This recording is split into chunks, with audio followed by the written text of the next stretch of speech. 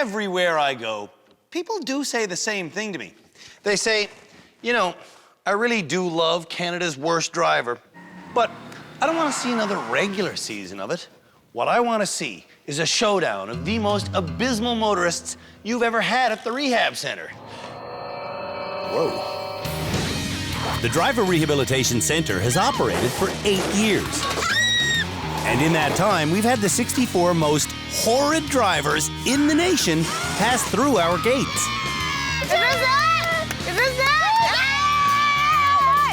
Of those 64 folks, 9 were so bad behind the wheel, they never learned enough to graduate from our educational facility. And it's these 9 people that you've been demanding to see again.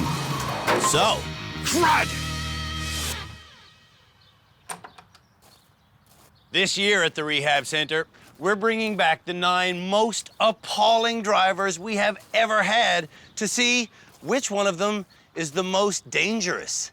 And we're calling this extraordinary experiment Canada's Worst Driver Ever.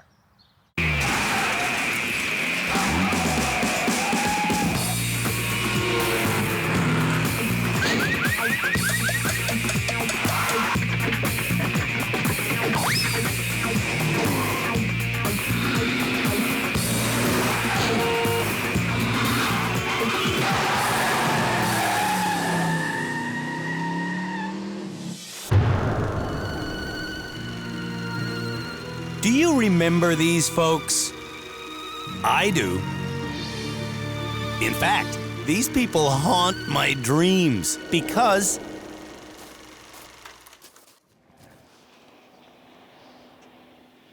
one of those 9 people is Canada's worst driver ever.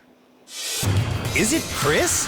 Canada's worst driver from season 1? Son of a motherless goat. Is it Henrietta? Canada's worst driver from season 2? I want to quit this. Maybe Canada's worst driver ever is Michael from season 2. Wrong flippin' gear. Many people believe Shelby from season 3 is Canada's worst driver ever. I am having issues with vehicle control. But if you ask me, Angelina from season 5 should get the unwanted title. There's no wheel! I don't even think there's a rim! Then, of course, there's Dale from season 6. I just learned how to text.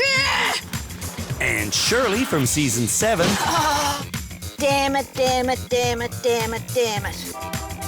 And Sly from season 7. Woo. Then again, perhaps Kevin, Canada's worst driver from season 8, is in fact Canada's worst driver ever. The identity of Canada's worst driver ever will be revealed 8 episodes from now. Whoa!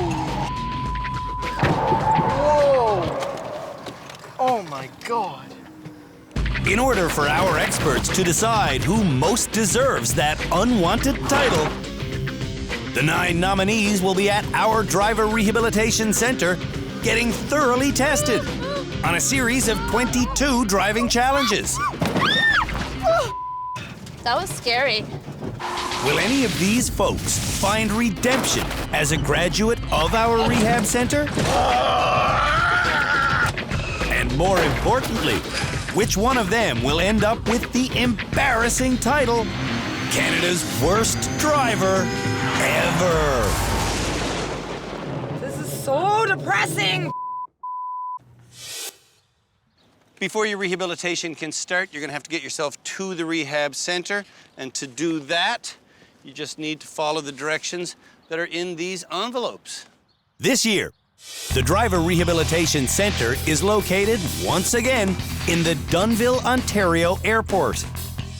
And to get there from where they are now should take the bad drivers a little over an hour. They'll have to go along a highway, through a tunnel, and across some train tracks. And Michael will be the first to go. It's you, buddy. Let's get out of here. When we met Michael in West Vancouver 7 years ago, he was nominated as Canada's worst driver by his best friend, Eric, who was especially concerned for Michael's safety Michael? whenever Michael had to drive through a tunnel. Michael. That's because in tunnels, Michael had a dizzying habit. Okay. When I go through a tunnel, I have to hold my breath because I can't convince myself to breathe. Eric won't be with Michael when he gets to rehab this year. Eric's having a little bit of a health problem. So, Michael will be driving with Yolanda, his friend Eric's wife. He was almost killed in a car accident back in March. He was almost killed? Yes. Wait. You were almost killed in a car accident? I was entirely unharmed in an accident. That was your fault? Yes, it was. Michael fell asleep at the wheel while driving 100k an hour. Then my car skipped off a culvert, across the ditch, and through the brush on the other side, so I came to a relatively gradual stop. Were you going to be Canada's worst driver ever? I sincerely hope not to be. See you, Michael. Drive really, really safe. And so begins another year of Canada's worst driver. En route to rehab, That was kind of sort of going through a stop sign. Yolanda's negativity isn't helping Michael. Don't kill me, my kids need a mother. Oh, you do such wonders for my confidence. The next Canada's Worst Driver Ever nominee to hit the road to rehab will be Dale. All right, Dale, let's go. Okay. When we met Dale in St. Catharines, Ontario 3 years ago, she had a dubious honor. You know there's a stop sign there? Yeah?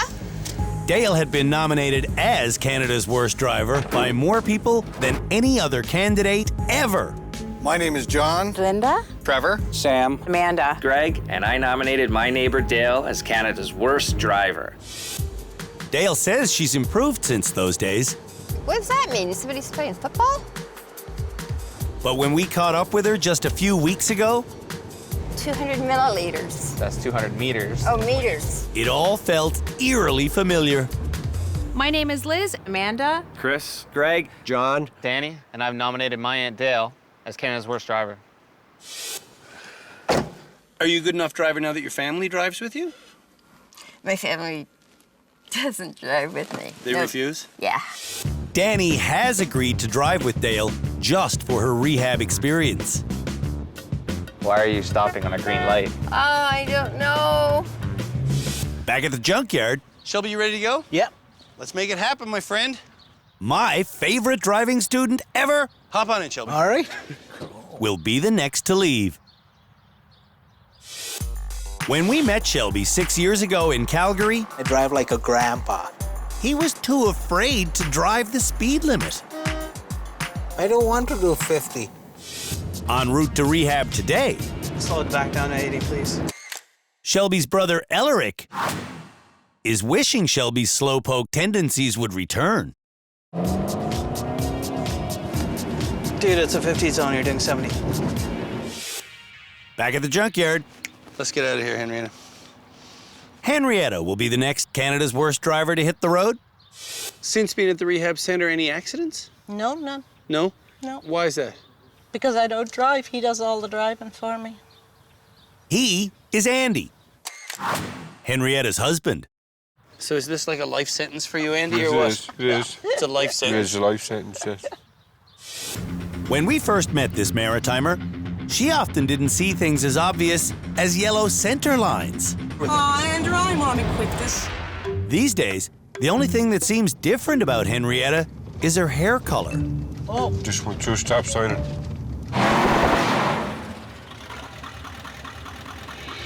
When we come back, Stop, stop. the rest of Canada's worst drivers ever hit the road to rehab. Watch out. Truck? What? Truck. Oh, that truck.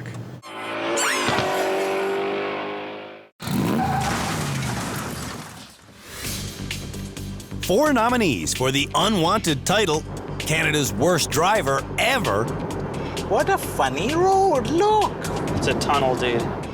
are on the road to rehab. Michael, breathe. Michael.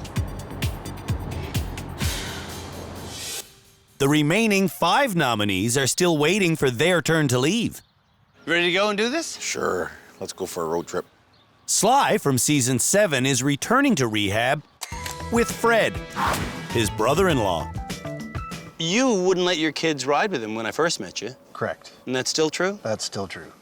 When we met Sly in Lethbridge, Alberta 2 years ago, using his cell phone and eating and drinking while driving was commonplace for him.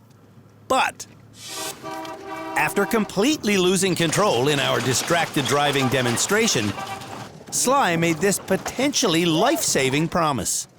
Promise me you'll never eat a sandwich while driving again. Yeah, no, I won't. You'll never use your cell phone while driving again. No. Now Sly lives in Red Deer, Alberta.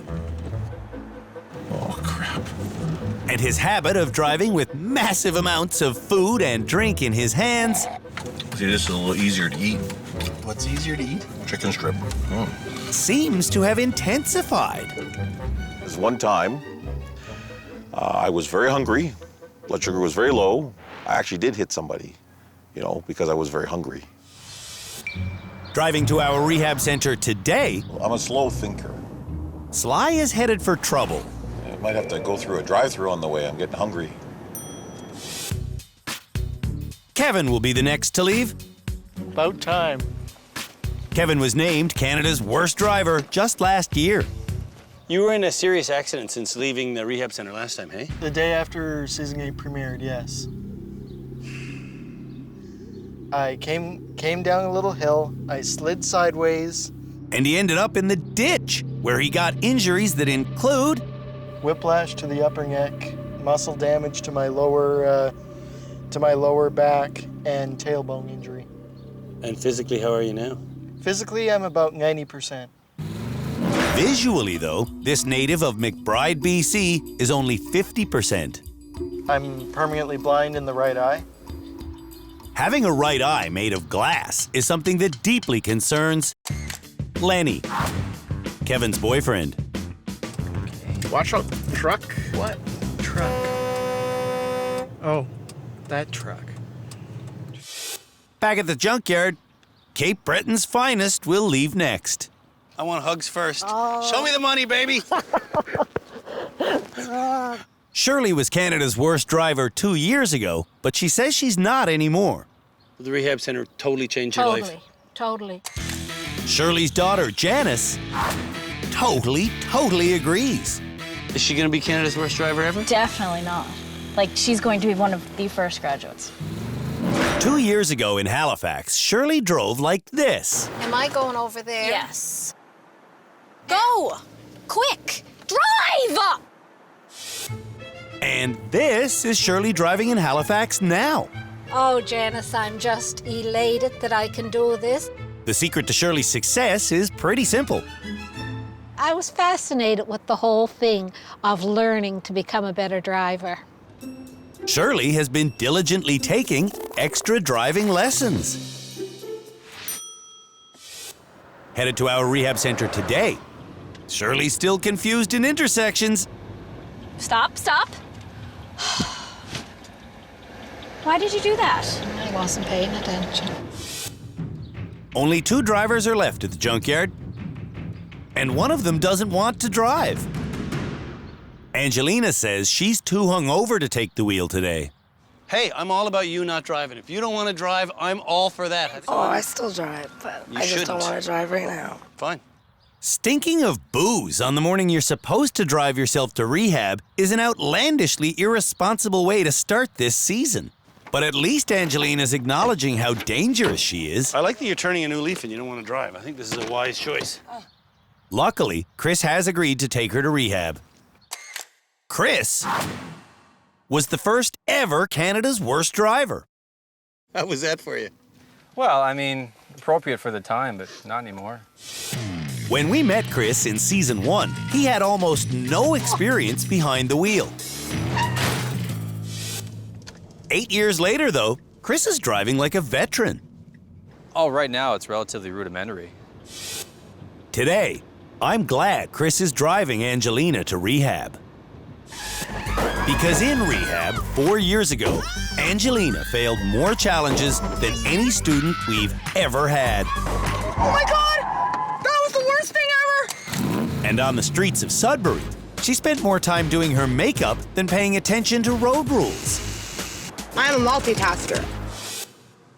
When we visited her there again just a few weeks ago, Angelina's best friend Christine told us nothing has changed. She still is Canada's worst driver. She was then, is now.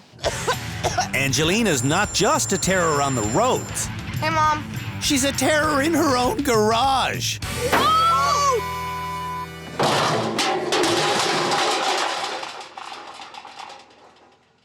When we come back,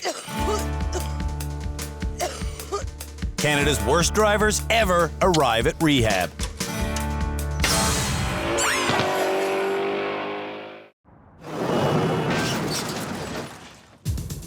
The worst drivers we've ever had on our show that's called Canada's Worst Driver are returning to our rehab center to find out which one of them is Canada's worst driver ever. You could have went. Last time I did that, I got hit by an 18-wheeler. And the first to arrive at rehab The sign said rehab center, so it is the rehab center. is Shelby, a former slowpoke. Shelby, baby!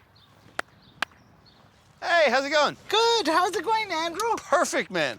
Hey. Welcome back to the rehab center. Nice. Oh. You know what's gonna happen now, right? Yeah. What's gonna happen now? I have to give you my license. Mm-hmm. All Thanks, right, man. I think you're gonna graduate really fast. All right. Okay, Perfect. thanks. The next driver to arrive is Michael, who's illegally wearing Bluetooth earbuds. The only thing I use them for is answering phone calls. Why talk on the phone when driving at all? Well, actually, I just use this to quickly answer. I don't even place calls. I occasionally get them. Hello? Yeah. Oh, shut up. Because sometimes believe it or not, I have actually received junk phone calls on my cell. It's a crazy world we live in here Yeah. in the future. Yeah. You know what happens now at this stage of the show, Oh, don't you? yes. What I've happens? seen enough. Thank you very much. Dale is the next person to approach the rehab center. I've improved. I have. No one believes me, but I've improved.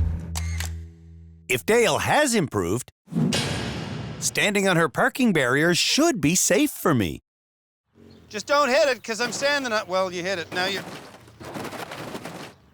Just pull the parking brake. Dale, stop.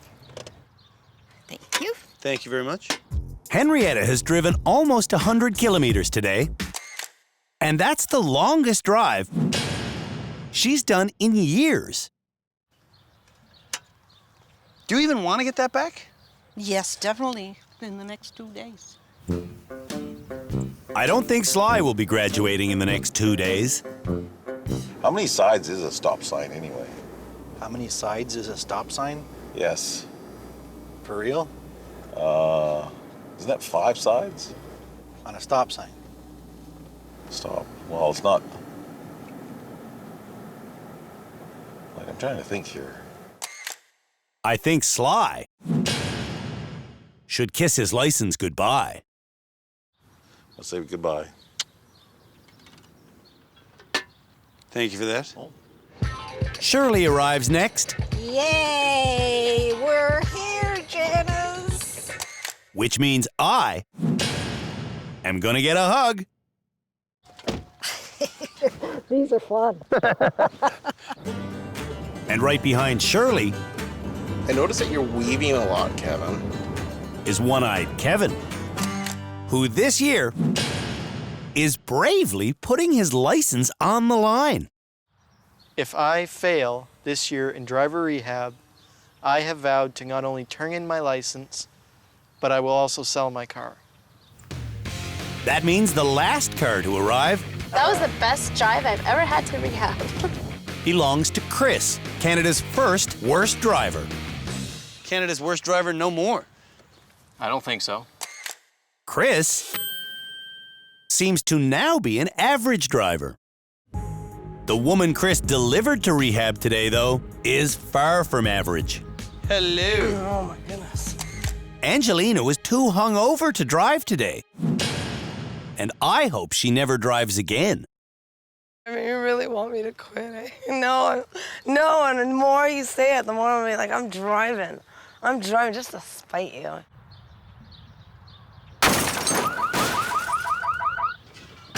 When we come back, we'll reassess the skill levels of Canada's worst drivers ever.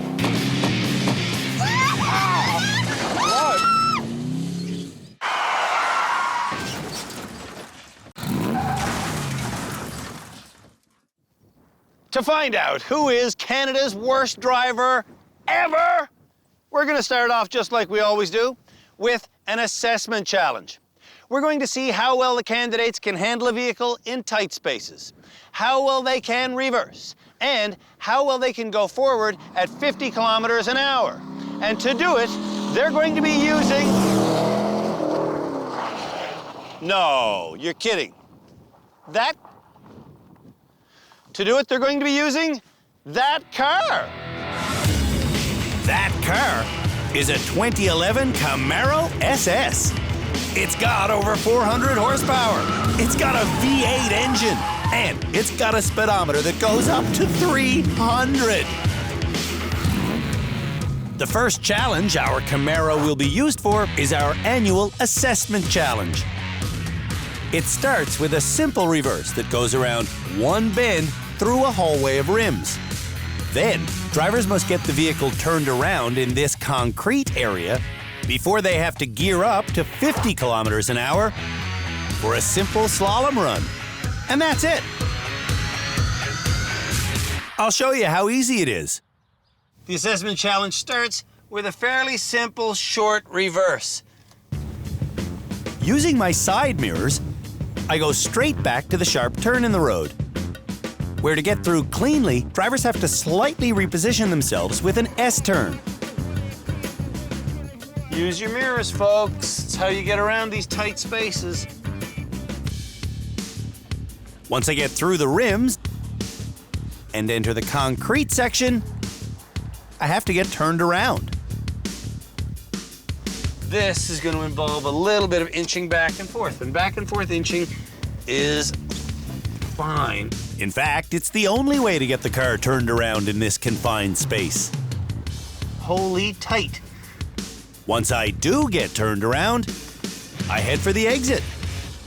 And when I squeeze through it, yeah, baby, it's time for the slalom. Wow, this thing gets to 50 fast. There she is. Whoa. Light touch. Don't stare at the things you want to avoid. Stare at the space you want to go. And that is how you do that. Piece of cake. Yeah. Sometimes my job is fun. Watching every move that Canada's worst drivers ever make will be our panel of experts. It's okay to adjust your mirrors for certain situations. I mean, that's what driving's all about, making common sense decisions. Tim Danter is our head driving instructor. Shamala Kiru is our resident therapist. Philippe Laterno is our high-performance driving instructor. And as always, the big man on campus is Cam Woolley, a former highway patrolman who now sits as our legal expert. Distracted driving is now the #1 cause of crashes in Canada. The first bad driver to run the course is Canada's worst driver from Season 5, Angelina, who's wearing high-heeled wedges. I can do this, I can do this, I can do this. And so begins this year at the Rehab Center here at Canada's worst driver ever. Is Canada's worst driver ever behind the wheel already? I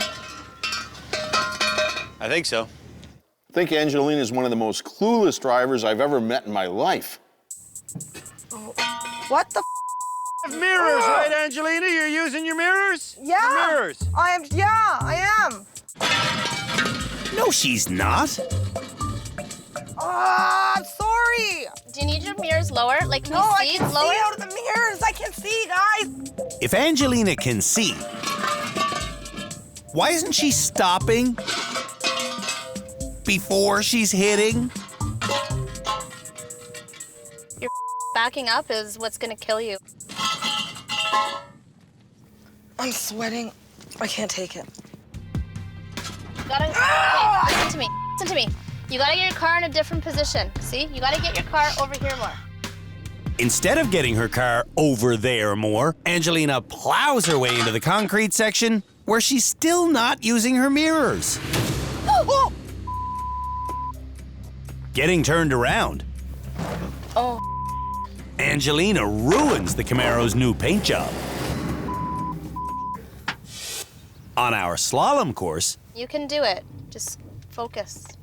Angelina's going to learn that high-heeled wedges can get wedged. Oh. Wait. Ow, my foot got stuck between. Oh. My foot got stuck between the things. Angelina's footwear is one of her many driving problems. Was that okay? Dale is up next. Okay, how do I do it? You haven't really moved. When Dale does move, it becomes clear that she has no idea where she's going. Like, is that a turn? In the turnaround section, Dale is once again confused. Is there something under the wheel? Yeah, there's something under the wheel. What do you think is under your wheel? You think it's this? Probably. Probably. Leaving the turnaround area, Dale hits Almost. and runs, which is something she's done a lot of in real life, too. Dale failed all 3 elements. I think I half passed. Half past? You failed that. Oh, but not the slalom. You hit a person. Last year's worst driver, Kevin, would often look forwards while driving backwards. Oop. You're looking forward again. Yeah, because I was looking at this stack. Yeah, don't look forward, Kevin. You Okay. have- The whole course is that way, Kevin. Look beside you. Oh, shoot. Kevin's not using his side mirrors. He's not respecting front-end swing. Front end.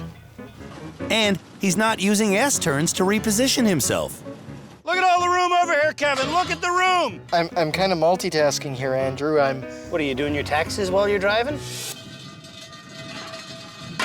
20 minutes into Kevin's run, Shoot. he's still driving without looking. If I was using my mirror, would I be able to look in my mirror, look straight down the line, and then see that? Yes, I would be able to. In the turnaround section, Okay, we're in. I get Lenny out of the car, I'm hopping out. and we watch Kevin squish the front bumper and then nearly rip it off. Like, I'll be perfectly honest, I will be very surprised if he does not make final 3. I would be too. Yeah. He's hitting me right Yeah. now. Kevin knows that to slalom successfully, you must. Look where you want to go. But instead of doing that, Kevin stares at the obstacles he's trying to avoid. His eyes are not where they should be. Whoa! Whoa! Oh! This could be the beginning of the end of Kevin's entire driving career. If I am named Canada's worst driver ever, not only have I vowed to hang up my keys permanently, but also sell my car. Before Henrietta begins, I ask her to count the obstacles she hits. 1. Son of a bee. Then she hits a second one, which of course leads to... 3. Then it's 4, 5, 6, 7, 8, 9, and... just wait for it. 10. How do you do this? How do you get that around there? How can someone who drives every day not know how to reverse around a corner? All the way to the right and as far as you can. Before Henrietta comes unglued, And now to your left. I coach her through the corner. Oh, gee, Andrew, you're a Okay, blessing. just keep on slowly like that. In the turnaround section, Oh, Andy. Andy has to coach her through. Keep going right.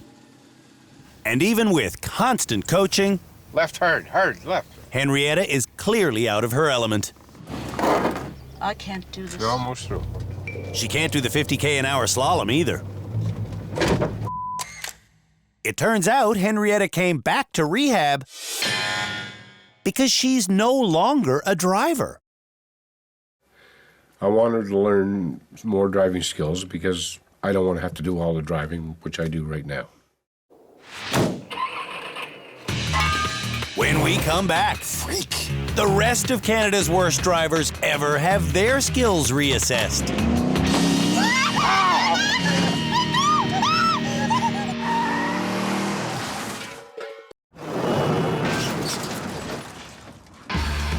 Canada's worst drivers ever have been going through our reassessment course with some pretty disheartening results. Listen to me. To me. Up next is Chris, who will have me as his passenger. On the simple reverse lane, This is looking not bad so far. Chris drives perfectly. In the turnaround section, Chris drives... well, not perfect. No. And in the slalom, Chris drives absolutely perfectly. Piece of cake. So far, Chris is easily the best driver here. I don't think you're Canada's worst driver ever. I don't think so either. When Sly reverses towards the turn, he drifts to the outside edge. This calls for an S-turn. Hey. Do you remember the S-turn? Well, Fred's ditty. Fred's S-turn ditty went like this. All the way to the right, all the way to the left. Using Fred's S-turn ditty today, all the way to the right, all the way to the left. Sly isn't moving the car while steering and singing. All the way to the right, all the way to the left. So to review, Sly started here. He came about 2 car lengths to here, and then 1 more to here. How long would it take you to drive 3 car lengths? For Sly, 25 minutes. How's it going so far, Sly? Going slowly. Slowly, yeah? That's correct, it's going slowly. When Sly finally hones in on the turnaround section, Interesting choice. Ooh. he brings a rim with him. After some banging, and some scraping, and some more scraping, Freak. Sly hooks his bumper. Yikes! And then he really hooks his bumper. Yes, man, you made it. Sort of. And with that, it's time for the slalom. Here we go. Sly, place your bets. Instead of holding the wheel properly, Sly steers hand over hand and misses the 4th turn. Oh, freak. Sly failed every aspect of this challenge. Oh. Wow. I tried to reverse, and I'm just not good at reversing. This came off going forward. What? It's Michael's turn to drive our flagship vehicle. You know, I was hoping I might get to drive the flagship vehicle once before it got mangled. In the reversing section, Michael hits 3 obstacles, but that's it. But in the turnaround section, Michael gets stuck.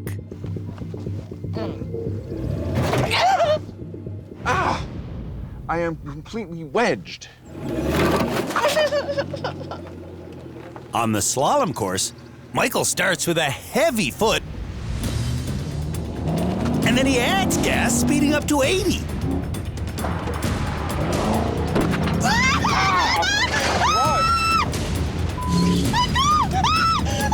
How in the... Whoa. Michael might be Canada's worst driver ever. how in the world did I lose control and traction so completely at only 50? I honestly don't know. Shelby reverses to the first turn without hitting anything. Readjusting. But just getting himself pointed towards the turnaround section Whoops. has taken Shelby 15 minutes. If you want to cook a pork shoulder in one of those slow cookers, just put it in there. Ask Shelby to drive up 10 feet. When he makes it to 10 feet, the pork shoulder will just be falling off the bone. 24 minutes later, I'm wishing I had a piece of pork. Just figure while we're here, we may as well have a little picnic. But basically, this car's like a table these days, so get stuff out. Nice.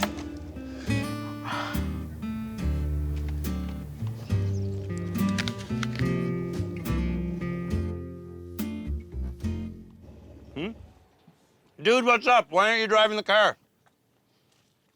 I'm still not comfortable getting through tight spaces, Andrew.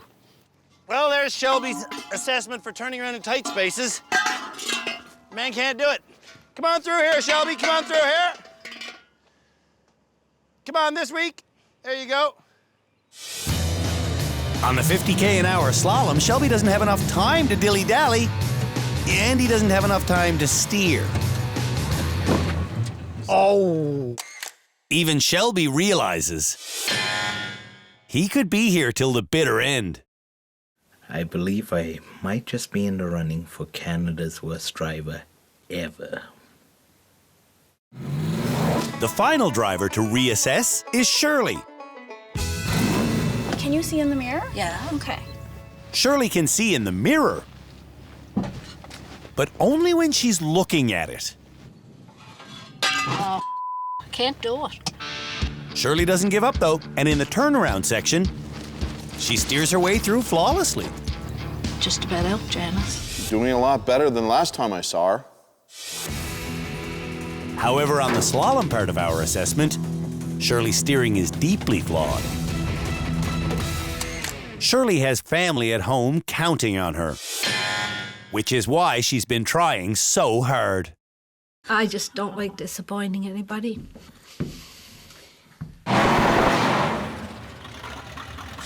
When we come back, Nah, oh crud.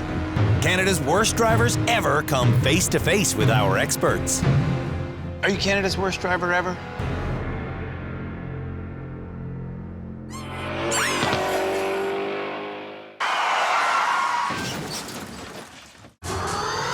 On this opening episode of Canada's Worst Driver Ever, we reassess the nominees' skill level.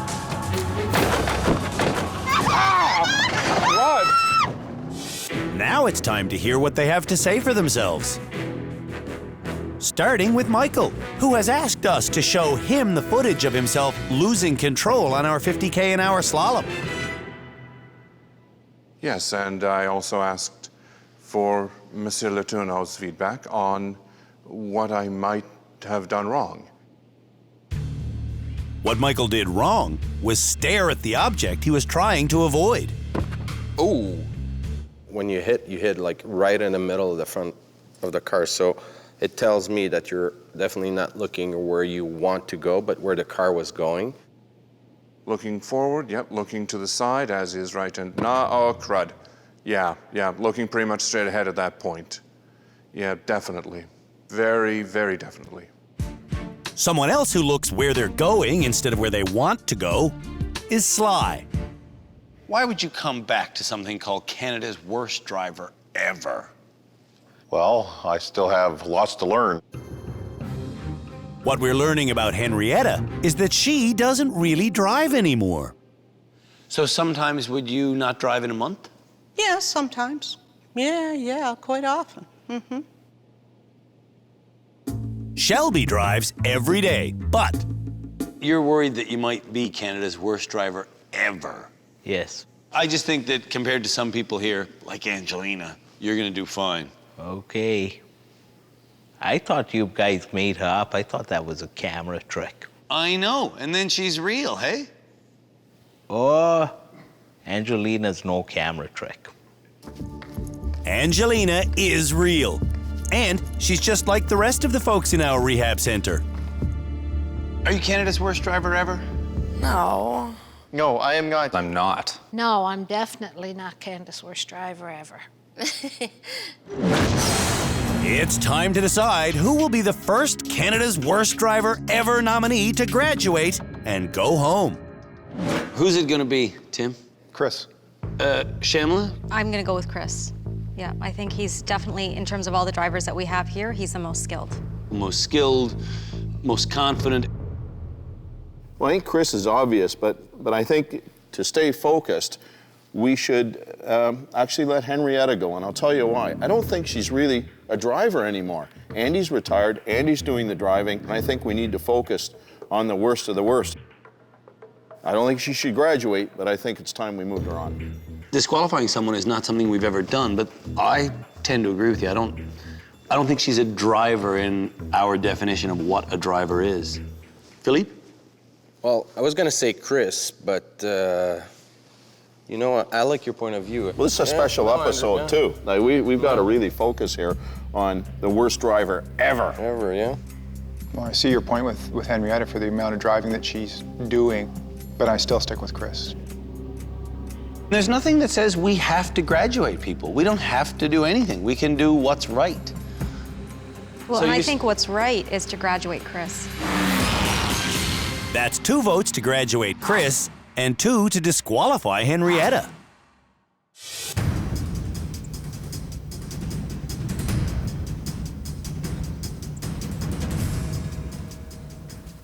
Here at the Driver Rehabilitation Center, we usually graduate someone at the end of every episode.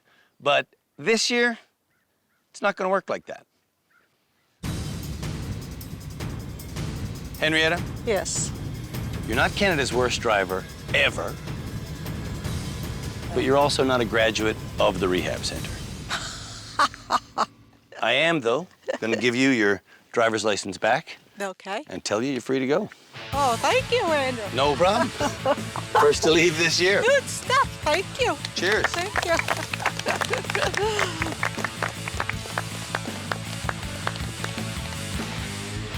I did not expect that. I did not expect to learn that Henrietta doesn't drive. When we visited her a few weeks ago in PEI, she failed to mention that she drives less than 100 kilometers a year. I wouldn't walk across the road in front of me. And for the rest of her life, Henrietta plans on driving even less. For the most of it, Andy will do all the driving, and I'll just sit in the passenger side and enjoy it. See you later, Henrietta. Take care. Usually that would be the end of an episode, but not this time. There is one person amongst you who has demonstrated enough skill to be our first graduate. And that person is Canada's Worst Driver Season 1, Chris Ferguson. Way to go, sir. You're not Canada's worst driver ever. I don't think so. When we met Chris 8 years ago, he really was Canada's worst driver. I think I pissed myself. But now he's shown us beyond a shadow of a doubt that he deserves to graduate from our rehabilitation center. I am the #1 graduate, and I'm bringing sexy back behind the wheel. Congratulations, Chris. Will anyone graduate next episode? Or in any of this season's future episodes? Or will there be a 7-way tie for Canada's worst driver ever? On the next episode of Canada's Worst Driver Ever, Oh my God! we learn whether the nominees know where their wheels are. Whoop. We see how far their knowledge of road signs has come. 50, whatever that means, 500 kilometers or whatever, miles. And we test everyone in our annual Check Your Blind Spot Challenge. Oh! I hit something. Bad motoring is a scourge in every metropolis of this great nation. And that's where this man comes in. To help out the boys in blue, the man in red has spent the last year tracking down the lousiest motorists who were ever on the TV show Canada's Worst Driver. And he's brought them back again to determine which one of them is the worst of all time. Thank you, Captain Canada's Worst Driver. Ah, who am I trying to kid? I'm not really a superhero. In fact, I had to rent these pants just for this gag. I don't know. The point of it all is that the rehab center this year is really weird. So weird that I think all the people in it really actually belong in a comic book. If that comic book existed, the person I'd put at the top of page 1 would be Shelby. Shelby always wanted to be a bus driver. Season 3 of our show cured him of that. Uh-oh. Michael from Season 2 was once asked which superhero he was most like. As egotistical as this may sound, Mr. Fantastic. Before he does something, he thinks it through and through and through until he is absolutely certain. Michael thought and thought, but rarely did the right thing. I think I'm stuck. The next person in this page turner would be Dale from Season 6. Okay, Dale, think. Who knows what Dale is thinking? Ever! You cannot make a U-turn on a highway. You can't. That's illegal. That's what that means. My favorite character in this comic would be a Cape Bretoner named Shirley. Oh, God, love you. When Shirley was in the Driver Rehabilitation Center back in Season 7, I was drawn to her, and she was drawn to me. And then there'd be Angelina, the most two-dimensional driver we've ever had. When it comes to superpowers, Angelina doesn't have any. Unless you consider screaming a superpower. Which brings us to Sly. How do you do this? Sly used to refer to himself by his comic book name, Not a Backwards Driver. Freak, I'm sorry, I am not a backwards driver. The last person in this comic book would be Kevin, Canada's Worst Driver from Season 8. Kevin could also be known as Captain Crash-A-Lot Curse-A-Lot. Crap on your sandwich.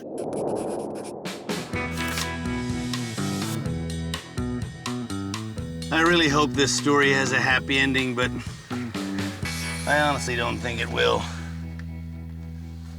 Because this is Canada's Worst Driver ever!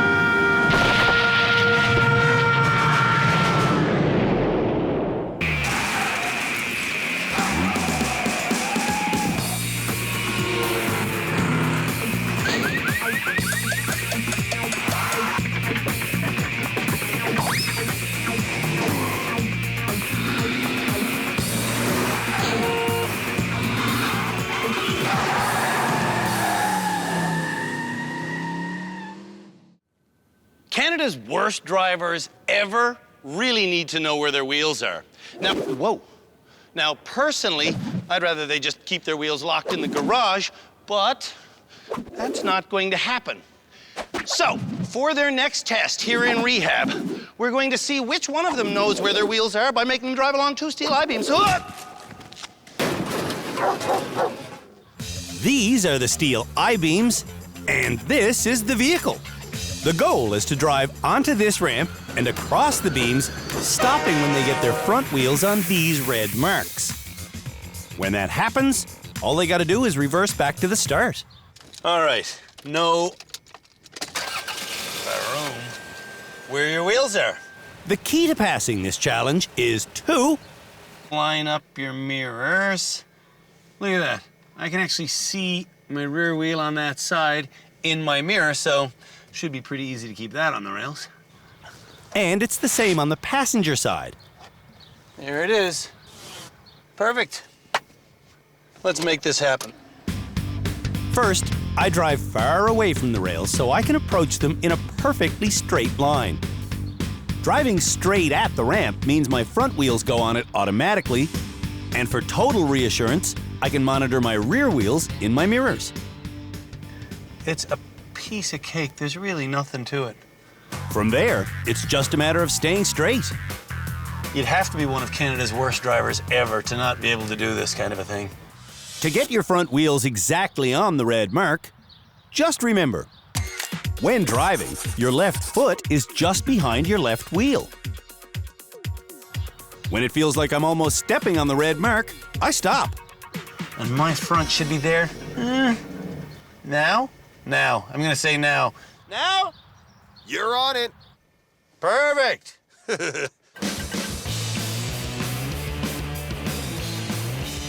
Using my mirrors as I reverse makes getting off the rails just as easy as getting on them. Do Canada's worst drivers ever know where their wheels are? We're about to find out. When Michael sees this Know Where Your Wheels Are challenge, his friend Yolanda sees something else. I see I shouldn't get into a car challenge. What's your cane all about? I have a congenital hip defect and abnormal bone growth in my spine from car accidents and other falls. From car accidents? Mm-hmm. For safety's sake, I'll ride shotgun with Michael. Michael starts without adjusting his mirrors. So do you think you're gonna pass this challenge? Well, I'm quite confident about the forward part. Okay. The reverse part, we shall see. Drivers are only going to get one shot at putting their front wheels on the red marks. If they fall off the rails, they fail. I'm pretty sure I'm not on the red, just that I'm worried if I go too much further, I'll misestimate my position and go entirely off the rails. Get us to the red or it's a fail. Michael does not know where his front wheels are until he feels them start to fall. There. It was a little too far. Ooh, as long as you don't fall off, you're still gold. I had it in reverse. Michael almost knows where his wheels are.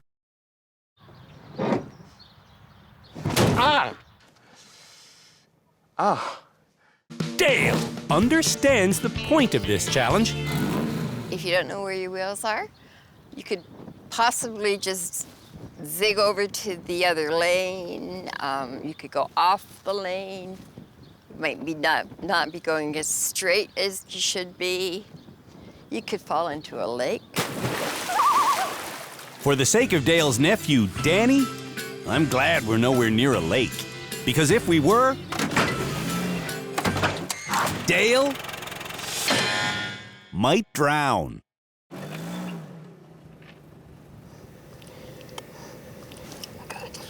Kevin correctly starts by adjusting his driver's side mirror. Okay, that's as low as it'll go. Yeah. And then the passenger side mirror. I'm gonna be able to see my tires. It's great that Kevin can see his rear tires. Slow, slow. But he has no idea where his front wheels are. His boyfriend Lenny does, though. No, you're way too far on this side, Kevin. Okay, No, don't go that way. You're gonna go down. Oh. That was as pitiful as Dale's drive. Well, I got further than I thought I did. We've asked Angelina to stop wearing high heels when she drives. But she's still doing it. You call these heels? They're wedges. Don't worry, I didn't wear heels. When Angelina tries to line up the ramp, Slow down. Why the are you going so fast? her friend Christine can see she's not gonna make it. When Angelina tries again, We didn't even pick them up. I knew that was gonna happen. she misses again. Then guess what happens? It's not on again. How often can this happen? I'm getting confused. On what feels like her millionth attempt, Oh, there we go. Angelina finally gets lined up correctly, I think I should put my seatbelt on. but that doesn't mean she knows where her wheels are. Does that count as a fail? It's not a fail if she can continue driving. Oh, got it. Yeah. Ah, yes! Yes! Getting lined up to try again, Did you adjust your mirrors? I don't see the wheels. Angelina takes another stab in the dark. You're doing good. You're doing good. Angelina does not know where her wheels are. No, I did good. When we come back, the rest of Canada's worst drivers ride the rails. I'm an absolute idiot. I don't know how to do this.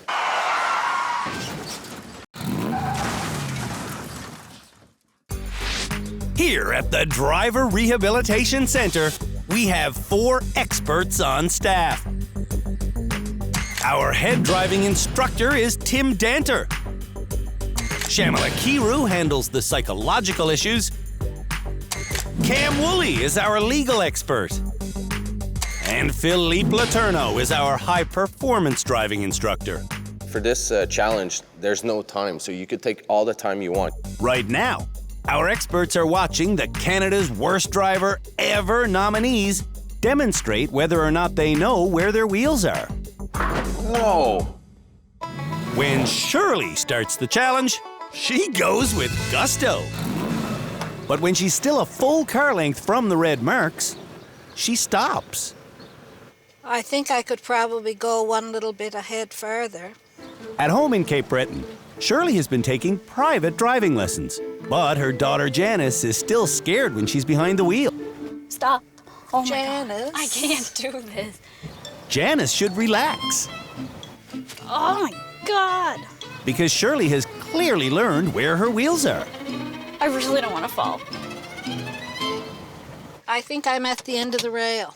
She is, and Janice is at the end of her rope. I seriously don't think I can do it. Not because of you. But Janice, if we fall, we're only going right there. I need to get out of the car because I'm going to make Oh, you fail. stop it. Yeah, but I really don't want to do it. It's me having to be you're a in here. drama queen. Talk about Angelina. Oh, frig off, Mom. Shirley set her mirrors so she can see her rear wheels. And if you can see your wheels, you know where your wheels are. Oh, good. Shirley's success on this challenge was no fluke. I've learned the mirrors so well that I could see where my wheel was on that rail. Shelby drives the forward section perfectly. However, reversing off the rails See, this is where he could be using his mirrors.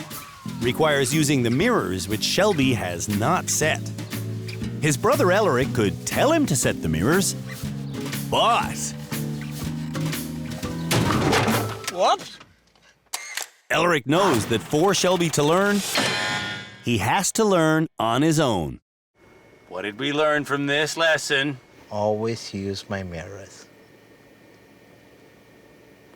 Sly wants help, but his brother-in-law Fred is refusing to give it. Why is that? Well, because I'm not always going to be around when you've got a problem to solve. Okay, we have ourselves a problem. What would steps, like, do you take to solve a problem? Like, what steps do you take to solve a problem? Well, what do you figure the most important thing is? Figure out what the problem is. Right. The obvious problem with figuring out where your wheels are is not being able to see them. The obvious solution, My heart's pounding. is to set your mirror so you can see your rear wheels. But Sly doesn't do that. I don't know exactly where I'm at. Where Sly's at is at the very edge of the rail. What, do you think I'm on it?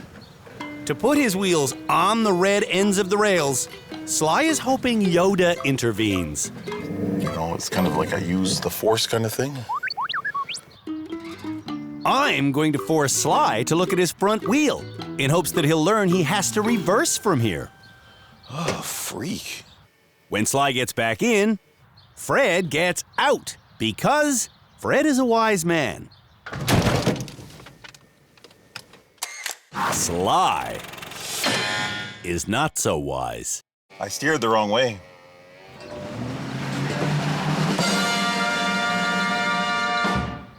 When we come back, what? We'll see if Canada's worst drivers ever have learned their road signs. The sign is 3.9 meters tall.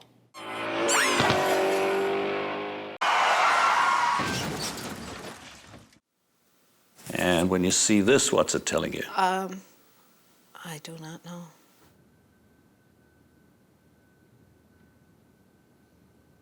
You know, I've seen that sign, but I've never actually known what it means.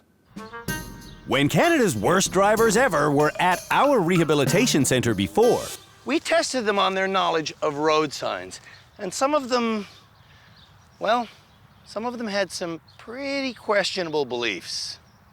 Angelina believed this crosswalk sign meant, Is it a railroad ahead? and Shelby believed a divided road ahead sign meant 2 kilometers an hour, I guess. And then there was Dale. Obviously, this is a road, and you can't get there. So this is how you get to it. It probably goes on a service road. What it is telling you that tourist information is ahead. That's a tourist information sign. Were Canada's worst drivers so embarrassed by their lack of knowledge when it came to road signs that they studied up on the topic after they left us? Or are they still as ignorant as they always were? That is the question. Stop and think. No. I'm sure it comes as no surprise that since her stint in rehab, I don't even think that one really exists. It does. No, it doesn't. It does. Angelina has not studied road signs. In fact, out of this year's 10 common signs, The sign is 3.9 meters tall. Angelina doesn't understand most of them. It looks like a volcano. Most of the other nominees That's a yield sign. are confused by some of the signs, That can mean several things. but overall, Slow-moving vehicles. Very good. You're correct. their knowledge of road signs is vastly improved. And it's showing the amount of clearance at an overpass or a bridge or something. The person whose knowledge has improved the most That's like a hazardous sign. is Shirley. And it's telling me that you can pass on the right side. Shirley scores 8 out of 10 because when she left rehab last time, she had a mission. I wasn't home 3 or 4 days, and I went into the provincial building, got my book, and I studied every rule to the road. Dale hasn't studied rules of the road. A hill? No. So I guess the question is, Railway tracks? does Dale understand more signs or less signs I don't know. than the equally unstudied Angelina? I don't know. Neither of them knows the narrow bridge ahead sign. Like a laneway that one goes one way and one goes the other? And both of them are confused about the sign that marks the beginning of a divided road. I don't know. You tell me. Angelina's score is 2 out of 10. And that's the same score that Dale gets. They're both the worst. 50, whatever that means, 500 kilometers or whatever, miles. Last episode, we learned that Canada's worst drivers ever run into a lot of things in reverse because they are unable to reposition a car laterally. Repositioning laterally requires going forward in one direction, then the other direction, then driving straight back. It's a technique we call the S-turn. To force them to practice making S-turns, We're going to have Canada's worst drivers ever make their way, 2 at a time, around a winding reverse course that will require dozens of S-turns to complete. And first up is Shelby and Shirley. Shirley's first S-turn is done in the wrong direction. Oh, I'm closer to this now. How am I on your side? On the other side of the course, S-turn. Shelby is repositioning himself perfectly every time he gets stuck. Who's going to S-turn in a bit? Shelby finishes the course in no time flat. Hey! If you want to get the car to ultimately move that way, Yes. which way do you start the S-turn? The right. Incorrect. Go as far as you can to the left right now. It's forward. And now go as far as you can to the right. Yeah. All you can, go forward all you can. Now straighten out. Come all the way back. See, I can't reach you now. You started to the left, you moved Okay, laterally I to did the left. not realize that part of it. Shirley clearly does realize how to reverse, and that's something she couldn't do last time she was in rehab. My husband's been putting pylons out in the yard for me. Are you serious? You get your husband to make courses for you every day? Every day. Every day? Yes, he said, I'll be glad when this is over. Shirley finally grasps the S-turn. Oh, even though Shelby probably came out as the winner, I believe I learned lots. Next up, we have Dale and Michael, who understands how to do an S-turn. Need to reposition a little. I know. And because of that understanding, And it's time to reposition. Michael finishes the course quite quickly. As far as I know, Dale's still working on the second curve. Dale's drive is incredibly frustrating. She does know how to do an S-turn, but every time she does one, she runs into things. Running into things isn't the best look for Dale. I'm going to look like a fool. For the next run, we're going to use Pontiac Fieros. Driving those Fieros will be Kevin and Angelina, whose t-shirt says, heavily medicated for your protection, and she's taking Gravol. Kevin starts Readjust the little S-turn here. by doing a perfect S-turn. What Kevin isn't doing is looking where he wants to go. How are you knowing where you're going if you're looking forward, Kevin? For his entire driving career, Kevin has consistently looked forward while driving backward. Stop looking forward. I'm not. Kevin has vowed to either start changing or stop driving. If you're gonna do that, hang up your keys. The S-turn has been repeatedly explained to Angelina, but instead of doing one, Oh, stop going. Stop moving. she drives right off our course. Developmentally, she doesn't seem like she's at the stage where she needs to be. She's not taking any responsibility. She's throwing tantrums.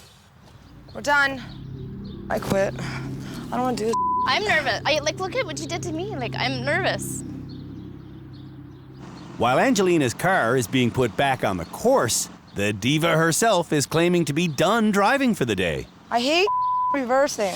I would imagine that this behavior probably permeates every aspect of her life, and we're seeing it right here in driving. Does this work in the rest of your life, acting like a 4-year-old? Yeah, it does. Here, though, we don't care about your tantrums. We care about being a safer driver. So if you want to get your license back, hop in the car and let's drive. Over the years in rehab, many of the most dangerous drivers we've dealt with have never known tragedy. I don't want to do this anymore. Let's go get ice cream. Do you know anybody who's been hurt in a car accident? My friend's niece died. Died? In a car accident, and my cousin Jesse was critically injured at 17 in a car accident. I went 30 feet off a cliff in a car accident. It was horrible. You should see my face. You couldn't even recognize me. Wow, and you still think that you should drive? I'm driving, I don't care. Angelina finishes, but she didn't learn a thing. Now, you, I'm going to get drunk. Oh my God. Sly doesn't have another driver to compete against. Poor Sly does not know his left from his right. The way to the left. Or right. Oh, the way to the right. Or left. Oh, are you trying to confuse me? No, you're turning left and saying right. Oh, well, whatever. Reversing confuses Sly, which is why he takes over an hour to complete this short course. Freak, there's something missing in my brain.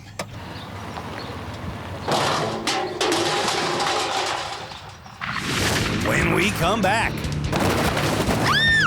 Canada's worst drivers ever show us how well they can do a shoulder check.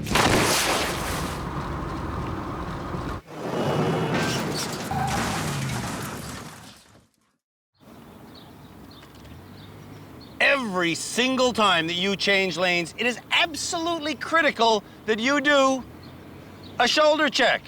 If you don't look into your blind spot, how do you know whether or not there's a group of motorcyclists back there attempting to pass you in the lane that you're trying to turn into?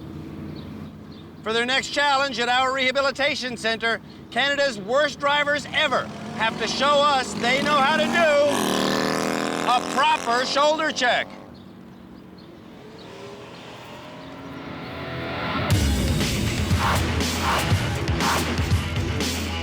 For this challenge, drivers will come down this straightaway at 70 kilometers an hour. When they pass these towers, they must check over one shoulder and then over the other shoulder. One of the towers will have a red sign, the other will be green. Drivers must then change lanes into the side marked green. Kind of like this. Whoa, man, this car goes when you give it gas. 60, that's 70, that's green on that side, that's red on that side. Yeah. And that is how you check your blind spot in a car going 70. Now, will Canada's worst drivers ever be able to do it? Angelina is up first. Okay, say your prayers. I've been praying that Angelina would start wearing proper shoes, but she's still driving in stilettos. And instead of going 70, Angelina goes over 90 and then closes her eyes.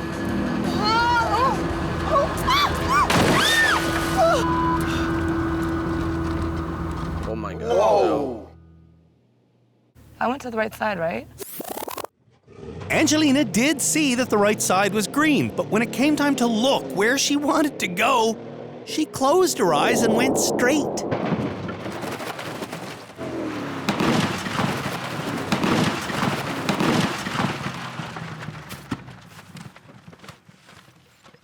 You drove straight. You drove straight through the middle. Straight? No, I didn't. Well, did you see the car go through the gap?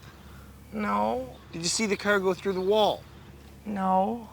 You closed your eyes. Well, I don't know. Well, then that was a natural reaction. No, it's not. There's a gap. The natural reaction is to look where you want to go and steer through it. She must know there's no way that she can drive this challenge with her eyes closed. What is that? That's evidence that you missed the gap. Oops. On this challenge, drivers will get 2 chances to succeed. And to succeed, Angelina's going to have to make some changes. She's not willing to make the changes. She's not willing to take her shoes off. She's not willing to tie her hair back. She's not willing to open her eyes and take responsibility for what's ahead of her.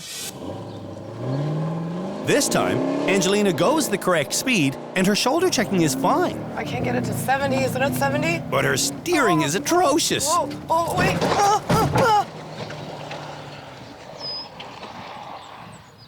Did you make it through the gap that time? Yes. Yes. Well, I did make it through. We have a different definition of making it through. When I say did you make it through, I meant without hitting anything. Well, I hit something, but I still made it through the gap. Hitting the wall is an obvious fail. Oh, look, you hit that too. Do you remember hitting it? No? No. Blind in his right eye, Kevin didn't know how to properly shoulder check last year. I'm just going to do. You just imagine you're blind in your right eye and check that blind spot. It's chaos. Do it, though. It's a rough way to drive, but it is legal. Here he goes. Kevin sees that the tower to his right is green, but he can't steer through the gap. Oh! Close. Before you hit the wall, you look down at his speedometer. At that point, you look for the opening. You look where you want to go.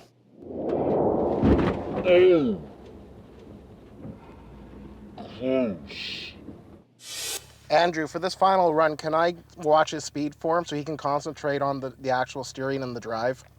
Sure. That's, frankly, a terrible idea. 2 people driving? 20, 30, 40, 50, 60, 70. Ah.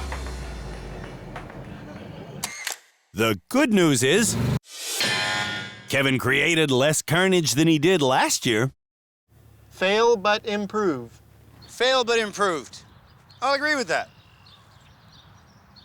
I have confidence that Shelby will be able to do this challenge. You'll be able to do it. Okay. Shelby hits the correct speed, shoulder checks perfectly, and then steers perfectly. Shelby seems like a pretty safe driver. Safe driving, yay! Yay! And you better be on TV because I look incorrigible.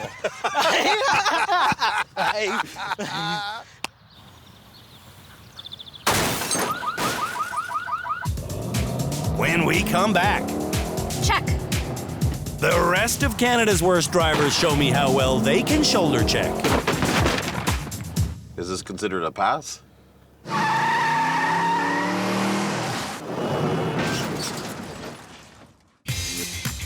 While driving at home in Red Deer, Alberta, Sly does frequent shoulder checks. When he was last in rehab, we taught Sly to do a shoulder check by keeping his shoulders pressed firmly against the seat. Unfortunately, though, now when he does a shoulder check, he isn't looking behind himself. Now, Sly will be tested on his shoulder checking ability.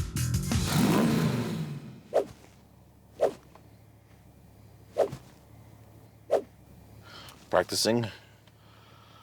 Okay.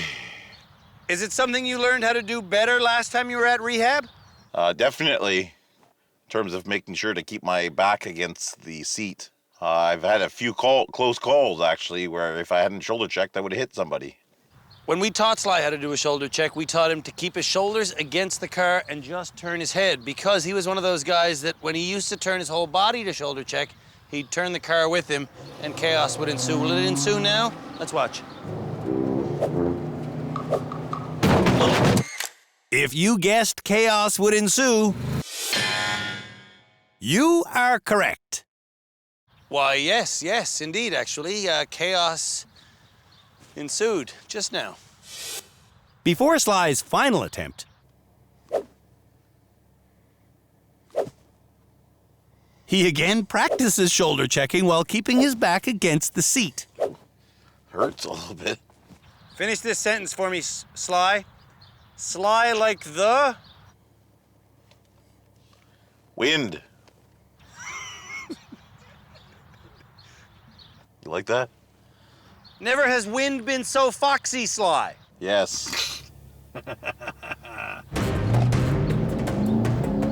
This time when Sly looks back to find which tower is green, he sees nothing, so he looks again, and... Sly hits the barrier for the second time in a row.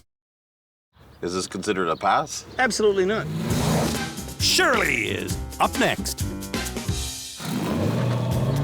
When Shirley looks back to see which tower is green and which is red, Check. she's successful. Nice. Well done, Shirley. Shirley passed, which means I get a hug. Andrew, I needed this today. You needed that one? I needed it. Oh, what a day I had. Oh. Way to go, Oh. Michael will drive Yolanda next. Don't kill me. You will survive this challenge.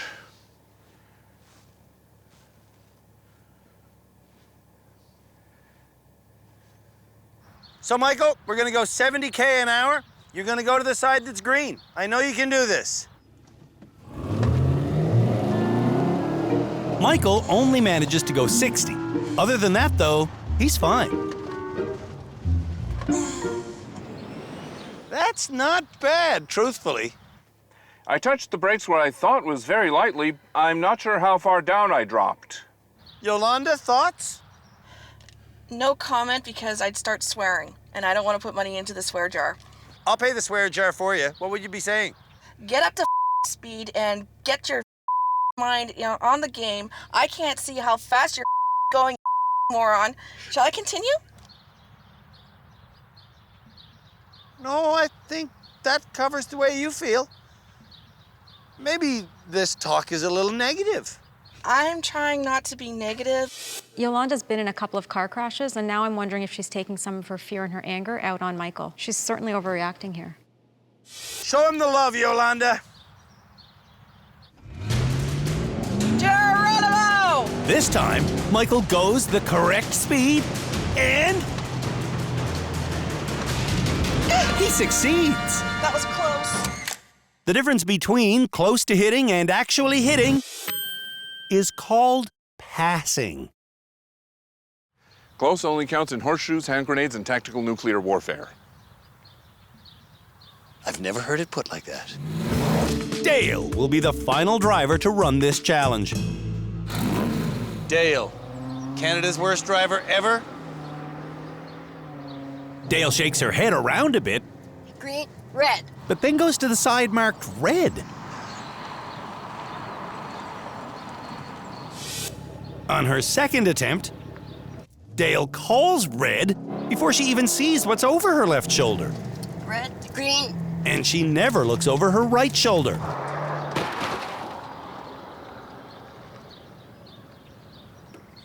Well, part of the challenge is checking over both shoulders. Did you do that? Mm-hmm. Dale has a tendency to tell fibs. No, I did not make a wrong turn. Yes, you did. Did I? Yes, and you hit something. Oh, the second time? When we come back, Do you deserve to graduate this episode? Canada's worst drivers ever talk with our experts. I need some anxiety meds, man. I'm having a panic attack right now.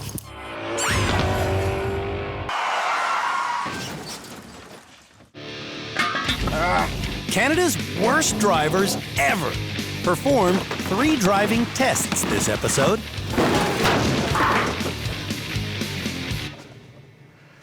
Ow. Ow. And during each one of those exams,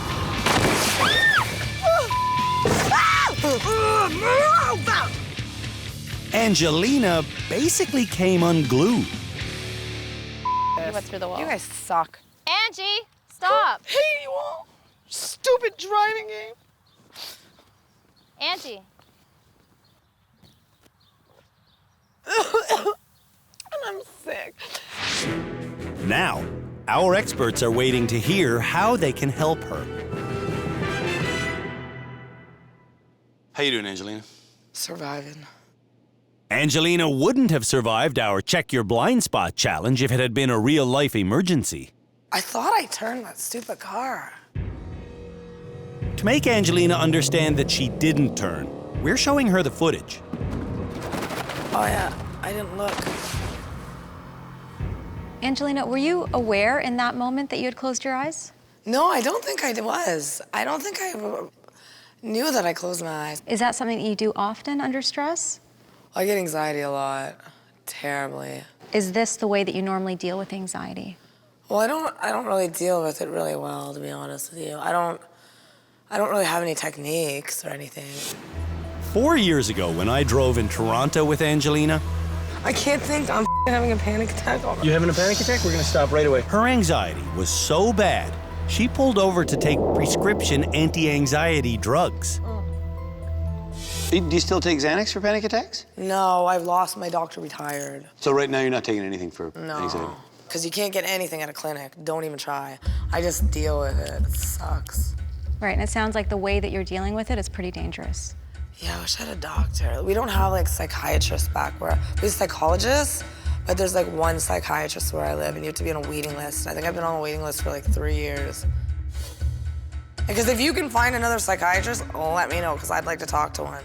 Shamla's booking sessions with all of the bad drivers. Do you want a session with her? What are you? I'm a doctor? psychotherapist. You're a psychotherapist? Yeah. Oh yeah, I'll talk to you. Hell yeah. Can you prescribe like anxiety meds? I don't prescribe meds, but we can I'll certainly talk to you chat. anyway. I need some anxiety meds, man. I'm having a panic attack right now. The rest of the face-to-face meetings aren't quite so heavy. This episode, should you graduate? Well, did I pass any challenges? No. I haven't heard of any institution that gives you a degree or diploma or whatever if you haven't passed any of the tests. Sly's not the only person who didn't pass any of this episode's tests. Do you feel like you should graduate? No. I haven't improved enough to be called a graduate. Everyone else, though, feels they have improved enough to graduate. Do you deserve to graduate this episode? Possibly. I hoping to graduate this episode. I really feel that I have achieved my goals. So you don't want to go on, learn more from the crowd here? No, I would love to be able to graduate. It's time for me and the experts to decide who does deserve to graduate. Well, I don't think there's any reason to try and create drama where none exists. We all know what's going to happen now, so I'll go make it happen.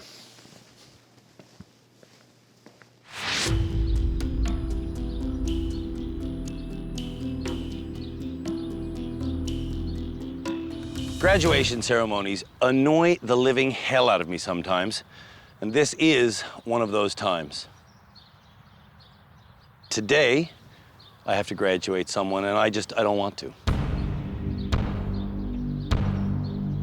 The reason why I don't want to go through with today's graduation ceremony is because I just want to hang out with this person more, and I think when they leave, I'm not going to get as many hugs as I was sure I was going to get this year. Shirley, you're the graduate. Oh, God, love you. You're going home. You did so good. Yes! I did it! You did good. When we met Shirley 2 years ago, she was terrifying on public roads. You can't just stop. See, with that, like, how are you just stopped right now? And she was terrifying on our closed courses. My God! Are you gonna stop? Why am I so stupid? In fact, she was so dangerous. You can't stop in a merge lane. Shirley was named Canada's worst driver in season 7.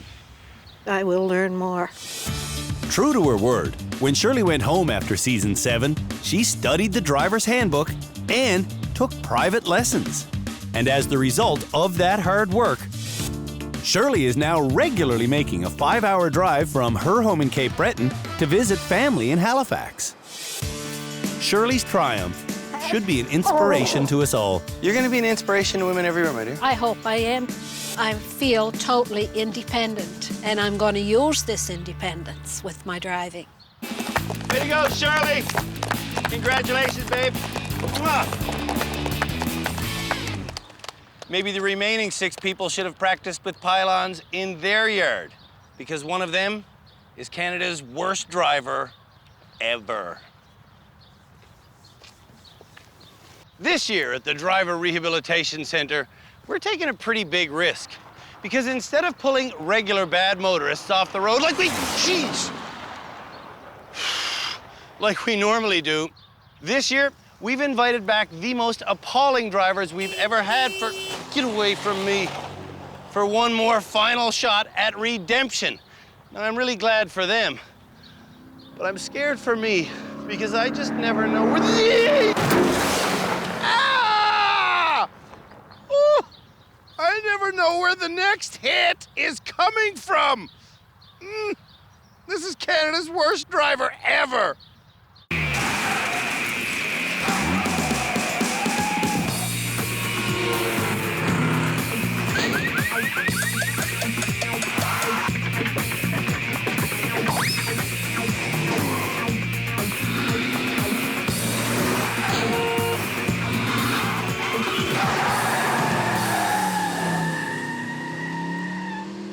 My name is Michael, and I was nominated for Canada's Worst Driver in Season 2. Back then, British Columbian Michael had a Mercedes, and he couldn't parallel park it to save his life. You can get over anytime. I just bumped into their van. These days, Michael can't parallel park his Lincoln Continental. Crud. Michael was nominated as Canada's worst driver ever You're not supposed to hit other vehicles. by his friend Yolanda. My name is Shelby, and I was nominated for Canada's Worst Driver, Season 3. Back then, Shelby couldn't ride a bike. Oh, boy. You okay? Yeah, I'm okay. These days, he bikes all over Calgary's designated bicycle lanes. But according to Ellerick, his brother, Shelby is still a terror in designated car lanes. Wrong way, Shelby, wrong way. Right. Just watch the pedestrian. And then there's Angelina. I was Canada's worst driver in Season 5. Back then, Angelina treated her car as if it were a beauty salon. I'm a multitasker. These days, Angelina treats her car as if it were a beauty salon and a delicatessen. This is my lunch. Oh, man. Oh! She'll be joined in rehab by her friend, Christine. I tell my kids not to run with knives and you drive with them. My name is Dale. I was nominated. My name is Dale. I was nominated for Canada's Worst Driver, Season 6. Back then, Dale intentionally ran through stop signs, made illegal turns, and broke the speed limit. This is what I do. These days, her nephew, Danny, says she still does all those things, but she's unaware of it. We're coming up to a school zone. I know. So what? What's the speed limit in a school zone? Right. You're doing 60. I was. Is this thing here, is that, tell you how many kilometers you're going? Your speedometer? Yeah. Normally. My name is Sly, and I was nominated for Canada's Worst Driver, Season 7. Back then, Sly liked to let go of the wheel so he could eat burgers while he drove. These days, Sly's brother-in-law, Fred, is concerned that Sly still doesn't have two hands on the wheel. See, this is a little easier to eat because I have improved. What's easier to eat? Chicken strip. As opposed to a hamburger. And that means you have improved? Yep. My name is Kevin, and I was Canada's Worst Driver, Season 8. Back then, Kevin lived in a small town and was incredibly overconfident. Just want to catch those Kojaks with the Kodak and before they catch me, over? These days, Kevin has moved to a suburb of Vancouver. Watch out! And according to his boyfriend Lenny, Kevin is no longer overconfident. Don't shout like that. Boy, you were getting really close, so that's why I shouted. It scared me. Some people think that a car's mirrors are there to do your makeup or do your hair, but in fact, using a car's side mirrors is a critical part in reversing if you want to take the turns correctly. So, for their next challenge here at our rehab center, we'll see how well Canada's worst drivers use their mirrors by reversing this limousine. Hey, man. Hey, thank you. As they go around a figure-8 course, if they don't use their side mirrors, don't go change it. They'll fail. This limousine that they'll be reversing may be an intimidating 5.5 meters long, but the figure-8 course they have to maneuver it around is so wide, it can be done without ever having to stop and reposition. This is how easy this is, guys. It's a piece of cake, really. As I begin showing how easy this course is to drive, Kevin is wishing the vehicle had a rear-facing video camera.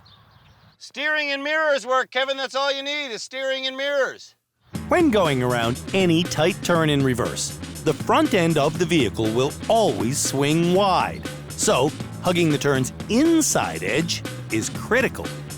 But if you just use your mirrors, this is really not that hard. The passenger side of the vehicle was on the inside edge of the figure-8's first looping turn. For the second half, the driver's side will be on the inside edge. Using the mirrors, that's all it is, guys. It's mirrors, mirrors, mirrors, mirrors. Look at him. He's just flying through the course. I know. He makes it just look like child's play. Uh-huh. This course is child's play, if you use your mirrors. And that is how you do a figure-8 in a limousine with the help of your mirrors. My time isn't fast, but my motion was constant. Listen to me loud and clear. If you don't use your side mirrors, you will not accomplish this task. Can I go first? Yeah, sure, you can go first if you want to. Angelina wants to get this over and done with. Your chariot awaits, folks. While Canada's worst drivers ever take up residence in the back seat, Angelina plays with the limo's old phone. We can go to the Bahamas if you want, sure. Hang up the phone, Angelina. It's time to go. Watching this event from the safety of their studio is our team of experts. Really important to understand front-end swing. Doesn't matter what size the vehicle is. Tim Danter is our general driving instructor. Shamala Kiru is our resident therapist. Billy Platerno teaches high-performance driving skills. And former cop Cam Woolley is our legal expert. She's acting like she's never seen such a thing as an automobile. Angelina takes off. Bye. Have a good, safe drive. Oh my God, I'm moving! Okay, watch. Angie, stop. Without even adjusting her mirrors. Go forward, reposition yourself, and turn right. Oh, okay. To reposition herself, Angelina should do an S-turn, but that's not what she does at all. The S-turn that Angelina should make would be driving forwards to her right, then to her left, then pulling straight back so she's on the inside part of the turn. It's a technique we've taught her before, but like I say, she doesn't do it. What is this S-turn? I don't remember any S-turns. Somebody's getting frustrated. Watch your front end. We chose this big vehicle so we could demonstrate what happens when we talk about front-end swing. And what we mean is, while the back might make a corner, the front swings like that and can easily hit things.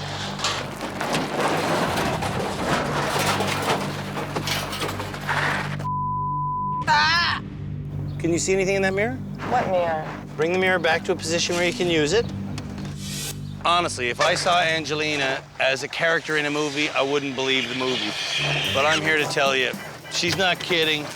She's not faking. She's not pretending. She's not a character in a movie. She's a real person with a real driver's license who really drives like this. Leave your phone be. He's trying to direct you. No, I gotta take this phone call. Why? Leave it. Hi, baby. While Angelina focuses on her boyfriend, Angelina, keep looking at me while you're driving so you can steer towards me.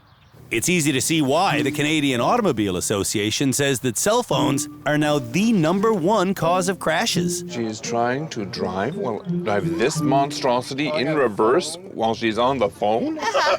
Put the phone down and listen to Andrew. What are you doing, Andy? Oh my God. You can bring it back to me. You can bring it back to here. She has no idea where she is. She hung up on Andy.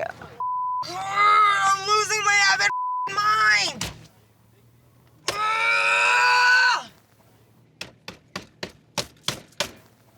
If she continues at this emotional level, getting frustrated, getting flooded, throwing tantrums, I don't think that rehab is the right place for her. Being on public roads certainly isn't the right place for her. Okay, well, I'm done. I made it. This. Angelina has no concept of how dangerous she is. How was that? I didn't hit anything. Look at it. Everything's still standing. When we come back, How did I even get here? the rest of Canada's worst drivers ever reverse our limousine. I'm asking myself the same thing.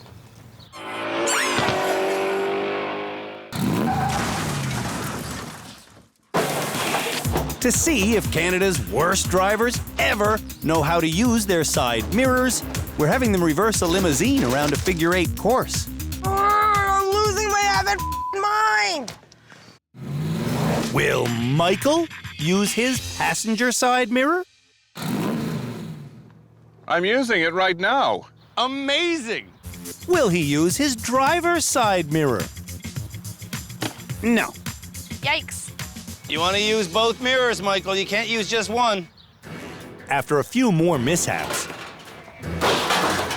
Michael gets the hang of proper mirror use. You're doing great, Michael. Thank you. But he does tend to get mesmerized by one mirror. Oh, you're using the wrong mirror. Other mirror. Instead of referencing both mirrors. Other mirror, other mirror. Coming around the second loop of the 8, Michael has to stop and reposition 12 times. Actually, I think I'll reposition a little. But he doesn't hit another thing. Well done, sir. Kevin goes without referencing his mirrors. Look at your mirrors. I am looking at my mirror. Look, you're gonna hit something right away. Okay, all right, no problem. Kevin. No problem. Don't freak out. I've got this.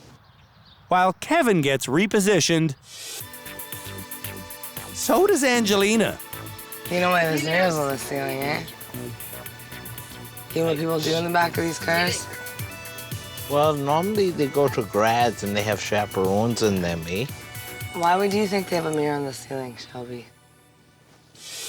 They have side mirrors so you can see yourself approaching a tight squeeze. Oh, wait. I'm getting too close to that red thing. Too close, too close. It's nice to see that Kevin is using his side view mirror. Kevin is so focused on his driver's side mirror, Watch your front end swing. Yeah. he's failing to notice the other side. Behind you, you're hitting things. We're not. Yes, you are. Look behind you. When Kevin finishes, he's still hitting things. Stop! Dale has no idea what she should see in her mirrors. You can see me? Mm-hmm. Can you see this hand? Yep. Perfect. That's what you need to see. It seems that Andrew has to start at the beginning with her every time she puts the car in reverse.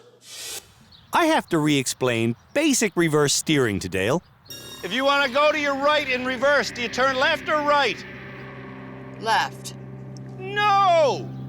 I have to re-explain the S-turn to Dale. It's like a brand new lesson every time. And then I have to re-explain front-end swing. This is the front end swing. You know how to get this away from that, right? She's not thinking at all. Andrew's doing all the thinking, and she's not even following his direction. Turn the other way, Dale. Coaching Dale is a never-ending experience. Dale, do you see me? Use your mirror. Do I see you? Use your other mirror. Yes. Keep looking at me in the mirror. Keep looking at me in the mirror. It's new every time, isn't it? Yes, it is. Dale has the memory of a goldfish. Is that straight? No. Is that straight? No, the other way. Shelby starts by not seeing the first turn. Shelby, I'm to your right. I'm to your right. Turn your wheel to the right. I'm completely insane. I'm losing my mind. I don't want to do this anymore. Yeah, okay, what's... Write to your member of government. Tell them you think there should be more stringent rules on how people get licenses in the first place. Shelby, come on. All the way around that turn, Shelby. All the way around the turn. Way off the course. Shelby needs to hear the truth. You know I love you, buddy, but you suck at reversing. I know. I've taught Sly how to use his mirrors about 100 times now. I'm the exasperated man waving, hoping to God it works this time. What's that? Sly is probably the worst reverser we had on the show ever. Sly has had the advantage of watching 5 drivers go before him today, but now that Sly's behind the wheel, Drive to me. it seems like he learned nothing from being a passenger. You see me in your mirror? Nope. Sure you do. I'm the guy in your mirror. I'm the big exasperated white guy in your mirror going, for the love of God, just reverse. Sly doesn't notice front end swing. Sly doesn't steer unless Fred tells him to. Turn your wheel. You gotta match the corner. And Sly is stopping so often he may not finish before dark. Come on, Sly, you can get this. You can do I'm it, just a buddy. little I know bit you can do confused it. here all of a sudden. Sly, you really gotta try. Turn left. Freak. I have to go to the washroom. After hours of being patient, people are now starting to flee. Oh, crap. And when I say people, I'm getting out. See you later, buddy. what I mean is there's a spontaneous mass exodus. Okay, what is going on? Good luck, Sly. Nail it.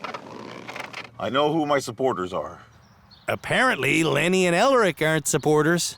Follow that line. You see it in the mirror? You see it happening in the mirror? What? See what in the mirror? You gone too? When Michael leaves, Shelby follows. Best limo ride I've ever had, buddy. Best limo ride. Now, Fred is Sly's only passenger. Got to do this. And he also can't take it anymore. Sorry, pal. Oh, freak.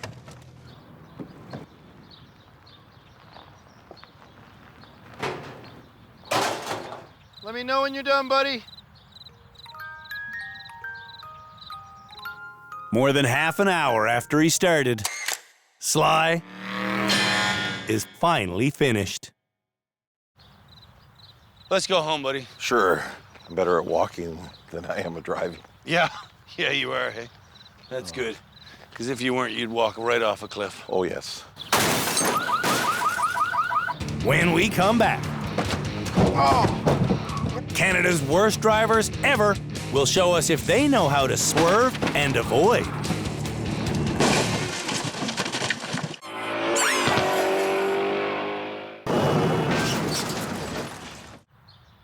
If someone's pushing a baby carriage and they get a little bit preoccupied, they might wander right out into the middle of the road.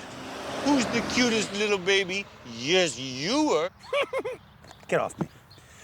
If something suddenly appears in front of your car when you're driving 70 kilometers an hour, what should you do? Well, we've taught Canada's worst drivers over and over and over again that if something appears too soon for them to suddenly stop, they should swerve, avoid, then brake. Demonstrating the swerve and avoid technique is the next challenge for Canada's worst drivers ever. Why'd you make such a funny face?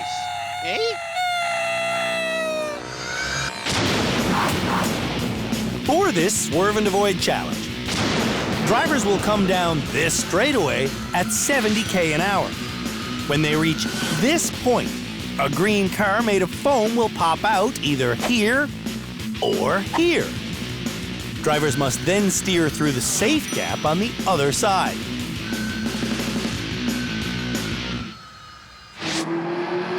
In past seasons, the skills needed to pass this challenge have been taught to all the nominees for Canada's Worst Driver Ever.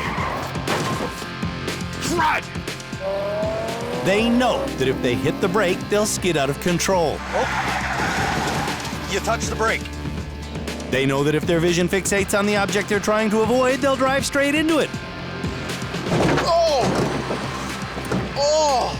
And Sly knows that if he makes no decision at all, mass chaos will ensue. Oh! Freak. You couldn't have done that any worse. For this challenge today, our once perfect Camaro will be the vehicle. Now, it is missing a few parts for sure, but it still handles like a dream. I'll show you how it's done.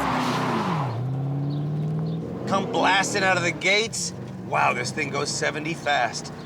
60, 70. Nothing's there, nothing's there. Where is it? Jeez. Oh, man.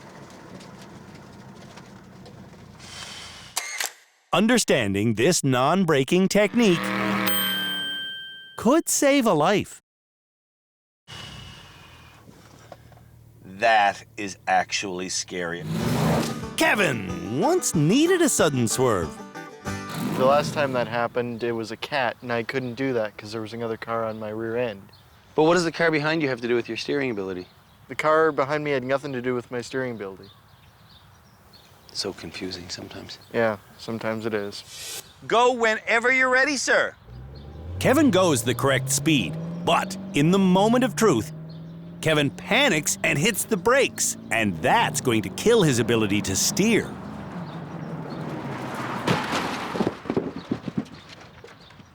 Damn it. Steering is only possible when all the wheels are turning freely. When Kevin slammed on the brake, he skidded in a straight line even though he tried steering back to his left. And that skidding slid him right off the road. The scariest thing is, Kevin doesn't even know he hit the brake. What happened was I clipped on the left side here, and that caused me to panic. And then what did the panic cause you to do? Caused me to hit the other blocks. When I panic, I lose control. I show Kevin what really happens when he panics. Now do you understand why you lose steering control? Yeah, I hit the brake. So panic turns into... Instinct. Which turns into... Braking. Which turns into... Disaster. Indeed. Drivers will get 2 chances at this challenge. Last chance to dance, kids. This time, 20. Lenny calls out 30, the speed and reminds Kevin to 40, not brake. 70. No brake. But Kevin instinctively hits the brake and he skids out of control again. And you hit the brake. Kevin is a braking fool. Maybe you're Canada's worst driver ever. No, I don't think I am. Maybe Shelby is Canada's worst driver ever. Has anything ever popped out in front of you in real life driving? Every day on the roads, things pop out at me. Shelby, apparently things pop out at him every day, especially today. Today, instead of going 70, Shelby speeds up to 100, and when the car pops out, he panics and hits the brake. Whoops. That was not good. Shelby locked up the brake while he was steering, and that made his steering ineffective.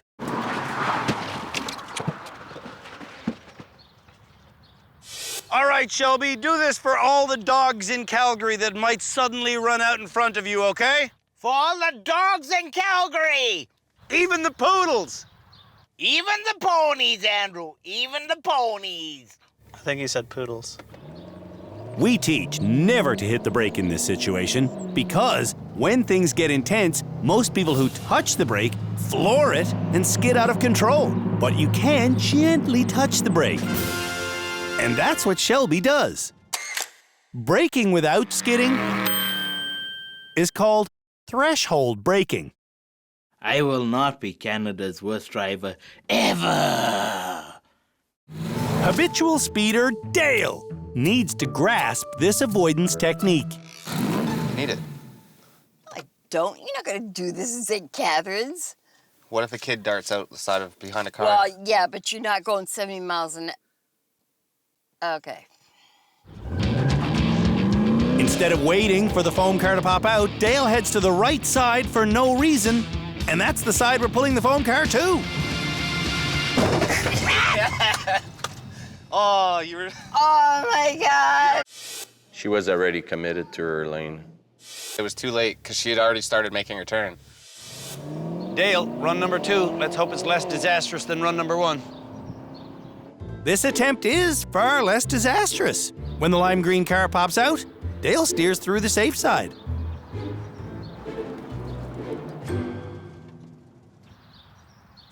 That looks like a guess to me. I did it. Dale says that she passed. Did you guess and go to the right? Or I did you saw the actually lime. see the car? I saw the lime. You saw the lime green? I saw the lime. Yes? Yes. If we watch back the tape and I see that you turned before that car popped out. Is it fail? When we come back, the rest of Canada's worst drivers ever do our Swerve and Avoid challenge. This is so depressing.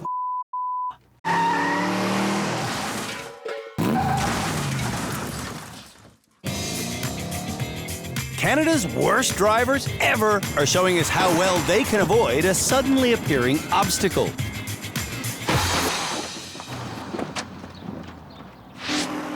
Two years ago, when Sly did this challenge, he panicked and forgot to swerve at all.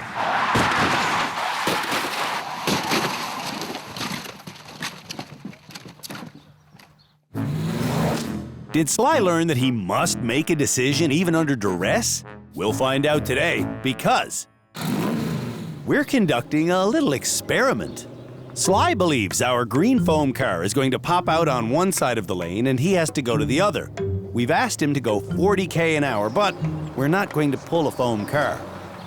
What will Sly do? See, I didn't see it ever. Nothing. He just goes straight through, no reaction. You need to have common sense. There's a wall in front of you. I don't care if he doesn't see the object. You would think that he would get on the brake. Our experiment has yielded a definitive result. Sly has no common sense. It's little things like that that make me wonder if I should drive. With our experiment finished, it's time for Sly to drive. 70. Sly, can he do it? Let's see. This time, the green foam car will pop out to the left. But instead of looking for it, Sly is speeding and guessing. That was definitely a fail. Correct. Oh, freak. Fred hopes this impact has a serious impact on Sly. This challenge is the reason I wanted you here. This very one. During the first 2 episodes of Canada's Worst Driver Ever, Michael's nominator, Yolanda, has been deathly afraid of being in a vehicle with him thanks to this catastrophic mishap. Run! How in the... Whoa. So today, I will be providing Yolanda with a safe place to sit. My lady, your throne has arrived. Ooh, stop. And for today's challenge, I will be Michael's passenger. Warp speed, my friend. Okay. Michael correctly drives 70 an hour, but When the foam car pops out, he stares at it, drives towards it, and hits the brake.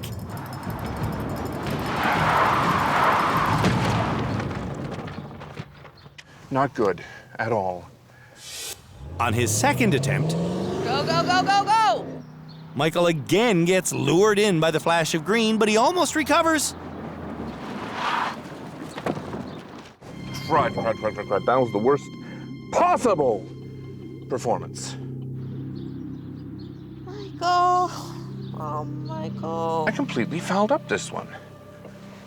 I don't know why. I really don't know why. Michael stared at the obstacle he needed to avoid. You will note the complete lack of attempt at self-justification. I blew it royally. Angelina has shown up royally hungover again. Blow chunks. Really? Don't throw up on me. I really feel for her. I think that we need to do everything that we can to get her the support that she clearly needs. Are you crying? Why are you crying? I don't know why I'm crying. Are you nervous? Really Nervous badly? about everything. Okay, shh. I can do this, I can do this, I can. I haven't even started yet. I know, I can do this, I can Okay, do this. stop crying. I can pretty much guarantee you she's gonna slam on the brakes and close her eyes simultaneously. Let's hope she doesn't. Don't close your eyes, you idiot girl. Angelina knows that our foam car won't pop out until the last possible instant, but that pressure is too much for her. What am I doing? Why is nothing happening? Nothing happened! Oh. You're just not steering enough, and I think it's because you're not looking to where you want to go. You need to steer. You can't just hope. Okay. On her second attempt, Angelina is determined to look where she wants to go, but... Look where you want to go. Look where you want to go, baby. Look where you want to go! Angelina stops looking and ultimately ends up on the grass.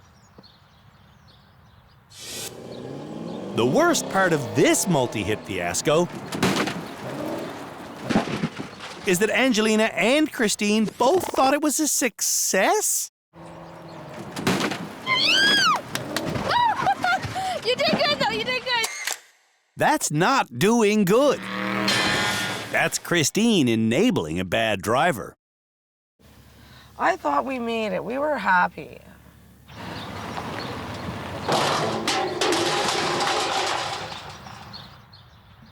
When we come back, we'll find out who's smooth behind the wheel in our annual water tank challenge.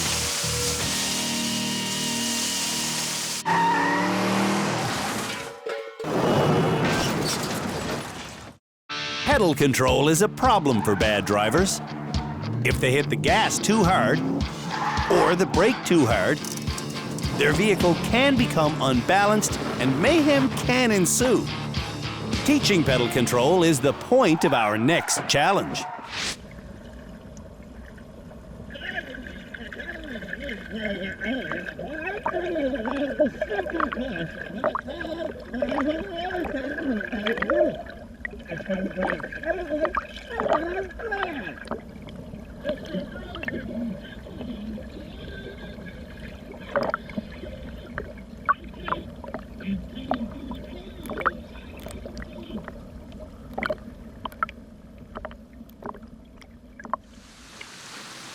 That's good. That's good. This year, the water tank test will be done in a beautifully painted Ford Fish that has a tank of water contained on its roof. While motoring on our course, drivers had better be smooth because if not, the water will slosh out of the tank into these hoses and onto their heads. Off we go.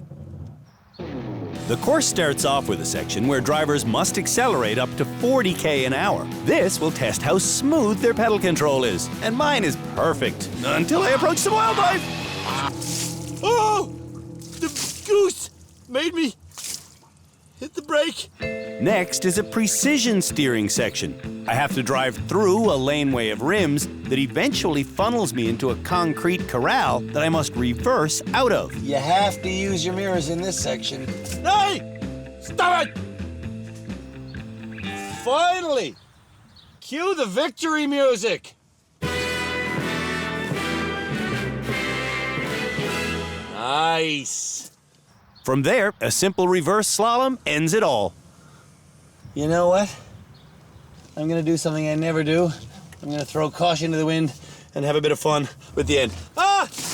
Let's see how Canada's worst drivers do. Before this silliness, I lost 16 liters of water. Sly knows that to escape this challenge dry, he must accelerate slow and smooth. But instead of doing that, Sly accelerates suddenly, then panics and hits the brake. Oh, holy cow! When Sly bangs his way through the rims, whoops, whoops, whoops. He winds up with a lot of room to his left in the concrete corral. Now let's do an S-turn. So all the way to the left. Doing an S-turn while pinned against a wall and then all the way to the right is a pointless exercise. Oh, freak. I think the wheel is spinning, but the hamster's dead. When the hamster comes back to life, okay. Sly winds up losing 65 liters of water. Hey, I think I have a dry spot right there, yeah? In yesterday's reversing challenge, Dale learned to set and use her side mirrors. How's my mirrors? Did you not check your mirrors before we left? No. I gotta concentrate here because there's something about mirrors. Are you watching your mirrors at all? I am. 20 liters of lost water later, These mirrors are kind of deceiving, but they are... This one, objects are closer than they appear. That one, not so much. Okay. I Which didn't one know that. It says it right there. Well, I didn't read it. the writing is on the proverbial wall. Yeah, I think you're at the finish line. I am. Michael is hair flipping smoothly, but not driving smoothly. I am.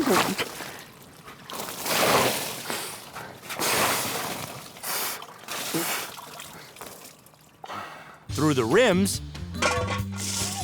Michael is driving like a drowning monkey.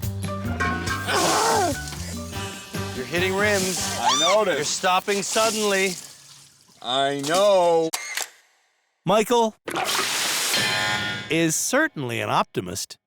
Well, you got rid of half the water. Or to put it another way, I retained half the water. Kevin is about to learn a valuable driving lesson. Stop! When you stop suddenly, any weight in or on your car will shift forward. So, you should always stop smoothly. Holy me! Oh. Shelby does well until he hits a foam figure, then drives over its corpse.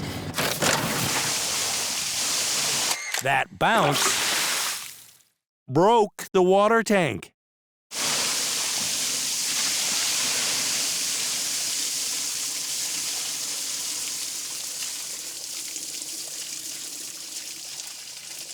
That was very therapeutic.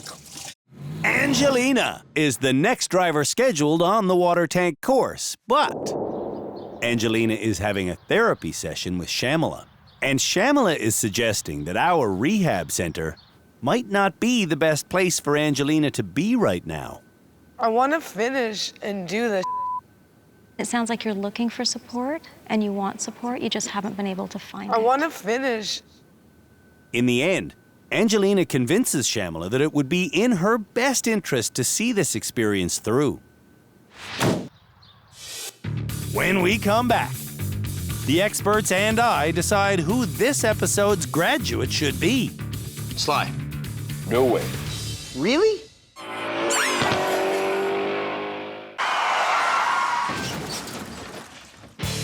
During this episode, the nominees for Canada's Worst Driver Ever showed us how smoothly they could accelerate and brake. They also displayed their ability to use side mirrors by driving a stretch limousine. Way off the course. And they all showed us how well they can react to a sudden obstacle on our swerve and avoid test. That was definitely a fail. And when Dale did that test, she was adamant that seeing our green pop-out car prompted her to successfully steer to the open space. But that's clearly not true. Dale started turning before the car popped out. Now, she's going to explain herself to our experts. I saw it through my peripheral vision, the green car. Do you want to see the tape? Because you didn't see the car. I didn't see it? No. When Dale watches the playback, I'm looking where I want to go. she admits to never seeing the green car. Oh my gosh, you're right. It's a good guess, so that is a fail. Right. I guess my question is, were you having us on, or did you really believe you saw the car? I did believe it. Oh yes, I did believe it, yeah. Yeah, but now that I see the tape, you were right. You're absolutely right. You actually did not see that green car come out, right? I thought I did. You thought somewhere in your mind, the way that you processed it was you thought you saw something that wasn't actually there, right? Yes. So my question to you is, does that happen often, where you think that you see something that's actually not there? No. I don't see things that aren't there normally in my life. Do you deserve to graduate this episode? No. Do you want to? Do you want to get out of here? No? No one feels they deserve to graduate. I wouldn't say so. No. No. No. Well, did I pass any challenges? No, no, and no. So, who will graduate from the rehab center this episode? Let's remind ourselves who's in the running to be Canada's worst driver ever. We have Dale. Should she graduate? No. No. No, actually, she should not. Shelby, should he graduate? Did pass the evasive. He did? True, fair enough. Shortlist, Shelby's on it. Michael, should he graduate? Well, if we're shortlisting, he did pass the reverse 8. Half pass. Barely. It was pretty clumsy. I wouldn't call that a pass exactly. Well, and then the evasive, which I give a lot more weight to, he really bombed, so I don't think we can shortlist him. Angelina. No way. No. Sly. Boy, that would be one silly shortlist if he's on it. I'll just answer that question. No. And Kevin. Kevin did do the best on our reversing challenge. Yeah, but when we got to the evasive again, that's the one that mattered. He bombed it. You're kidding me. Shelby's the only person on the shortlist? It's true. Shelby is the only person on the short list to graduate.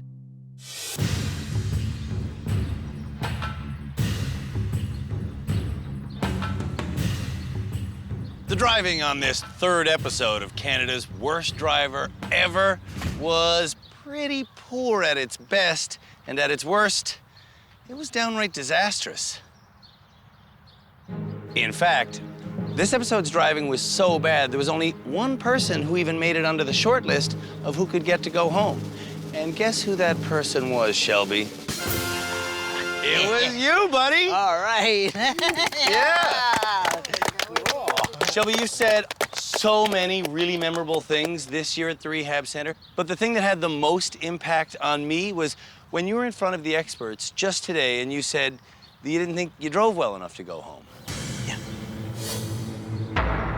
So, for that reason, you're not gonna go home? Whoa. Will anyone here ever drive well enough to go home? Or will all 6 of them ultimately be named Canada's worst driver ever? On the next episode of Canada's Worst Driver Ever, the nominees show us how well they can do a 3-point turn. No! They have a tricky task of handling a trailer. Whoa! Oh, holy cow, I'm like jackknifed. And they demonstrate their steering ability on our annual Eye of the Needle Challenge.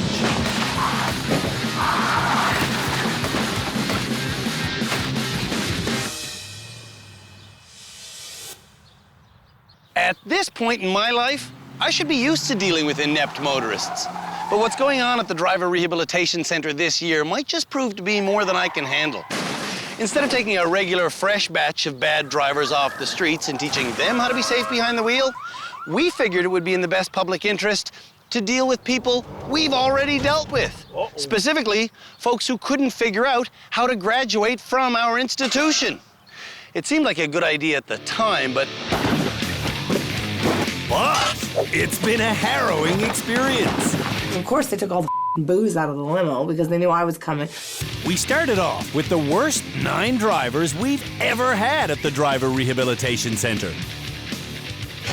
And our goal was to see which one of them is the absolute worst of all time. That was definitely a fail. At this stage, we were hoping to have graduated 5 of them. But only 3 have managed to leave. I did it! now that we've waved goodbye to the 3 people who did have a clue about driving, the 6 folks who remain are scaring the living hell out of me. This is Canada's worst driver! Canada's worst driver ever!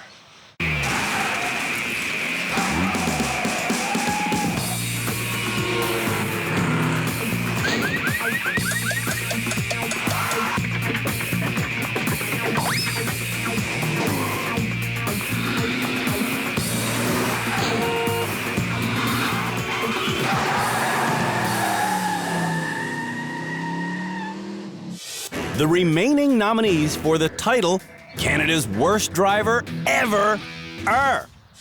From Season 3, we have Slowpoke Shelby. Shelby still drives under the speed limit.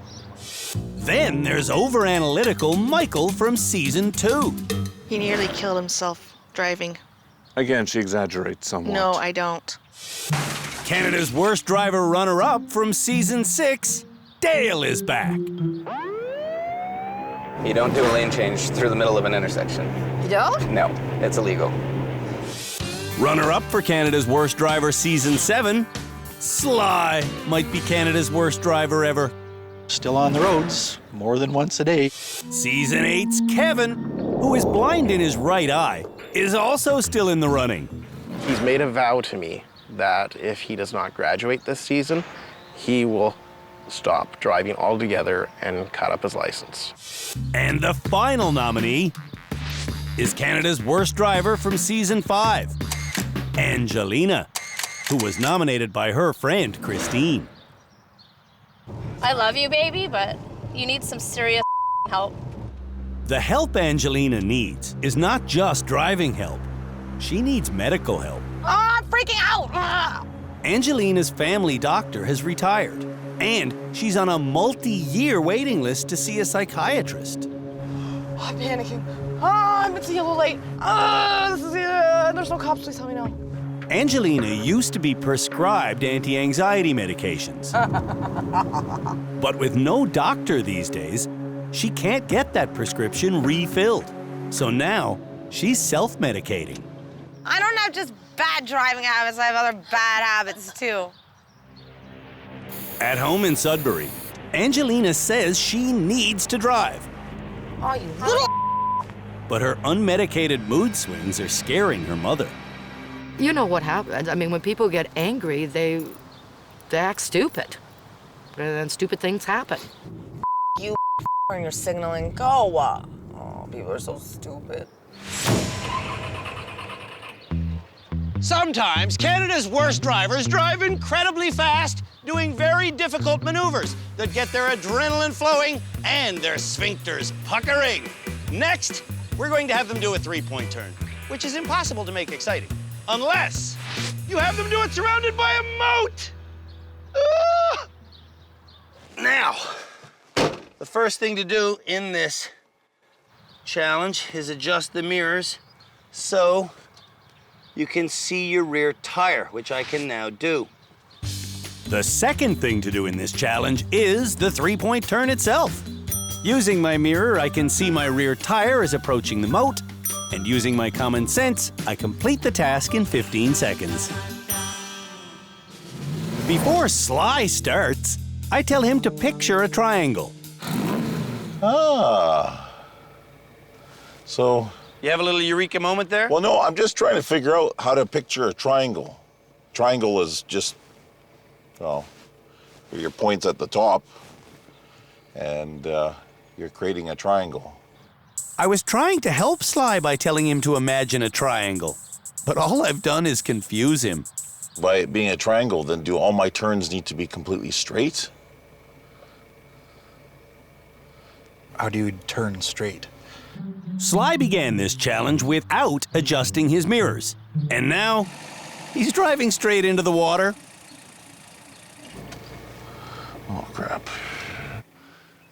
Let's hope he doesn't keep on going backwards from there.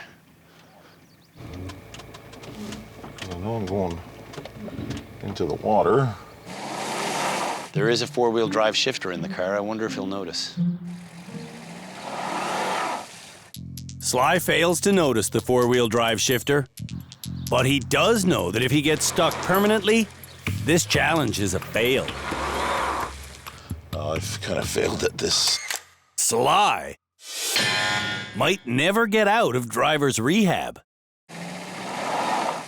I'm stuck. Angelina is up next. I can't get it out of park. Is your foot on the brake? No. Put your foot on the brake.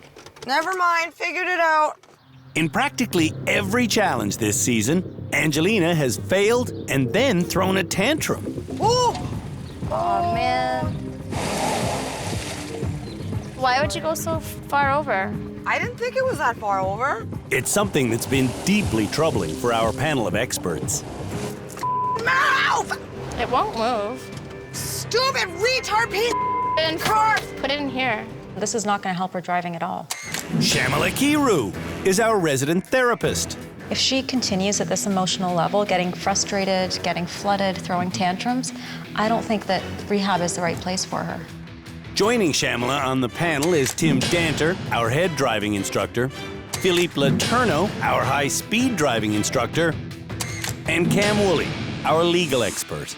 It's to the point where I think she's risking her own safety and the safety of the crew here in the show. What's that smell? That smell is the stench of failure. Get me the out of here. I need a drink. They're gonna I think they're gonna ship me to rehab. When we come back, the rest of Canada's worst drivers ever demonstrate how well they can do a three-point turn.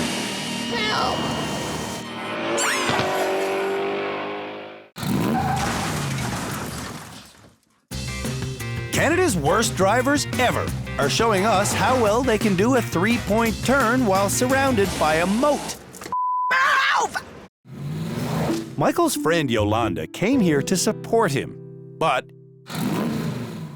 instead of being supportive, Yolanda is refusing to drive with him, and she's laughing at his failures.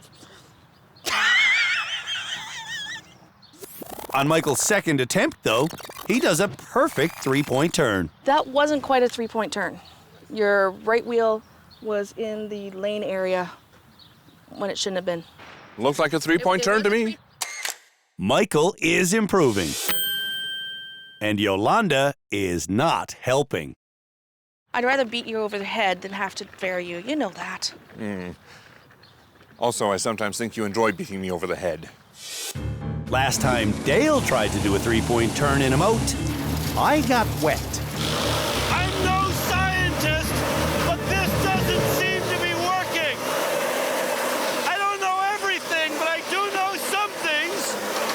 And this is not working. Can Dale do a three-point turn today? Explain it as you do it, Dale. All right. Dale, did you just hit that rock? No. Dale, did you just hit that rock? No. When Michael drove this vehicle, It didn't go in the water, did it? he left it in four-wheel drive. Do you know what the difference between two-wheel drive is and four-wheel drive? No? Do you know the difference between front-wheel drive and rear-wheel drive? Yeah. What does that mean? Well, the back wheels will not follow the front wheels unless you do your S thing. No, that has nothing to do with front-wheel drive or rear-wheel drive. Doesn't it? No. Older cars and sports cars these days are rear-wheel drive. That means that when you press the gas, the power goes to the rear wheels, and only the rear wheels spin. They push the front of the car. Gotcha. Front-wheel drive means when you give it the gas, the front wheels spin, and the back of the car just gets pulled along. Okay. So given that information, what do you think four-wheel drive means? Just what you said. Four-wheel drive means all four wheels turn, which creates much better traction. So. But there's not enough traction to get Dale out of the drink. Oh, intricate challenges. This I know. is not an intricate challenge at all. This is really quite a simple one. Shelby's up next. I always wanted to try this challenge. I always wanted Shelby to graduate.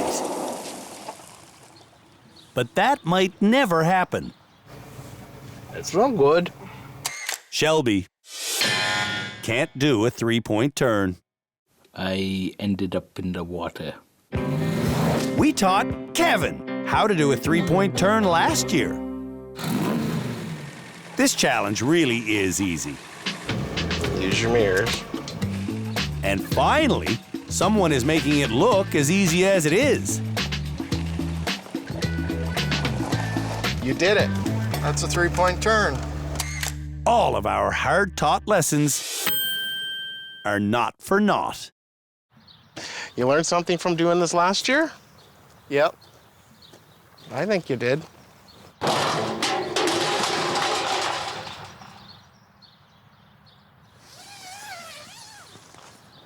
If Canada's worst drivers ever want to go camping, what they should do is they should pack a tent and they should take the bus. What they should not do is get behind the wheel of a really large truck that's pulling a trailer, because the results of that could be catastrophic. However, pulling a really large trailer behind a really large truck is the next challenge for Canada's worst drivers ever here at our rehab center. Well, but... Oh, I hate camping. Every nominee for Canada's worst driver ever Oh, this is pathetic. learned how to handle a trailer when they were in our rehab center before. Now, we'll find out if they remember how to do it by driving this truck and trailer around a forward loop. And then the hard part. Watch it come around in the mirror. Backing into this generously sized parking space. Perfectly square. Everything is golden. Before Sly starts, Fred reminds him to take all turns wide. What is a wide turn? A wide turn means that if you are turning left, you should keep the vehicle as far to the right as you can for as long as you can. Trailer drivers do this because the wheels of a trailer will take a corner much sharper than the wheels of the vehicle that's towing it. Wide turns, good. Tight turns, bad. Let's go camping. Sly may not remember the principles of making wide turns, but he does remember the principles of reversing a trailer. If I steer to the left, the trailer's going to go to the right. That's right. Understanding the principles, though, doesn't mean Sly can put them into practice. Still not really sure in terms of reversing what to do. What Sly does is nothing. For your trailer to go to the right, where do you turn? To the left. Okay, now you've said it 8 times.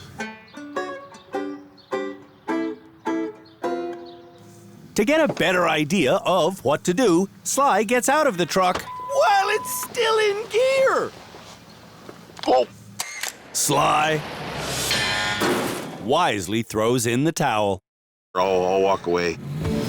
Before Dale starts, I remind her to take all forward turns wide. But she's taking them all tight. Do you understand the difference between sharp and wide on a turn? No. No? So we're just saying words. Yeah. If you're gonna turn wide, I mean this, Dale, this is a wide left turn. And this is a sharp left turn. Honk. When Dale prepares to reverse, she thinks that to make the trailer go to her right, she has to... Take it wide? You're killing me, Dale. I know I am. Killing but me. Just hang in there. Just hang in there. If you want to make the trailer go to the right, what do you have to do? I don't know. Dale's biggest driving problem is frankly the way her brain works. If you can figure out my brain, you're going to be in the Guinness Book of Records.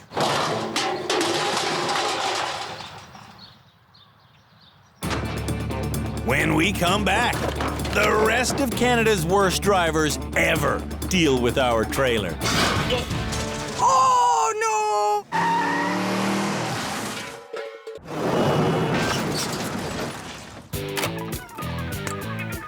Canada's worst drivers ever are demonstrating how well they can tow a trailer. Still not really sure in terms of reversing what to do. And Shelby doesn't take the first turn wide enough. Trying to reverse back to safety, Shelby opens the trailer up like a tin can.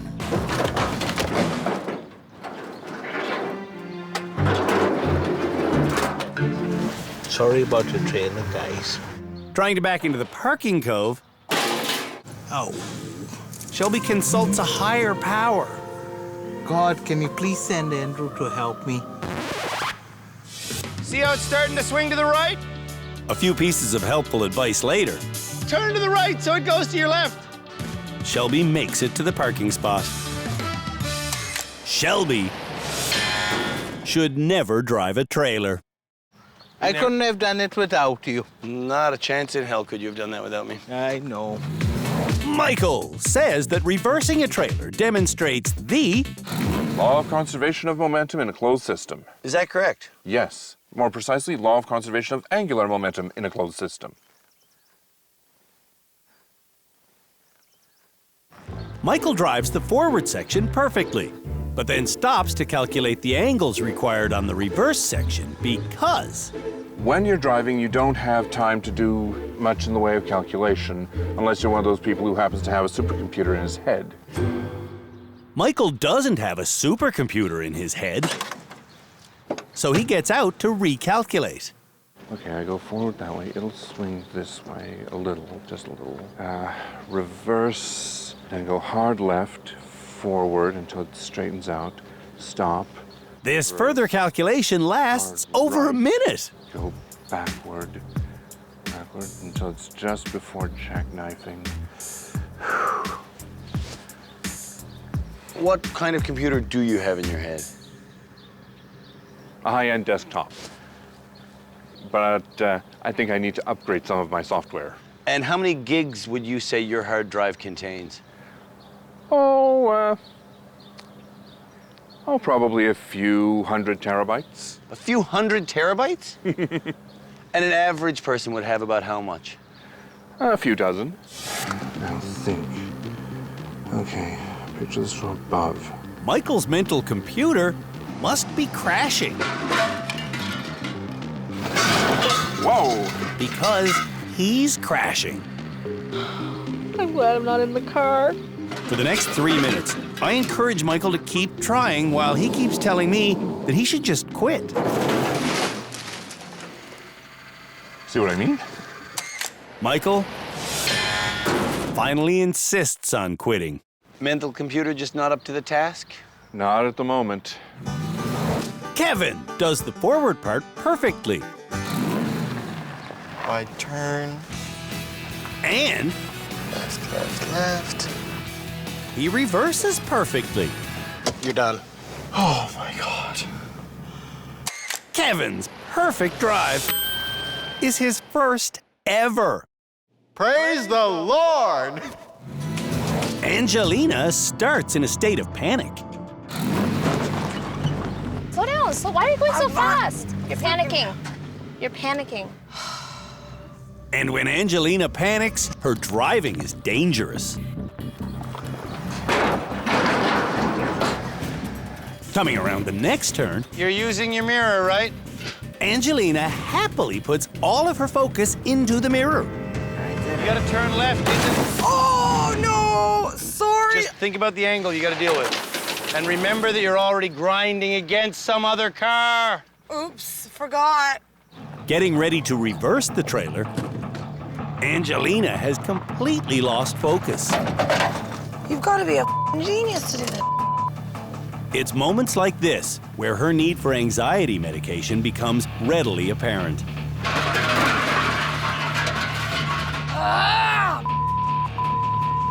You're using your mirrors? You watching where you want to go? Yes. To compensate for her lack of medication, Angelina says she self-medicates with alcohol. It's one thing to watch the trailer. It's one thing to watch the trailer, but you've also got to watch the truck, Angelina. Yes, sir. And she told Shamila that she has a habit of taking other people's prescription meds. Angelina isn't self-medicating today, I want to do it. and now she's having a panic attack. I don't know if she realizes how serious this issue is. I just don't see her taking responsibility. You okay? I give up. Angelina needs more than just driving lessons.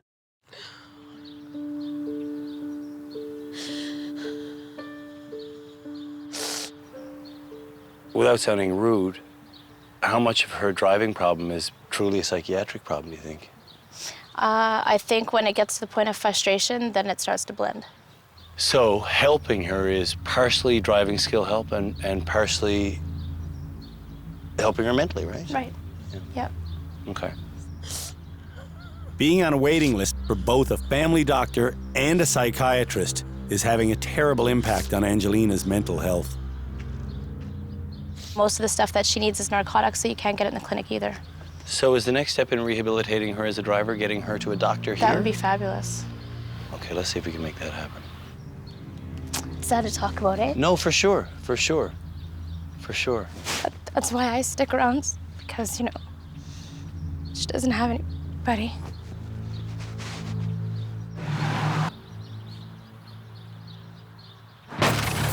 When we come back, Canada's worst drivers ever will have their high-speed steering tested.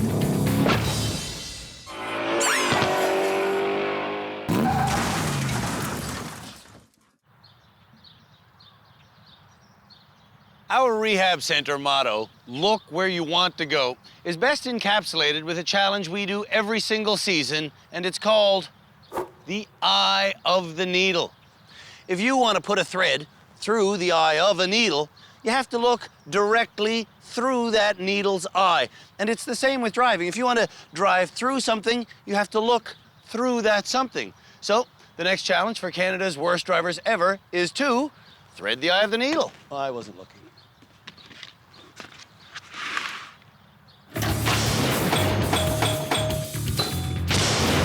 This year's Eye of the Needle course contains 5 offset arches that must be driven through at 80 kilometers an hour. And the vehicle they'll be doing that drive in is our once pristine Camaro, that these days is looking a little worse for wear. Get it up to 80. Wow, 80 is fast, man. When you're looking at this coming at you, that's 80 right there. Go straight through, look straight through, and get over here fast.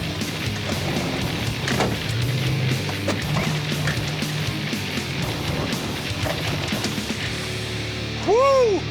That is a wicked crazy eye of the needle course. It's crazy. But so are all highway emergencies.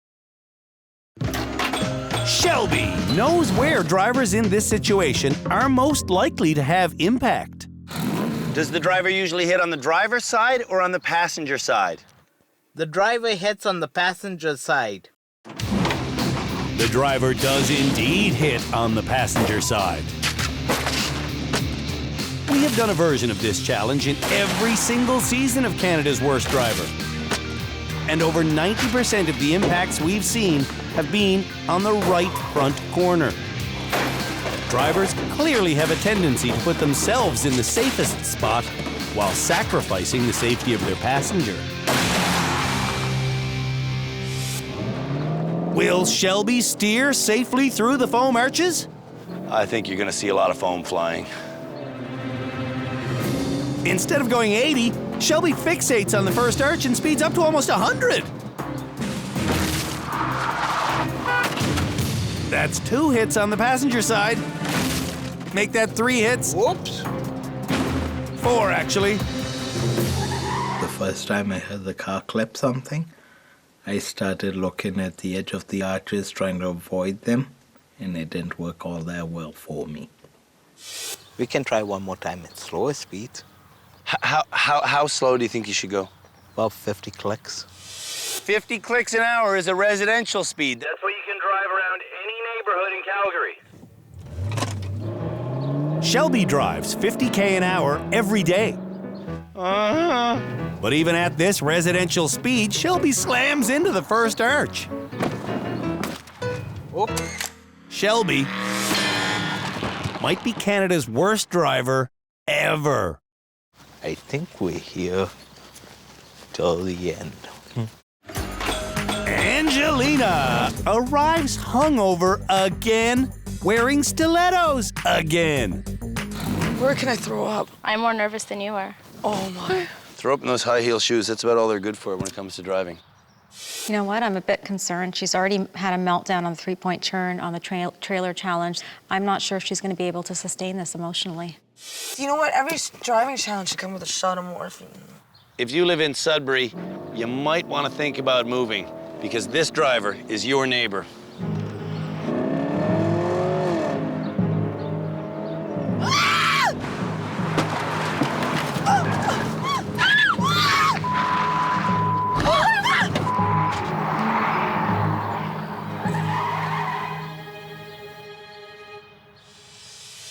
Whoa, that's not 80 kilometers an hour. Angelina's speed was over 100 when she hit the first arch. And while speeding, she continually looked where she was going instead of looking where she wanted to go.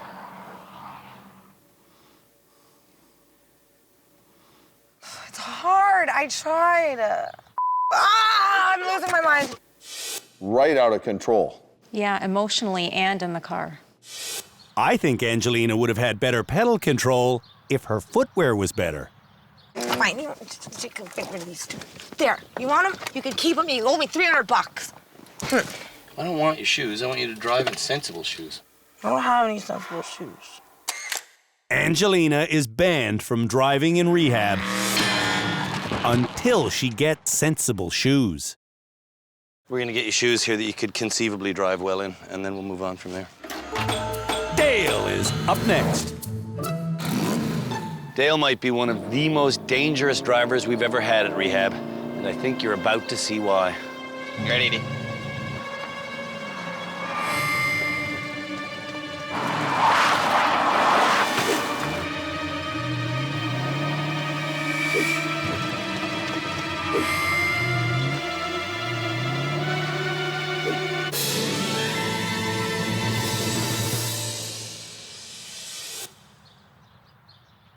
That has to be one of the craziest clean runs I've ever seen. No, I take that back.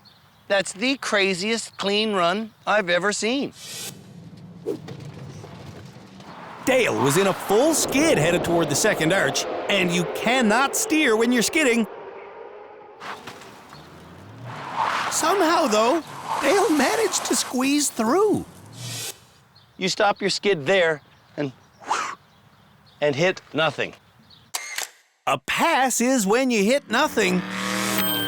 So I have to call that a pass. Wow. When we come back, the rest of Canada's worst drivers ever run through our eye of the needle course. That's not how I wanted that to go.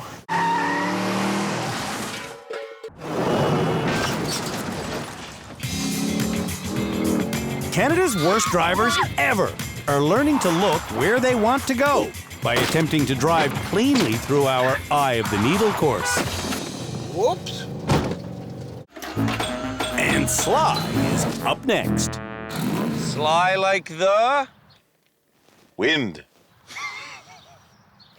I keep on hoping for a different answer, but it's sly like the wind every time. So why don't we think about what we will Do if we're successful on this run? Me and Fred will have a little dance. And what will we do if this is not a success? Do a sad dance. Sly gets correctly up to 80k an hour, but that's about the only thing he does correctly.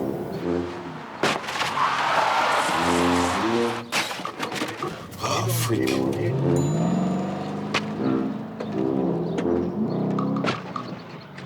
Oh, man. Sorry.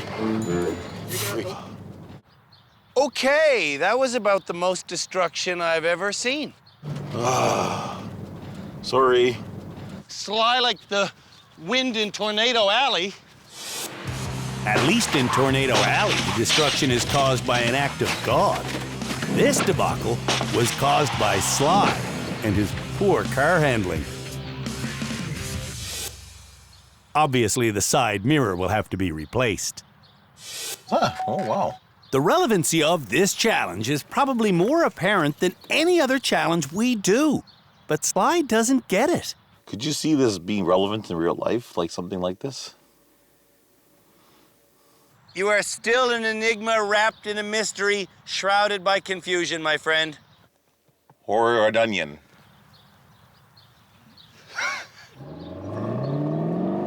When Sly goes on his second attempt, I can't help but feel bad for the passenger side mirror.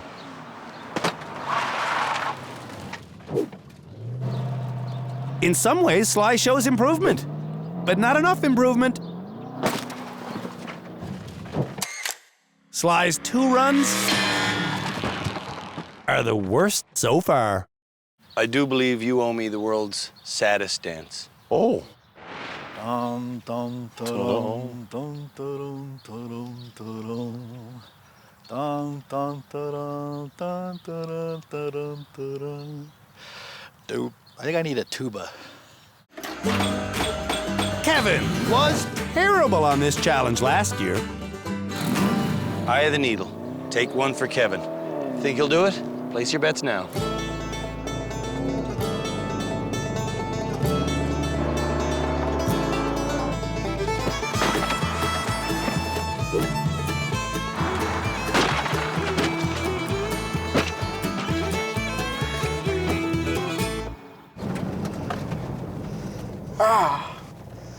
That's not how I wanted that to go. Well, if you bet on Kevin succeeding, the house is going to collect your cash. For his final attempt, Kevin wants to try driving slower. Let's try 60, yeah. Driving at a slower speed, Kevin is still a disaster.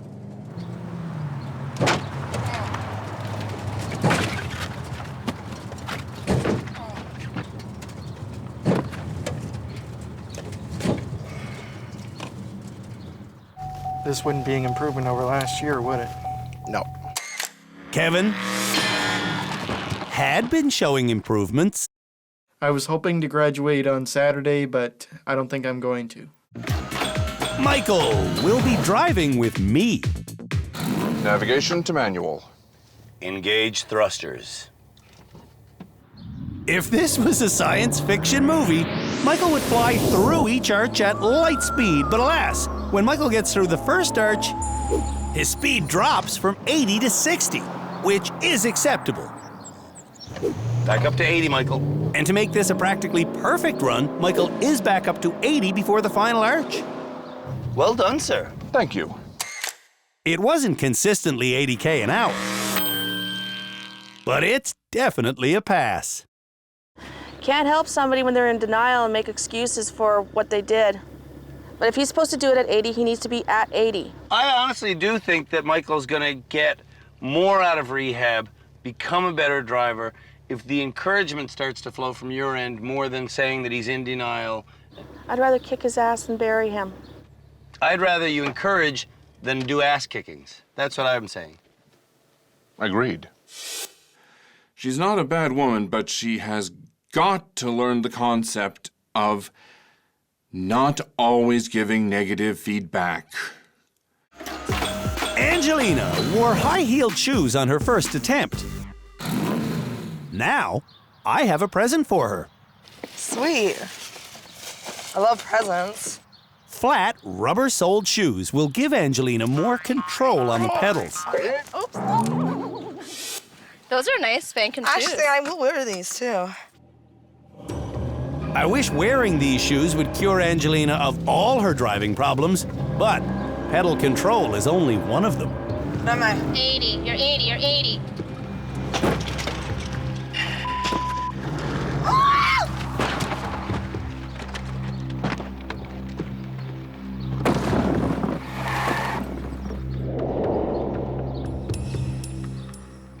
Did I do 80?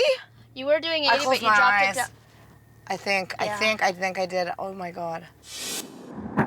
Angelina did indeed close her eyes. After she hit the second arch, she basically gave up. Until Angelina can get her mental health in order, she should quit driving.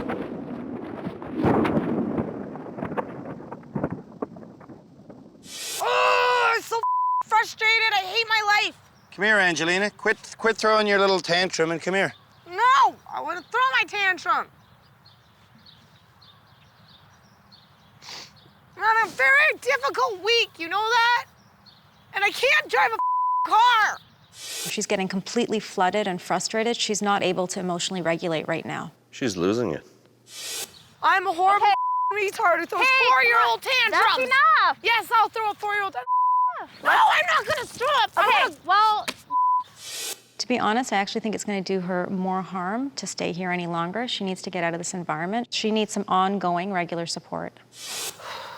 Hop in the car. I'll drive you back. Driving back, Angelina tells me her biggest problem is the way she's been self-medicating. I'm trying to leave the liquor. I'm just trying to do everything everybody's telling me to do, and I'm trying to be a good girl, and it's very hard. And I don't want to be like this. I don't know what to do. I don't even know what to do anymore. Come here.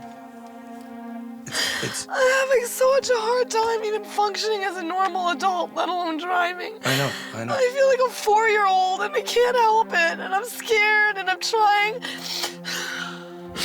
I don't know what to do. There is only one thing to do, and we are going to do it.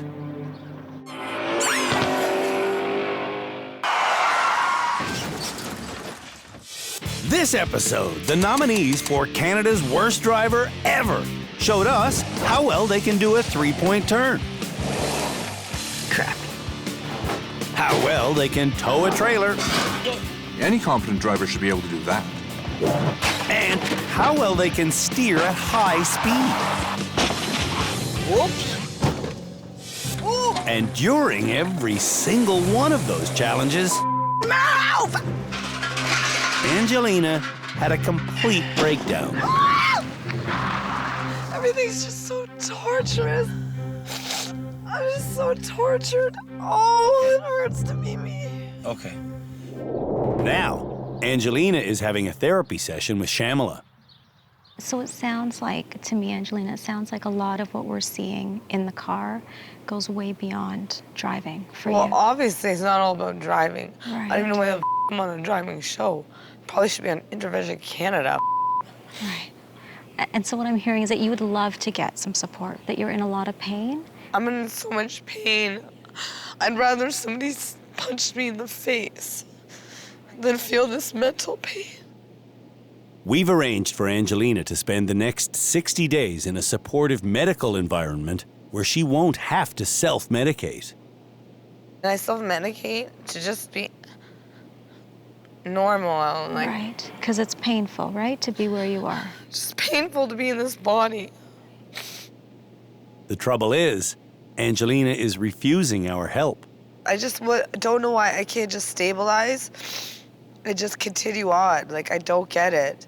It said I've got to be shipped off like a piece of like cattle. So we can turn off the cameras. Like, they're gonna ship me off like cattle. When the session ends, Angelina does agree to accept our offer. I've gotta go for 60 days. I'm so scared. Just give me a vodka. Oh my God, I'm gonna die.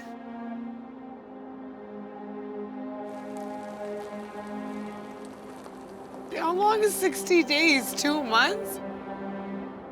Can I have a drink of my vodka? I need a big drink. Now, it's time for the remaining bad drivers to chat with our experts. Starting with Michael, who was supposed to have been brought to rehab by his friend Eric. However, due to a medical issue, Eric couldn't come, and instead, his wife Yolanda came. And she's been constantly berating Michael. Yolanda only understands negative feedback. Right, and I just don't see the need in that 100% of the time. Nor do I. As far as she's concerned, there is perfect, which is beyond what is physically possible, and there's horrible, which is me. And this is why I think that she's detrimental to your rehabilitation as a driver. I am very much inclined to agree. You know that we've asked Eric. I'm aware. He informed me last night. Switch him up. Yeah. So if Eric comes back and replaces her as your nominator, you're cool I with would that? consider it a definite improvement, and yes, I would be all right with that. Although, to be quite honest, I'd rather he not need to. Do you think you should graduate this episode? I would certainly like to, and based on my performance on Add the Needle, I would say I deserve to. Kevin passed the 3-point turn test and the trailer challenge. Does he feel ready to graduate? Well, I'm kind of mixed on that. I mean, I would like to graduate, but I would also like to get more education, but I don't know if that has to come from you guys or myself. Look, don't teach yourself. Do any of the other nominees feel like they're finally ready to return to public streets? No. No. No.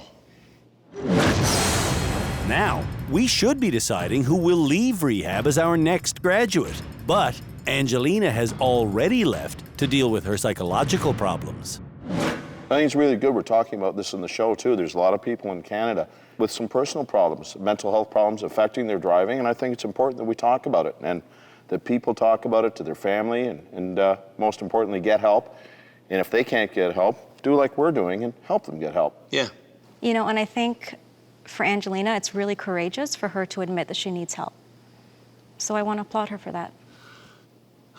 Let's move on then with the business at hand. Should we graduate someone else?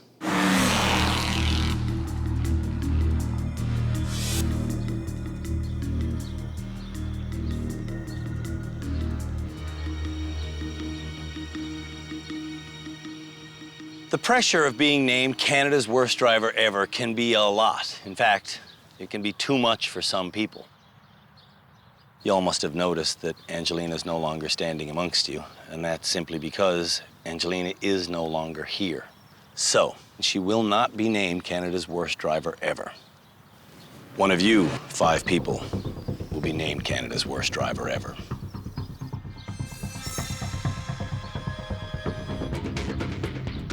Which one will have to wear the unwanted crown? Only time will tell.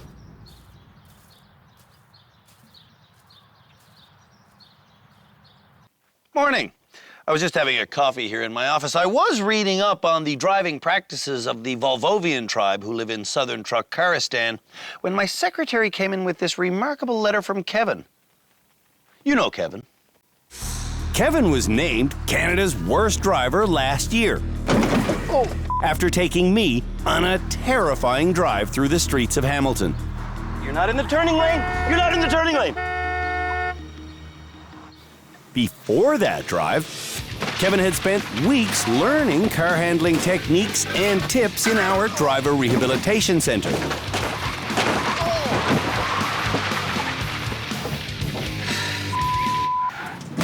But for practically all of that time, he was in complete denial about what a dangerous driver he was. Some people come here, and if they're called Canada's worst driver, it gives them the drive to quit driving. Well, I think they're stupid. This year, Kevin's boyfriend, Lenny, Look at your mirrors. has brought him back to our rehabilitation center for more training. Just concentrate on getting through it cleanly. And right from day one, the chip on Kevin's shoulder has still been apparent. Are you going to be Canada's worst driver ever? Not a chance in hell. I know I'm a good driver. Before even getting to rehab, Kevin told us about serious injuries he received after driving into a ditch. And he wouldn't take responsibility for going off the road. If the highway department had done their job and salted and sanded the road like they're supposed to, I probably would have done okay. The letter he sent me this morning, though, tells a different story. In the letter, Kevin says he now takes full responsibility for all of his past bad driving, and that in the future he will make more of an effort to improve. Well, he'd better improve, because he's not the only bad driver who's back at our rehab center this year for a shot at redemption. In fact, we've gathered up all of the lousiest motorists we've ever had, and we're making them compete to see which one of them deserves the unwanted title, Canada's worst driver ever. Ah, my bus is here. Excellent. To the rehab center, my good man, to the rehab center.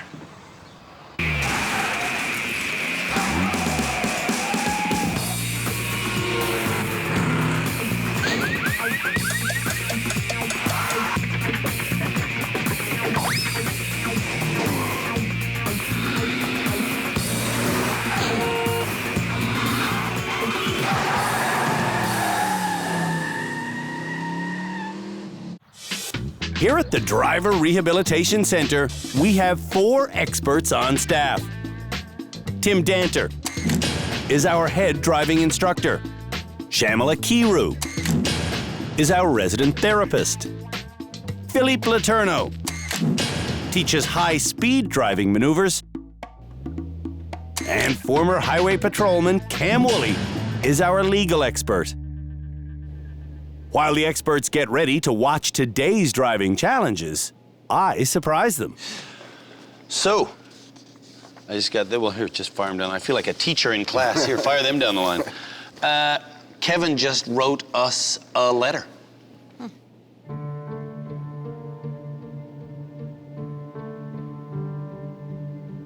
Wow. It is a wow, hey? Mm-hmm. Responsibility for his actions. Yeah, no more making excuses or justifications. I am still stunned and amazed at what I was able to accomplish so far. I need to get back into that same zone and remain there. It's, I don't know, I buy it. Mm-hmm. Yeah, I like where he says it's not the car, the weather, or the roads, it's the driver, and he's always argued that with us. Exactly. Seems like he's seen the light suddenly. To follow up on Kevin's letter, Shamala is going to have a therapy session with him. I was genuinely very surprised by that letter. Maybe it's what Lengy told me. He told me if I get in one more accident, whether it's my fault or not, I lose my license and my car. And how does that leave you feeling? Scared, obviously. Perhaps what Kevin's really afraid of is having Shamala and the other experts name him Canada's worst driver ever. Do you think I'm Canada's worst driver ever? I would have said absolutely before I got that letter.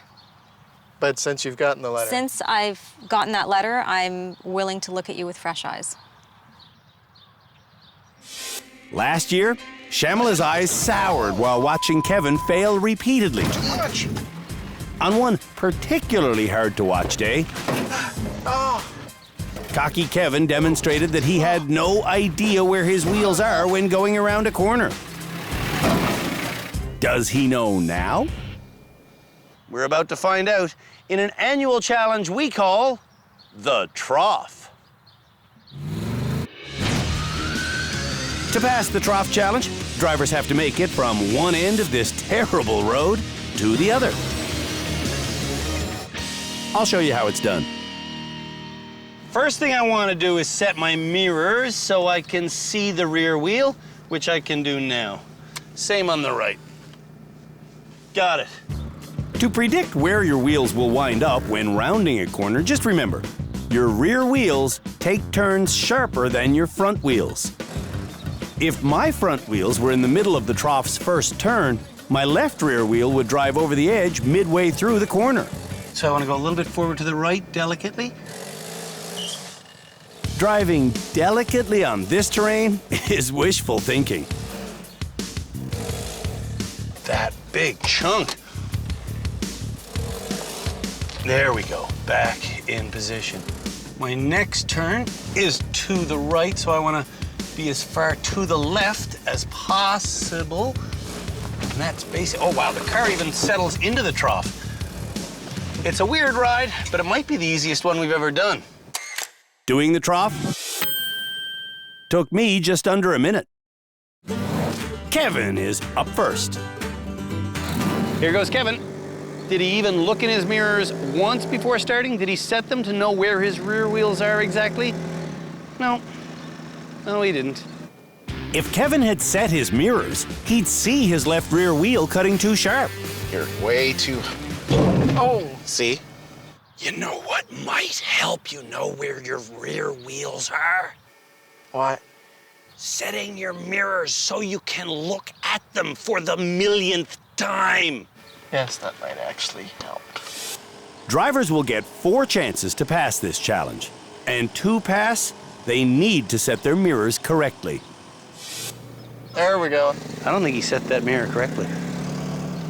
On his second attempt, Kevin drives off the course. But he can't see which wheel it is that's over the edge. Front or back? Both. If Kevin's mirrors were set correctly, he'd be able to see that both wheels are not off the course.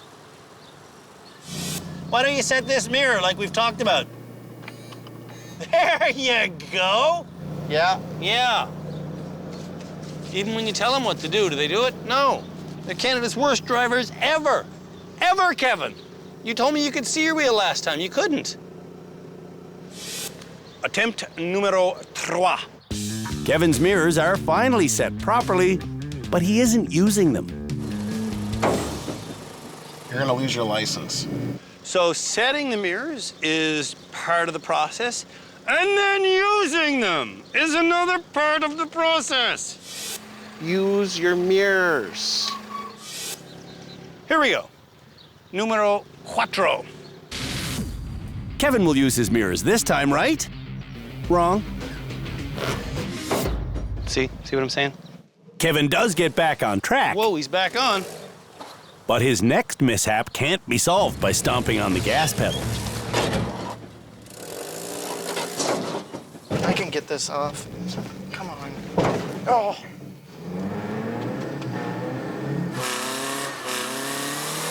I don't think that's gonna work, Kevin. Call me crazy, but that's not gonna work. You smell that? Oh, it's burnt rubber.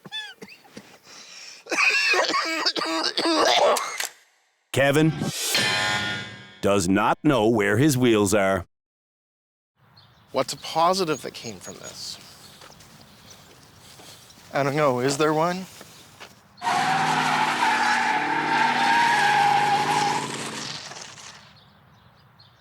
When we come back, the rest of Canada's worst drivers ever get in the groove of our Trough Challenge. Whoa, whoa, whoa. No way. Smoke like that, bad sign. Very bad sign.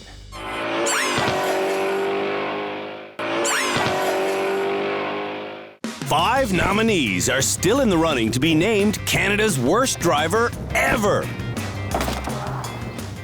And before any of them drive this episode's first challenge, Shamla is having one-on-one chats with them. And next up is Sly, who back in season 7 told us that as an adult, he had been diagnosed with a condition called nonverbal learning disorder. Stupid brain! As Sly's brother-in-law, Fred, knows, people with nonverbal learning disorder can't make quick decisions. They get discombobulated when driving backwards. That was a complete disaster. And they're unable to judge speed.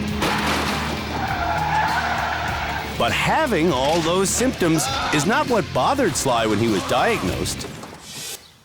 See, what kind of bothered me, I guess, at the time was that they made it sort of sound like it was like brain damage. Brain damage the doctors think was caused by a teenage bicycling accident. And these are the days before helmets. All of a sudden I look up and there's this car and I couldn't stop, like it was parked. And so my head went right into the back window and it completely shattered. Oh my goodness. But I didn't really have that much of an effect or anything. It didn't hurt me really. I got a pretty hard head, but... Sly is now on our trough course, and he says he's ready to start. But he... didn't set his mirrors. If Sly's mirrors were angled to see his rear tires, he could have seen this failure coming. Why did your right rear wheel fall off that time? Didn't make the turn sharp enough. Once again, Sly, you flabbergast me with your ability to get it completely ass backwards. Doesn't compute. I don't understand how it doesn't get in. When Sly does set the mirrors, he sets them incorrectly. Did you see my finger pointing at the wheel? Nope. No, so set the mirror correctly, buddy.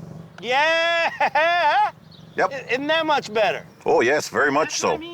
On his third attempt, Sly gets into trouble. There you go. There you go. But manages to recover and complete the course. Whoa. There is bad news, though.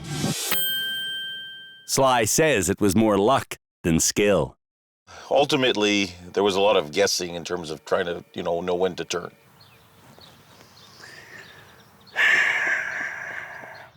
Michael from Vancouver Island, BC, is hoping to acquire a technique for overcoming stress in the vehicle. You might want to just repeat something to yourself. What Michael decides to repeat is a comic book character's oath. In fear-filled days, in raging nights, with strong hearts full, our souls ignite. When all seems lost in the war of light, look to the stars, for hope burns bright. That's beautiful. During this season of rehab, Michael has been joined by the mother of his godchildren. But Yolanda has been laughing at his mistakes, insulting his efforts, Get up to speed, moron. and in general being a negative creep. Can't help somebody when they're in denial. I never should have sent the wife. No, you shouldn't have. When we met Michael back in season 2, his supportive friend Eric was in the passenger seat. You know what? I think we're good. Now, Yolanda is gone, and Eric is thankfully back. Hey, man. Good to see you. How you making out? Yeah, good to see Not you. too bad, not too bad. All right, let's do this. And once again, we have someone starting without bothering to set their mirrors. Why do they never set their mirrors? It's probably the same reason they floor the gas pedal when their wheel's over the edge. Whoa, whoa, whoa. No way, no way. Smoke like that, bad sign. Very bad sign. I would agree. Turn off the car, bad sign. Totally. What happened? Ministers of Transport, pay attention. On attempt number 3, it's coming. Michael pays attention to where his wheels are and completes the course easily. Michael would have been getting negative feedback from Yolanda. It's definitely better to have Eric in the car. Dale from St. Catharines is next to meet with Shamla. I do have chronic anxiety, have panic attacks a lot. Okay, and are you taking any medication for that? Yes, I am. It's too bad Dale can't get medication to help her know where her wheels are, because when Dale's front wheel falls off the course, she thinks it's still on the course. Do you think you might have fallen off? No. Then when Dale's rear wheel falls off, she thinks the front one is back on. How did I get there? On Dale's second attempt, she's unsure if she's on or off the course. Did I come off? It's scary that she's out on the real roads. I'm just gonna keep going. Are you? On her fourth and final attempt, Dale can't remember what coming off the course feels like. Are we off the concrete? I don't think so. You don't think so? Dale seems to have memory problems. Honestly, I couldn't see the mirror on the right, left. Shelby from Calgary is hoping to learn some relaxation techniques from Shamala. Take your time and allow your entire body to relax and your mind to become calm. On our trough course, Shelby takes a long time to get on track. And then he takes his first turn too sharp. But Shelby did learn from that mistake. I think what we have to do is we have to take that turn wider. On attempt number 2, This is like, oh. Shelby goes slow. Almost at the end. But he drives the course perfectly. Shelby stayed relaxed and can now celebrate.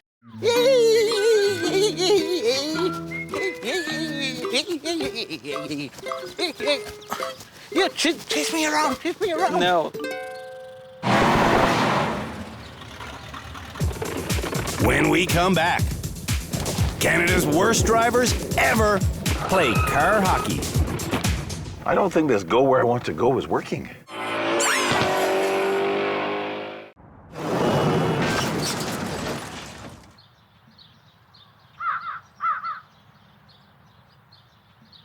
To be a good hockey player, you have to be able to stop suddenly, turn tightly, and watch where you're going, or you're gonna get driven into the boards. To be a good driver, you have to be able to stop suddenly, and turn tightly, and watch where you're going, or you're gonna drive off into a field somewhere. Now, hockey and driving, these two seemingly unrelated topics might seem like a pretty pathetic metaphor to any hoity-toity academics out there, but fans of our show will know it's the setup for our next driving challenge.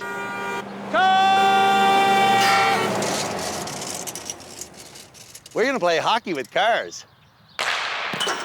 I said car. To see who's best at hockey with cars, the bad drivers will each have 5 chances to push this puck down this road.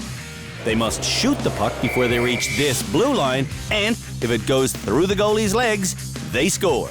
Most goals win. I'll go first. Let's see what happens. Woohoo! Keeping the puck in front of the car is hard enough. Looking where you want to go is kind of hard. Going fast enough is critical. Letting it go soon. Yes! Go! I like this one. Now, let's see how Canada's worst drivers ever do. Kevin will be the first bad driver to take 5 shots. I like this kid. He's missing an eye. That's what hockey's all about. We used to have a rule. If you had all the teeth in your head, you couldn't play. Give her gas.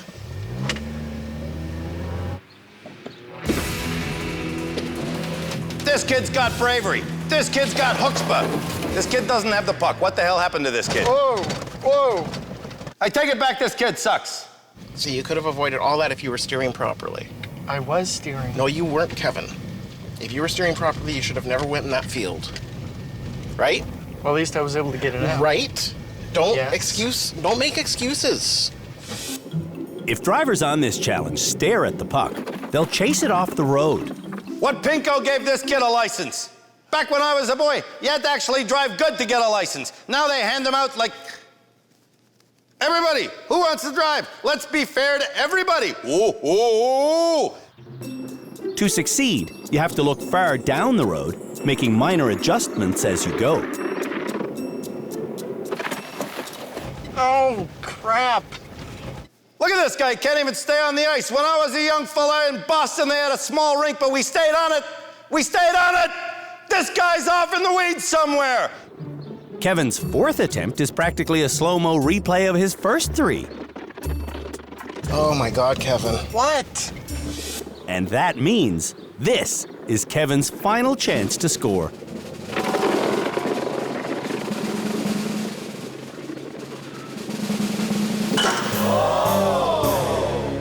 Wow, off the post. I hit a postman once in my car. That's a different thing. Let's not talk about that. I drove away, nothing happened. It's all fine. Almost had it. Kevin goes 0 for 5. From the Old Timers League, Dale is up next.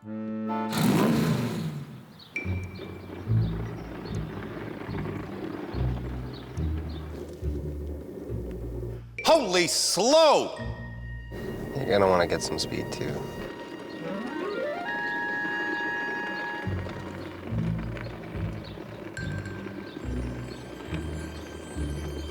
She comes out of the gates like molasses, like some European floater. Damn it! Maybe Dale doesn't remember that she needs speed, because on her next 3 attempts, she doesn't go close to fast enough. Who gave this girl a license? I'm dead set against it. On Dale's final, painful attempt. Faster. I'm thinking her short-term memory is completely shot. Almost. Dale goes 0 for 5.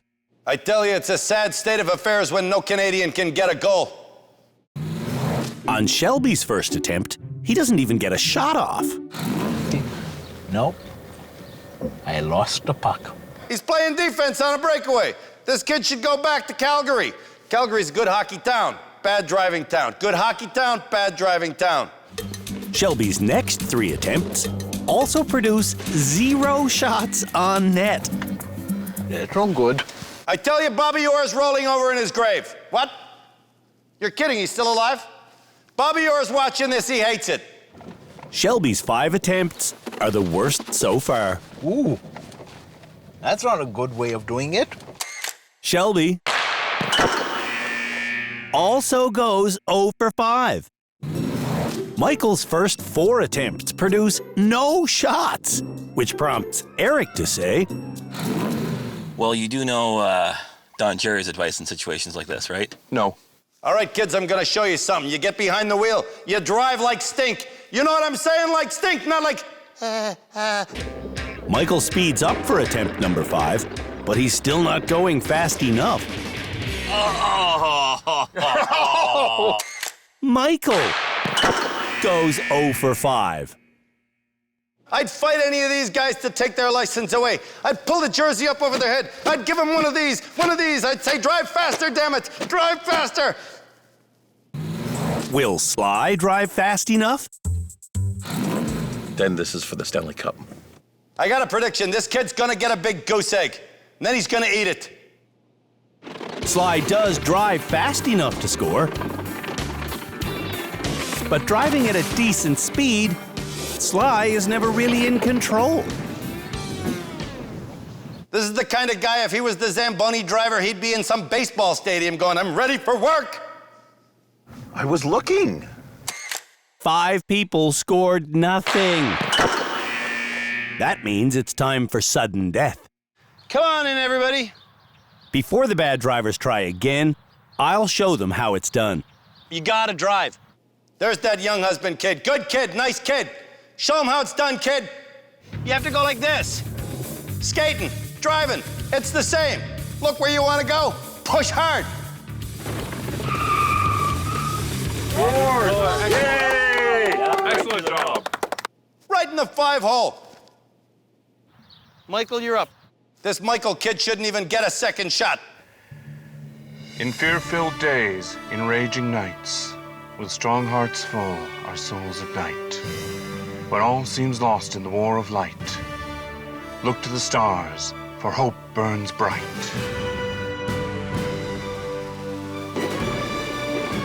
Michael, think he can score?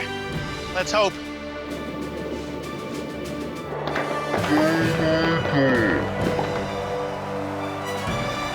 Instead of steering to the goal, Michael drives straight off the road. Crud. It shouldn't be tied. He should be less than. Sly also drives off the road. Dale also drives off the road. And Shelby commits a federal offense. Broke the leaf. Get rid of this kid. This kid desecrated the maple leaf. I had enough. I don't like seeing this. If Kevin doesn't score right now, we're gonna call this a 5-way tie for last place. Yahoo! Goal judge, did he go before or after the blue line? Tell me it's good. Kevin comes darn close to being offside, but the replay shows he did release the puck before crossing the line. Successful goal, sir. Well done. Kevin scores the winning car hockey goal. That's a rock'em sock'em goal.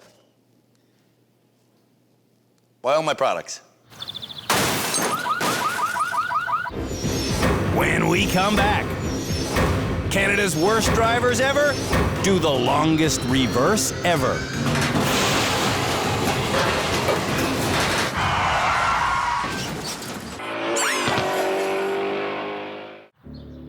At this stage in their rehabilitation, Canada's worst drivers ever should know how to correctly reverse. So, for their next challenge, we're going to have them perform a reverse that is so long, we call it the longest reversing challenge in the world!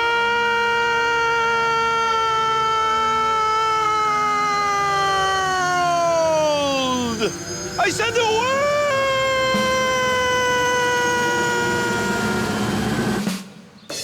The longest reversing challenge in the world is exactly what you think it is.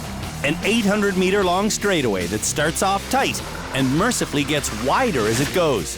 To do it, Canada's worst drivers ever will be in this snazzy Trans Am, complete with a flaming chicken on the hood. I feel like Smokey and the douchebag. I'll be Smokey. Okay. Now, I'm not even gonna bother checking my mirrors on this one because it's a straight line. We tell drivers to look where they want to go. And where I want to go is the end of this long road, so that's where I look. Through the rims, I'm perfect. But in the parked car section, I start drifting to my right. If I go too far to the right, which I am now, I can do a quick S-turn. The S-turn gets me back to the center of the road, and the center of the road is where I stay. Through the parked cars, through the concrete barrier section, through the wooden barrier section where the course gets much wider. I'm still perfect through the garbage can section. And I'm flying through the arrows. Holy cow! No wonder they call this the longest reverse course ever. Almost a kilometer after I started, I finally reached the finish. Could you reverse in a straight line? I damn well hope you could, because it's a straight line. Now, let's see if Canada's worst drivers ever can reverse in a straight line. Dale starts by going perfectly for about 5 meters.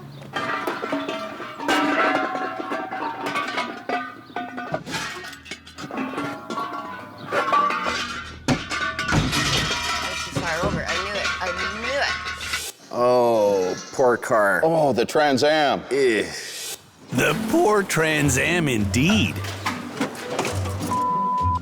Instead of reversing in a simple straight line, Dale weaves all over the place and hits 36 obstacles during her run. Oh my God. Dale has a pretty good idea of why she failed this challenge. I failed it because I probably did it wrong. Probably did it wrong. I did it wrong. Kevin has a bad habit of looking forwards while driving backwards. Don't look forward, Kevin. This forward-looking habit is something we've been trying to break, but Don't look forward, Kevin, please. Kevin never looks out the rear window. Please don't look forward. Don't panic. I know what I need to do. I tell you, stop looking forward, and you constantly are looking forward. Kevin has promised to give up his license for good if he's named Canada's worst driver ever. So, he needs to start using his mirrors. You're not watching your mirrors, Kevin. You're looking forward again. Briefly. Do you want to keep your license? Start doing as you're taught. You're not watching your mirrors. Yes, I am. You're not. You wouldn't have hit that if you were watching your mirrors. Kevin certainly isn't watching his passenger side mirror.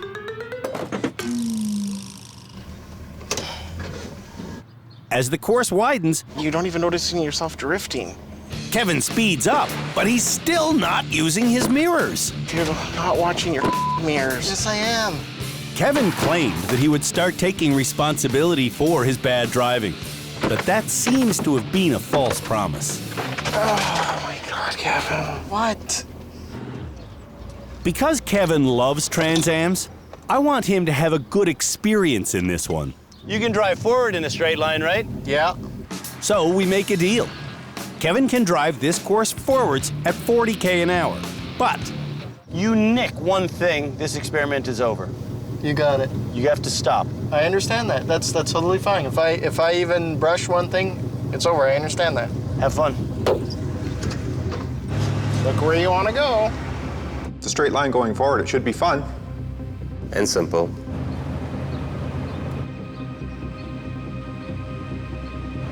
Kevin promised to go 40, but approaching the tight concrete barriers, he's going 60.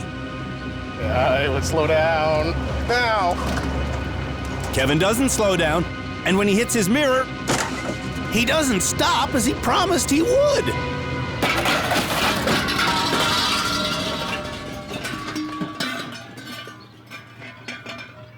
No. You know, Andrew gave him only 2 very clear instructions, and he didn't follow either of them.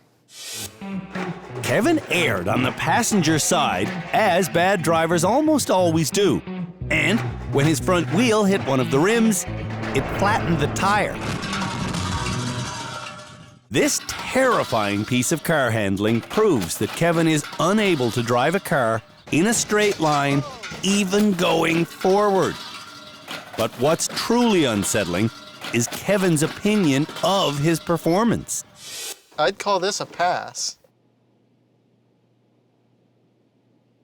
How could he possibly think that went well? I blew a tire, Andrew. But still, that's pretty darn good. And No, you did not just say that. You did not just say that. Don't tell me you didn't actually get the point. Well, he told us he was going to change his attitude. That reminds me of Kevin from last year. He's destroyed the course. Look way down there. Look. Like you're smiling, you're saying it's a positive, it's a good news story. It's a straight line.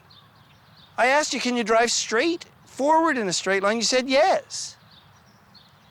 And I did. I got You didn't. You hit, you blew a tire.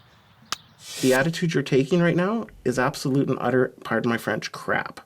And you need to get your head out of that thing called your butt. He didn't even say whether I passed or failed the challenge. What do you think? I think it was a pass. When we come back, Can't even see the end. the rest of Canada's worst drivers ever do the longest reversing challenge in the world.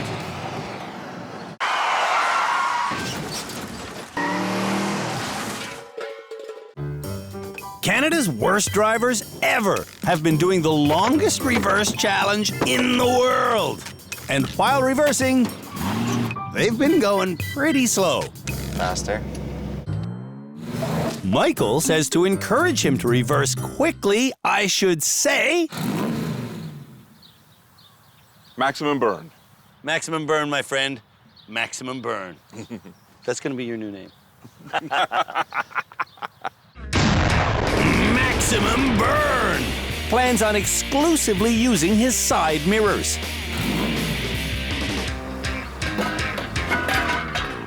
It's a bad plan. Put your arm around the passenger seat and look out the back window and you'll have more success, probably. I'll give it a try. This reversing technique is a change for Michael.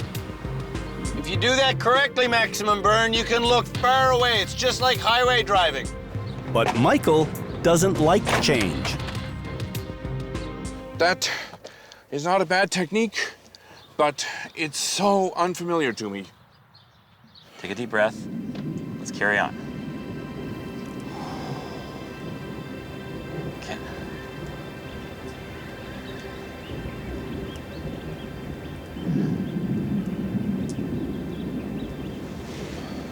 We're having a small mantra moment, okay? If it works, use it. Yeah. Unfortunately, it doesn't work. What in the world? Our experts always say when going in a long straight line to use your rear window. The technique is too foreign to me. Learning new techniques is the whole point of rehab. But Maximum Burn is apparently not willing to learn. Maximum Burn has sadly become Maximum Burnt. Sly will drive this challenge without Fred. This is crazy. What's really crazy is that Sly is reversing while staring at the speedometer. If you're reversing, you want to look where you want to go.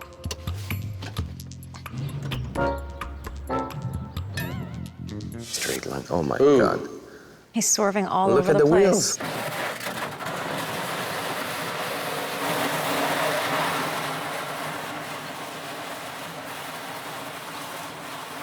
Sly, stop, stop. Like, how many bodies do you need underneath the car to stop, you know? When the garbage is finally removed, Sly starts reversing while looking dead ahead again. Oh, crap. To sum up Sly's drive, I'll send it to the experts. Well, that's the worst reverse ever. Ever. Ever. Ever. Shelby is the final driver to do the longest reversing challenge ever! Yeah! Getting through the rims, Shelby does well-ish. Through the cars, Shelby does well-ish. But through the garbage cans, Shelby does, well...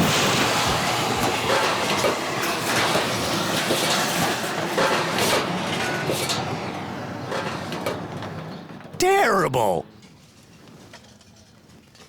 That was garbage. One word, how would you describe that drive? No good. That's 2 words.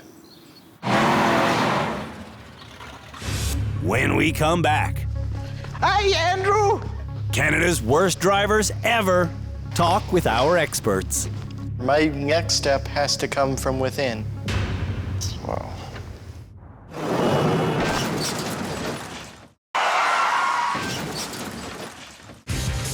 This episode, the nominees for Canada's worst driver ever proved to be pathetic car hockey players.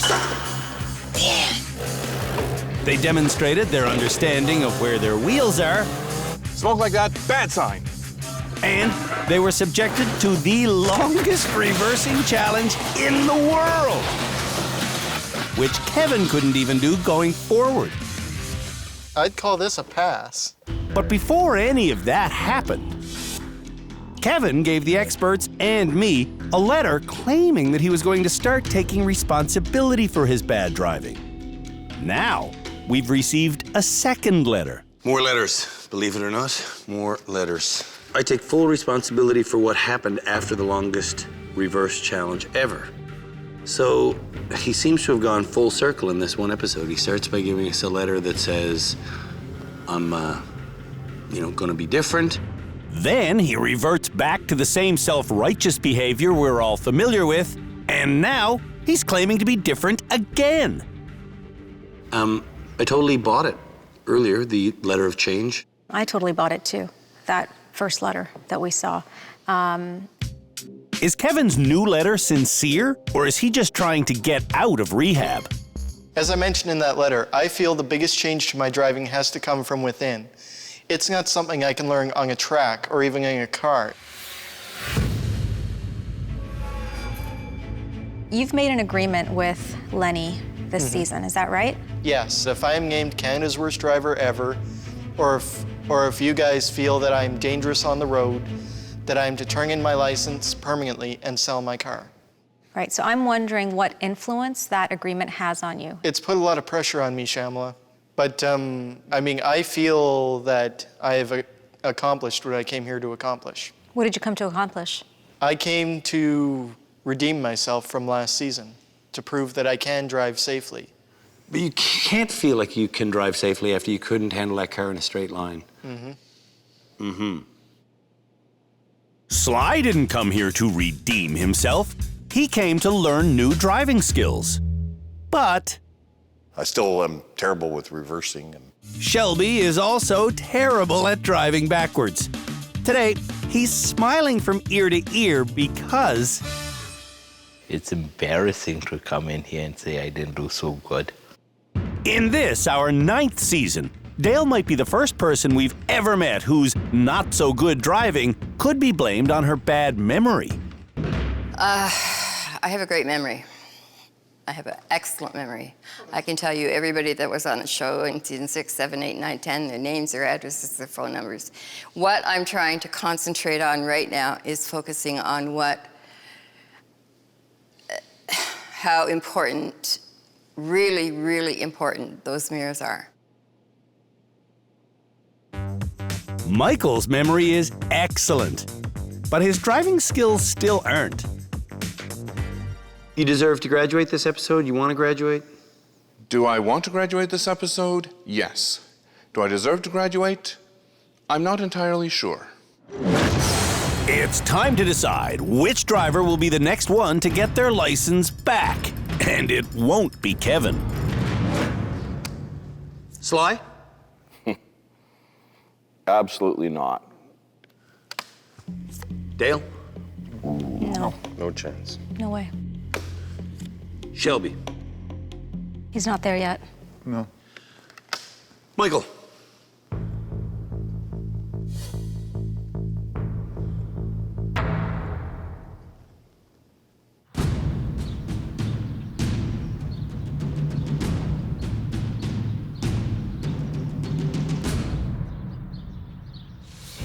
Well, we've seen some pretty bad driving at the rehab center before, but this episode was a downright fiasco. The only person here who impressed the experts enough to even get on the short list to graduate was you, Michael. But I actually think you still might be Canada's worst driver ever. So, once again, we're having a graduation ceremony where no one graduates.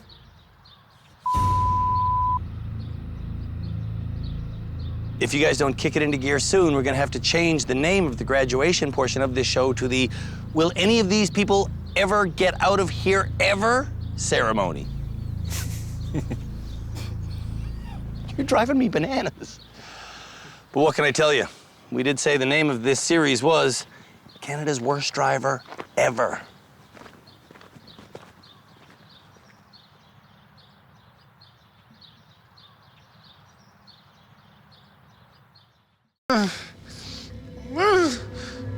Look out! Oh, just look where you want to go. Look where you want to Every night now, for years, I have a recurring dream whenever I sleep. It's a nightmare. I dream that instead of it being a regular season at the Driver Rehabilitation Center, all of the most dangerous drivers we've ever had are back for one terrifying showdown. I'm talking about people like One-Eyed Kevin. Kevin, who possesses a glass eye, Red. was named Canada's worst driver in season 8 of our series. Someone else who haunts my slumbering thoughts is over-analytical Michael from season 2. Don't hit her, man. That's my mother. Crud! That was rotten and totally unjustifiable. Sly from season 7 was such a bad driver. Whoa! I'm unable to sleep a wink when memories of him cross my mind. I guess it's really important to know where one's wheels are, eh? You are correct, sir. And then there's Shelby from season 3. We're gonna do this. Shelby is a sweetheart of a guy, but his driving would cause anyone nightmares. And then there's the woman who's so terrifying, she's probably ruined your sleeping patterns. I'm gonna get ya. Dale from season 6. Hey! I was chasing you. Out of the car. Get out of the car. Fans of our show keep asking me to bring those people back to the Driver Rehabilitation Center so we can see which one of them is the worst driver of all time. See, I didn't see it ever. If that nightmare ever actually became a reality, we'd have to change the name of the show that I host to Canada's Worst Driver Ever. They're behind me, aren't they?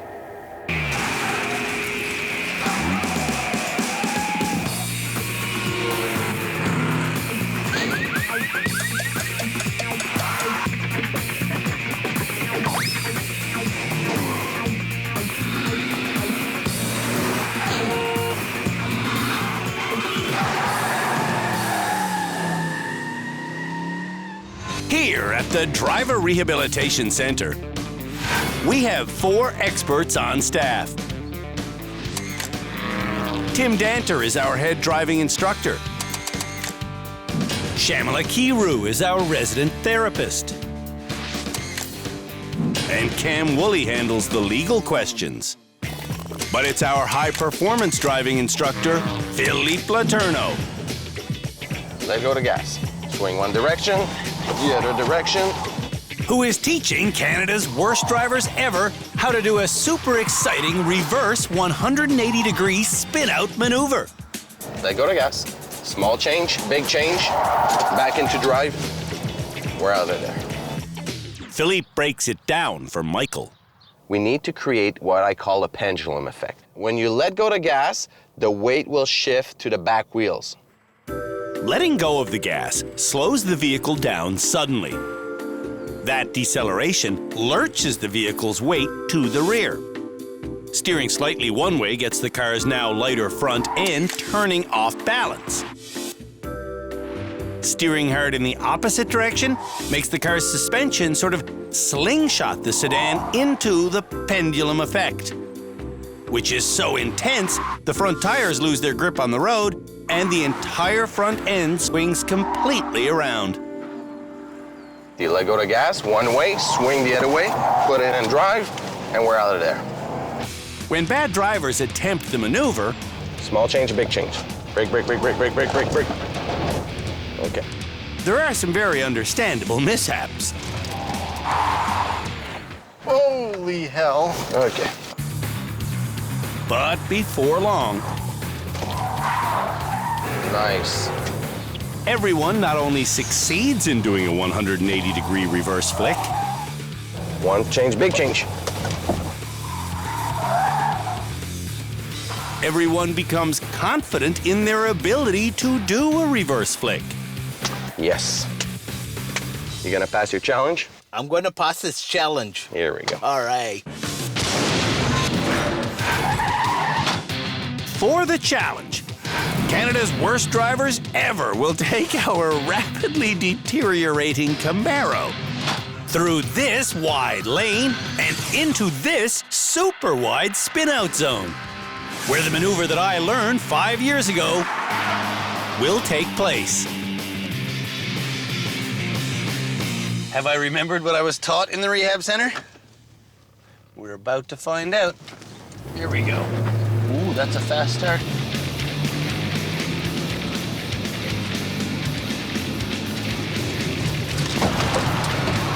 Oh yeah, just like that, baby. I remember the steps on my first attempt. Canada's worst drivers will each get multiple attempts, but can they remember how to do a reverse 180 flick? Kevin will be the first bad driver to try. Kevin, first attempt. What do you think? I think he's gonna oversteer on his first attempt and go straight into the field on the other side of the road. Here he goes, let's see.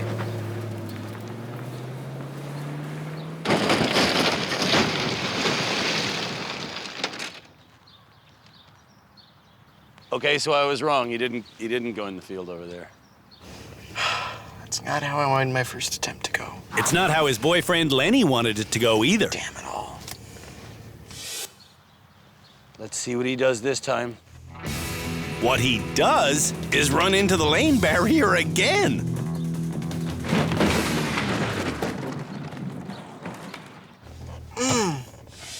On his third attempt, Kevin realizes that he's been veering to his left, so he compensates to his right.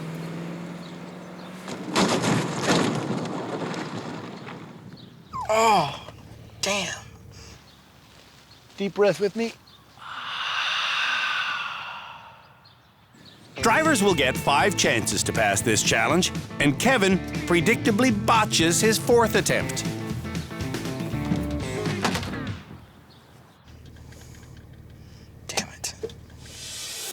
Kevin, you good? Yeah, I'm good. Ask me if I'm good. You good? No, I'm not good at all, Kevin. This is supposed to be a 180 reverse flick challenge, and you can't drive in a straight line. You know how that makes me feel? Not good.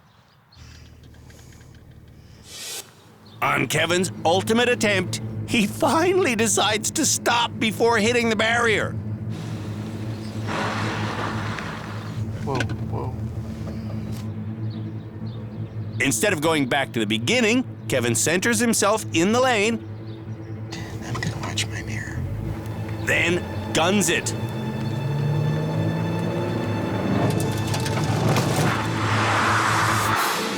Yeah! Kevin passed, but failed a lot along the way. He still got a lot to learn about looking in his rearview mirror and reversing. I will admit that. Michael's best friend, Eric, also wishes Michael would look in his mirror when reversing.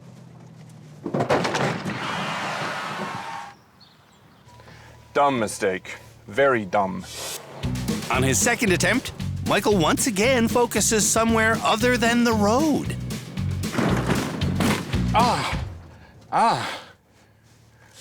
This is turning into a can you drive in a straight line challenge. I've noticed. Michael's third run is ludicrously slow. Not quite sure what I did wrong there. And his fourth run is barely faster. Before his final attempt, Michael needs to de-stress. I understand. I feel that need all the time. Being here makes me incredibly tense. You're laughing, but I'm wondering how you get your license. Okay, now close your eyes. Visualize what you're about to do.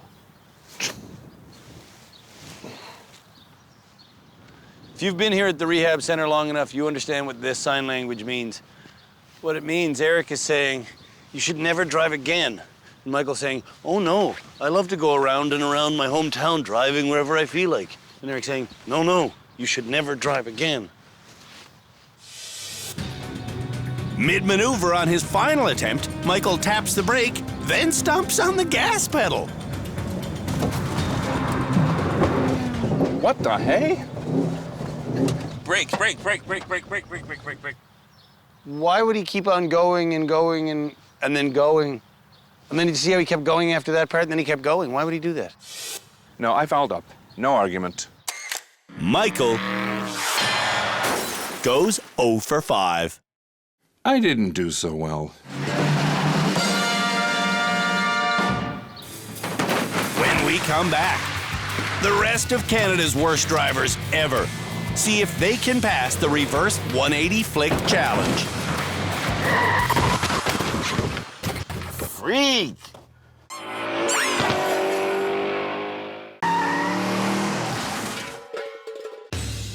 Canada's worst drivers ever have learned how to do a Hollywood stunt driving maneuver called the reverse flick. Now, Canada's worst drivers ever are trying to do the maneuver in a contained space. What the hey? Shelby has his brother Elric in the passenger seat, and he wants me to hop in the back. All right, let's do this, buddy. Okay. Before Shelby starts, I notice that with his foot on the brake, his leg is perfectly straight. If your leg is locked like that and you run into something, boom, you can shatter either of these bones. And if you're really unlucky, you won't shatter either of them, and it'll push it all the way back. You'll shatter your hip. Okay. Big problem. Always keep a flexible knee. Shelby has his seat now adjusted to the perfect position, but I don't think it's going to help him pass this challenge. But it does! Who did it? We First try, did it! Shelby! Wow! Shelby passed! Which means we get to act like fools.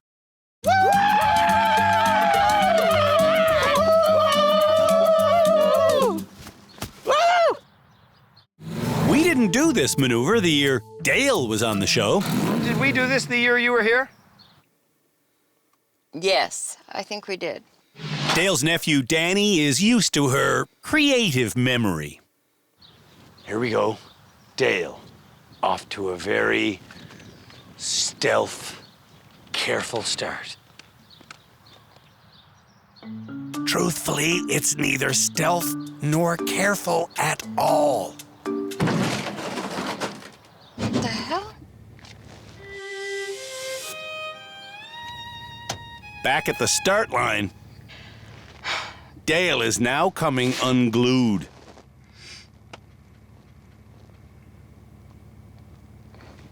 I jumped in with Shelby, and he got it on his very first try. Can I sit in the back seat with you? For Dale to succeed, she clearly needs help. Quarter turn one way, all the way the other way. Quarter turn one way. Quarter turn, all full the turn. way to the Quarter turn, full full turn. And do you want us to say now when you get inside the box? Yeah. Yeah? No problem. We'll do that. Now means you're gonna do what? The maneuver? Yeah, exactly. Quarter turn one way, all the way the other way. You know, maybe I should try it by myself. Shamala, what do you think about Dale's state right now? I'm not sure that she can be a driver.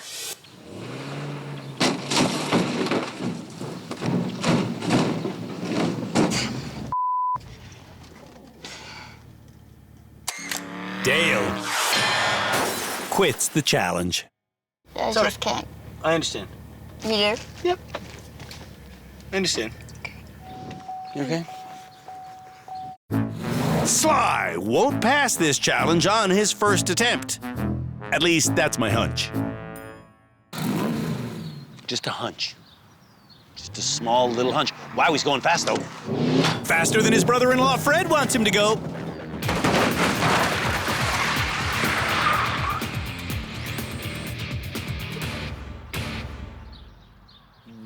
Wow, that was highly exciting. Well, I wasn't looking in my mirror. That's what happened, is I wasn't looking in my mirror. Wow. Honestly, the reverse 180 maneuver does look cool, but it really isn't hard. I mean, Shelby did it on his first try. How hard can it be? How fast is he going? Fast enough to lose control. I was looking in the mirror the whole freaking time. Well, how did that happen? Yeah, I think he's looking at the mirror, not where he wants to go. You know, he is probably the worst guy at reversing I've ever seen here. Okay, let's try this again. Once again, Sly has no idea that he's going too fast. Freak! Holy, now I'm the other side. What is wrong with me today? It's the same thing that's wrong with Sly every day. He can't drive. Sly, run number 4. I don't feel good about it.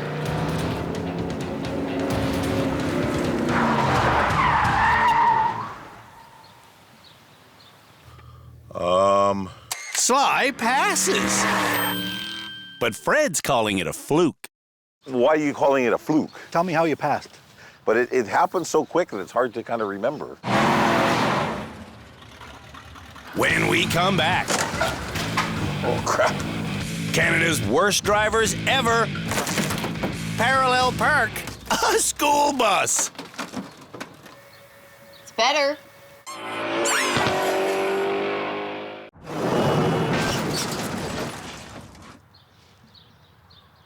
Parallel parking used to be mandatory when getting your driver's license. These days, though, new drivers don't have to demonstrate this basic technique. Here at the Driver Rehabilitation Center, we think that's ludicrous. To graduate from our academic institution, drivers must demonstrate parallel parking prowess. But not in a little tiny car like this. That would be too easy. The nominees for Canada's worst driver ever will have to parallel park this 11-meter-long school bus in this 15-meter-long space. All right. Parallel parking a school bus. At the rehab center, we often talk about realigning a car laterally by driving forward with an S-turn. Parallel parking is simply realigning a car laterally by doing an S-turn in reverse.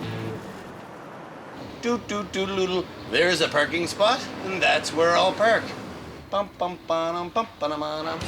Parallel parking rules are regulated by municipalities. And in practically every Canadian city, the distance you must be from the curb to not get a ticket is 30 centimeters. Forward. So, to pass this challenge, that's how close drivers have to get. Aye? Michael understands that parallel parking is essentially a reverse S-turn to straighten yourself out. So you will end up approximately here. Understanding the theory of parallel parking is one thing. And that was the curb. Being able to execute that theory is another thing altogether. That was the curb. For this challenge, curb. Drivers will get 10 chances to park. And I hit the curb. And if they want to avoid hitting the curb, that was the curb again. They will have to use their mirrors. And I just hit the curb again. You must use your mirrors. You follow the same rules as parking a little car, it should be easy. Aside from using their mirrors to watch the curb, drivers will have to pay attention to front-end swing. And I blew it. And they'll have to be aware of the car that's behind them. Drivers will get 10 chances to pass this challenge. And before Michael's tempt the tempt, he wants to recite the Oath of the Blue Lantern. In fear-filled days, in raging nights, with strong hearts full, our souls ignite. When all seems lost in the war of light, look to the stars, for hope burns bright. All will be well. Onward. Michael goes onward.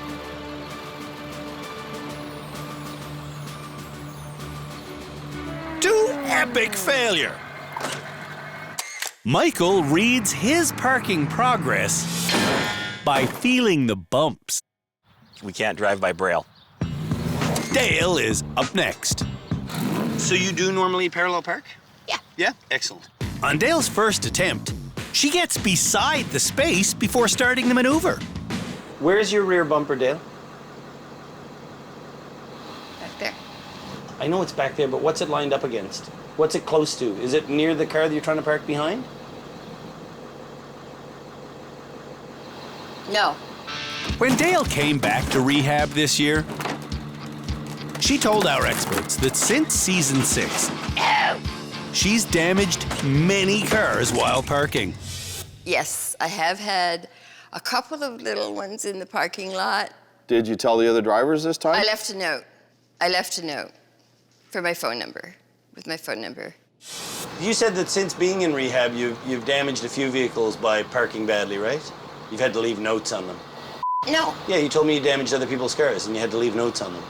That was season 6. Yes, you told me since being here this year. year. Did I say that? Well, then I did. Dale's hard-hitting habit is known by her whole family. That's why nobody wants to drive with her. To keep Sly and every driver moving on this challenge, Time's up. We're giving them a 30-second time limit for each attempt. Time. And on each of his first 5 tries. 3, 2, 1, time. Sly doesn't even come close to backing up enough. Sly, try, would you? I am trying. I really am. No, you are not trying. When Sly does try going faster, oh crap, he either hits the curb, or the car he's trying to park behind, oh crap, or he hits an incomprehensible angle. I would say that that's parallel. You're pointing that way. Sly never even comes close to parking. Came close, but you know what they say about close. Yeah, you didn't. Kevin becomes the 4th Canada's Worst Driver Ever nominee in a row to drive into the curb and then through the curb. You hear that? You're hitting something. He might be blind from one eye, but he's not deaf.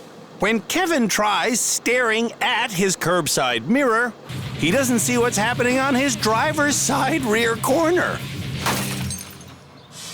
When we create challenges, we never want them to be so hard that no one passes. Okay, I'm free of the Oldsmobile.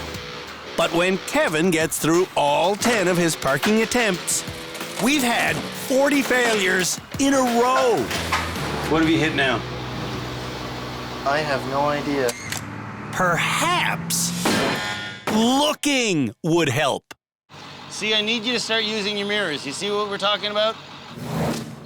The final driver, Shelby, sometimes hits the curb.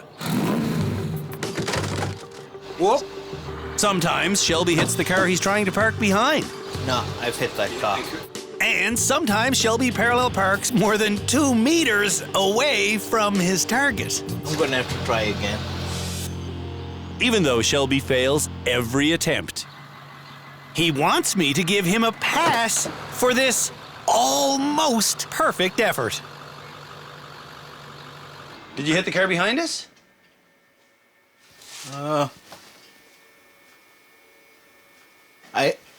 In Europe, you are allowed to touch the car behind you. Shelby gets a European pass. I'd say we never tell anybody about the car there. Yeah, we shouldn't.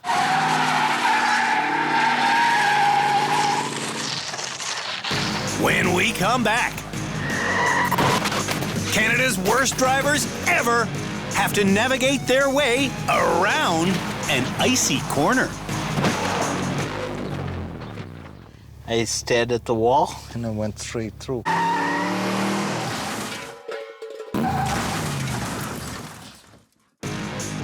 On the day that Canada's Worst Driver premiered last year, Kevin was driving in British Columbia. Breaker, breaker, one guy. Anyone got their ears on? Copy. When he came to an icy corner, he locked up his brakes, skidded into the ditch, and wound up with some serious injuries.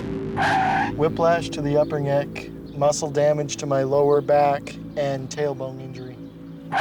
So, the next challenge for Canada's worst drivers ever will be to drive around an icy corner. But before they do that, we're gonna teach them the proper way to do it. When Kevin skidded into the ditch, he was driving a car that had no ABS. ABS. is a computerized anti-lock braking system. And if you have ABS, your vehicle will never skid. However, 50% of cars on Canadian roads still have traditional brakes that will cause the front wheels to lock up and skid whenever the brake pedal is forcefully hit. We are now driving a non-ABS car, so no anti-lock braking system. All of a sudden, there's a deer in front of me. Whoa, I panic. No more steering is available. Right. And did we turn? No, we No. hit the deer. If you find yourself skidding towards an object, your instinct will be to stare at that object. And if you're staring at impending doom, you'll automatically stay on the brake. To release the brake, you have to look where you want to go. Look, steer, release. When it's Kevin's turn to try, Okay. he makes the same mistake that put him into the ditch last year. And brake. Ah. What did we miss? Steer. No. Look at the steering. You did steer. Oh, I did steer. I didn't release. Exactly. After a while, lock. Kevin and all the bad drivers learn to look at the open road and release the brake. Nice. You gonna pass this challenge? Yes. For the challenge, we've removed the ABS from our once shiny Camaro. Drivers will take it towards our icy corner at 50k an hour. If they make it around the bend, they pass. All right, icy corner. One critical part of this challenge is not speeding. That's 40, that's 50 right there. I slam on the brakes to slow down, then release them to turn. Just like that. This is a really important challenge for Canadians that drive in the winter. Kevin's recent accident on ice involved one element I was unaware of. We had walkie-talkies so we could communicate. I went down the hill, I slid sideways, and the front end of the car went in the ditch. You had walkie-talkies that you were using while you were driving? Just, we only Yes had is the them- answer? Yes. Illegal. Absolutely illegal. Really, really unsafe. Not only is it illegal, you're a really bad driver. Good drivers can't handle that. We had to keep in touch. I mean, what if one of us got lost? People wonder how I don't get frustrated making this show. It gets me really frustrated. If you're really that desperately afraid of getting lost, stop every kilometer and talk about it. But don't drive and use walkie-talkies simultaneously. Either that or we should have gone with my original idea. Take just his car and have my car towed. I would do that every single time if I were you guys. I would tow your car all over town with a sign that says, I'm never driving this thing again on it. Well, I don't think we have to go that far. Are you going to watch my speed? I'll watch your speed, fine. Having someone else monitor your speed can go wrong in many ways. This time, oh, I don't have a good feeling about this. Kevin keeps accelerating after reaching 50. 40, 50. And going over 60 is certain failure on this course. Oh! Ah! On Kevin's second attempt, Lenny tells him when to let go of the gas pedal 40, 50. and when to let go of the brake. Let go of the brake. I did. You're not soon enough, though. Not soon enough. Damn it. Kevin is driving today with 30, 2 heads, 40, 50. and 2 feet, Turn your wheels off the brake. but no brains. No. Oh! Drivers will get 5 chances to pass this challenge, and on each of Kevin's first 4 attempts, he drives too fast, brakes too late, and crashes through the wall. Brakes, turn. Oh! No! No, no, no! Oh! You kept your foot on the brake. No, I didn't. I released. Kevin didn't release the brakes. He just froze on the brake. Yeah. Do the right thing this time, man. You're driving me crazy. Do the right thing, Kevin. We taught you this last year. We taught you this year. You put your car in the ditch in between those 2 events. Show us you're figuring it out, man. Okay. Too dramatic? On his final attempt, Kevin again keeps accelerating after Lenny says 50. 40, 50. And he doesn't touch the brakes until it's too late. On the brake, off the brake, turn.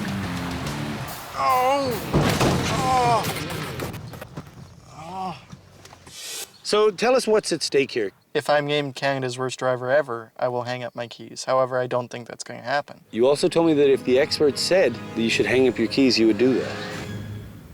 Yes, you did. To keep his license, Kevin is now grasping at straws. Yes, I mean, I can drive. I know I can drive, and I can do it safely. I've proven it. Not to me, you haven't. Yeah. Not to me, you haven't. When we come back, the rest of Canada's worst drivers ever. See if they can pass our icy corner challenge.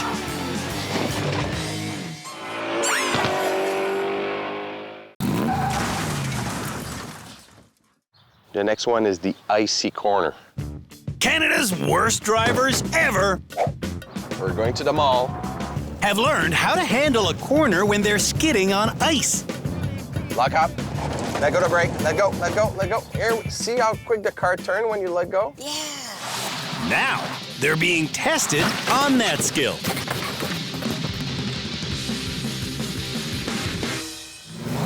Dale is up next. Icy corner. What did Philippe teach you? Not icy corners. Yes, he did. He taught you how to steer out of a skid. No. He said, we're going 50, we're going to the mall. On Dale's first attempt, she hits the brake and never releases it.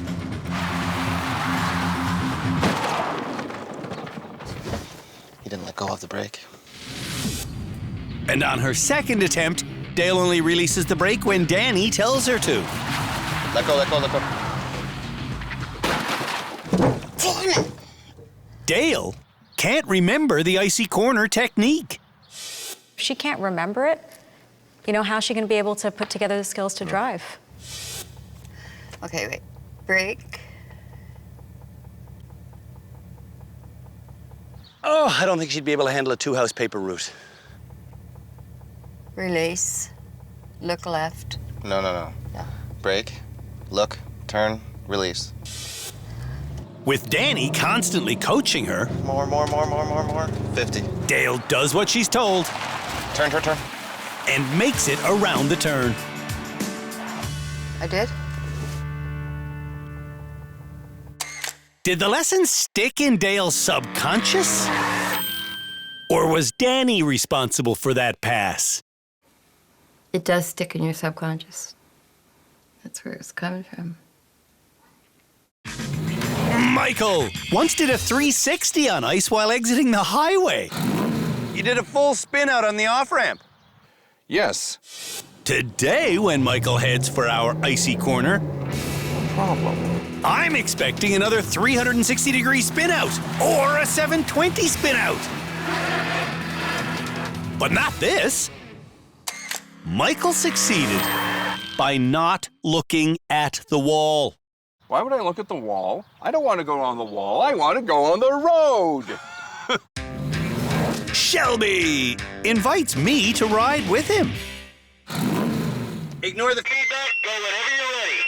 Okay. On his first attempt, Shelby hits the brakes before reaching the ice. And he hits the gas before leaving the ice. Whoa.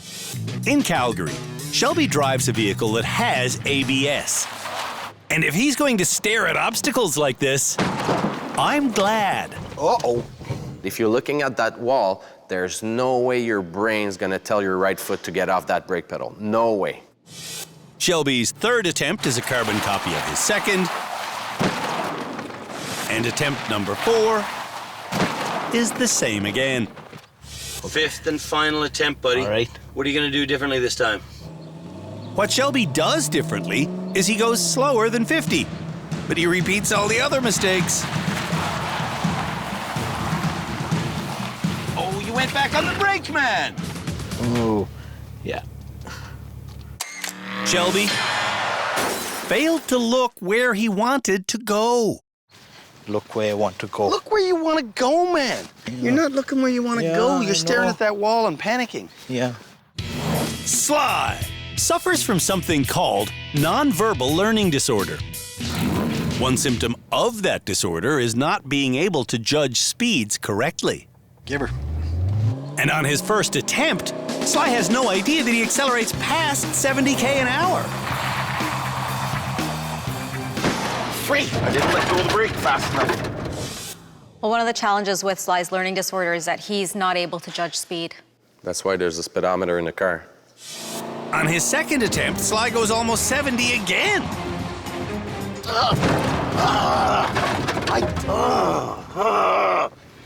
What is going on that I always keep on screwing up? Fred knows that Sly is speeding, but he stays silent as Sly again accelerates to 70.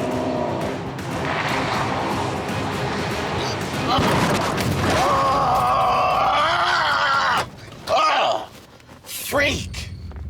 What is going on? Why is that I'm screwing up all the time? All this is annoying. Me and Fred both know something that's really quite obvious. And it's that if you glance down, just briefly, you'd learn something really dramatic. What? Sly learns that I'm talking about the speedometer, but he says he has been looking at it. Like when I last glanced at this, I was about 40. But that's one of the things that worries me, is that you don't know the difference between 50 and 80 as the world is going by.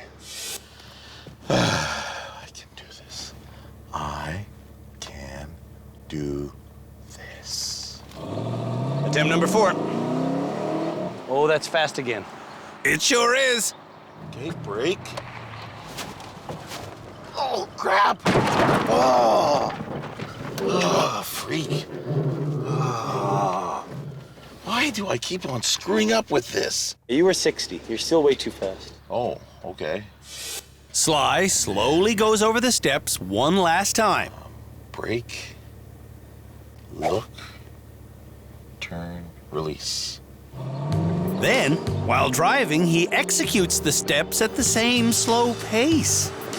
Brake, look, turn. Oh, I almost did it. Sly might be Canada's worst driver ever. You might as well give me that trophy.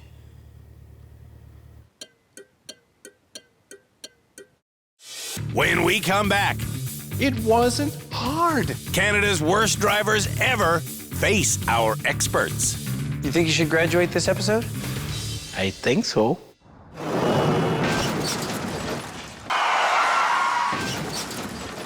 On this episode of Canada's Worst Driver Ever, the nominees showed us how well they can steer around an icy corner.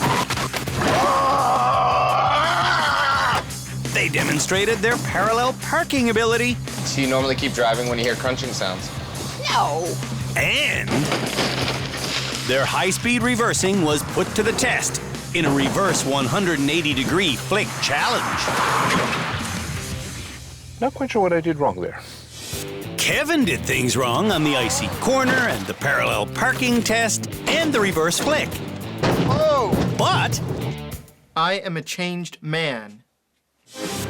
the experts and I are now listening to Kevin claim that he's rehabilitated. You think you should graduate this episode? Yes, I do. You do? I do. Lenny, do you think you should graduate? No. No, I don't think you should graduate this episode. Michael wants to graduate this episode, but on the reverse flick challenge, he tried to stop by hitting the gas. I hit what, on some level, I thought was the brake, and it took me a while to go, oh, wait, wrong pedal, and stop. And is that the actions of someone who should graduate, in your opinion? To be honest, I would say probably not. Dale doesn't want to graduate because, as she puts it, she still doesn't know the parallel parking steps or the icy corner survival steps in her head. But she says, I will know those things in my head. Let's say you don't. There's only 2 episodes left after this one. What do you want me to say, Andrew? I want you to tell me how you adapt. Well, if you think I'm going to take the bus, no. I'm not. Sly also says no matter what, he won't start using public transit. Icy corner went how? Disastrous. And parallel parking a school bus went how? Slightly better, but not really much better. And reversing and then doing a 180-degree spin out went how? I mean, I kind of ended up in the right position. How I exactly got there is still a little bit of a mystery. Shelby got a European pass on the bus challenge. And reverse 180 were fantastic. Yeah. You were the best. Come on, take credit. I know, thanks. So you did pretty well this episode. Yeah, I did. I did really well this episode. Do you think you deserve to graduate? I think so. You do? No. No way.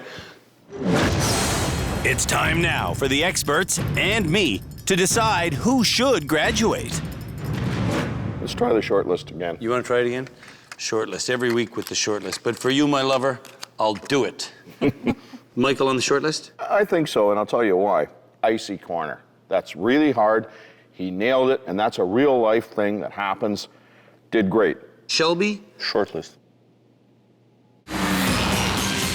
Shelby failed the icy corner challenge, but Michael was disastrous on every other test. Still, they're the only two people on this episode's graduation shortlist.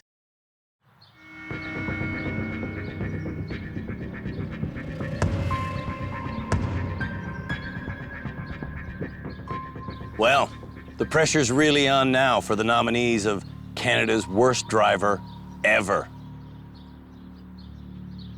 Michael, you seemed like the shoo-in. Everybody believed that you would get to go home, but you had a serious fatal flaw in this episode, and that was slamming on the gas pedal when you intended to hit the brake. It's kind of a big deal around here. Oh.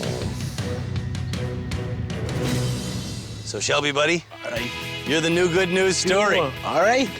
You did a 180-degree spin out perfectly, so you are this year's newest graduate. All right, thank you. Way to go, buddy. Finally. Yeah, way to go. Before coming to rehab back in season 3, Shelby was Canada's most timid driver ever. I drive like a grandpa. After receiving all of our lessons that year, Oh my God, I'm gonna puke on you, man. he was still super timid on public roads. You're going backwards when there's a green light in front of you. Yeah, I thought he might need to back up. During the last 6 years in Calgary, though, Shelby has been driving regularly, and he's had a perfect driving record. I haven't got a single ticket. Hey! In rehab this year, Shelby did quite well, Yeah! passing many difficult challenges. Safe driving, yay! And when Shelby passes a difficult challenge, it really is a beautiful, fun thing. Yay! Not Canada's worst driver ever. I hope we get out of here before you change your mind. Congratulations. Thank you very much, Elric, for bringing him. Congratulations to you, too, man. Woohoo! There's only 2 episodes left until we name Canada's worst driver ever. I'm not going to pretend I was not utterly, utterly disappointed. A lot of people have told me that they're curious about the amount of foam we use as obstacles here at the Driver Rehabilitation Center. Over the course of our 9-year history, we've gone through 30 tractor-trailer loads full of foam. And this particular season, we actually bought more foam than we ever had before. We picked up 17,500 cubic feet of foam. And we're now worried that it's going to run out. Because this year on Canada's Worst Driver, the worst drivers ever have returned. We started off with 9 of them. But now that we've made it to this, our second last show of the season, only 4 folks are left. Sly from season 7, who honestly doesn't seem to be improving no matter how much we teach him. What is going on that I always keep on screwing up? We also have Michael from season 2, who is definitely getting better. What the hey? But often has serious mishaps. Brake, brake, brake, brake, brake. Like hitting the gas pedal instead of the brake. I want to know what I did wrong there. Then there's Dale from season 6, who is so unfocused.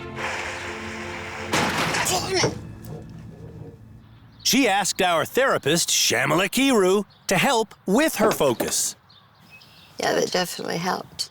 And the final remaining driver is Kevin from season 8. Kevin has pledged to quit driving for the rest of his life if our rehab center experts tell him he should. Oh, that's not how I wanted that to go. To determine which 3 of those 4 folks will be driving in our next and final episode, they'll each be behind the wheel today, participating in a series of 3 driving challenges that will be using some of our remaining foam as obstacles. And we're not just casually observing them during these challenges. We're pitting them against one another to see which one of them is deserving of the title Canada's Worst Driver Ever. Which is why I'm up here. Being down there is just way too dangerous.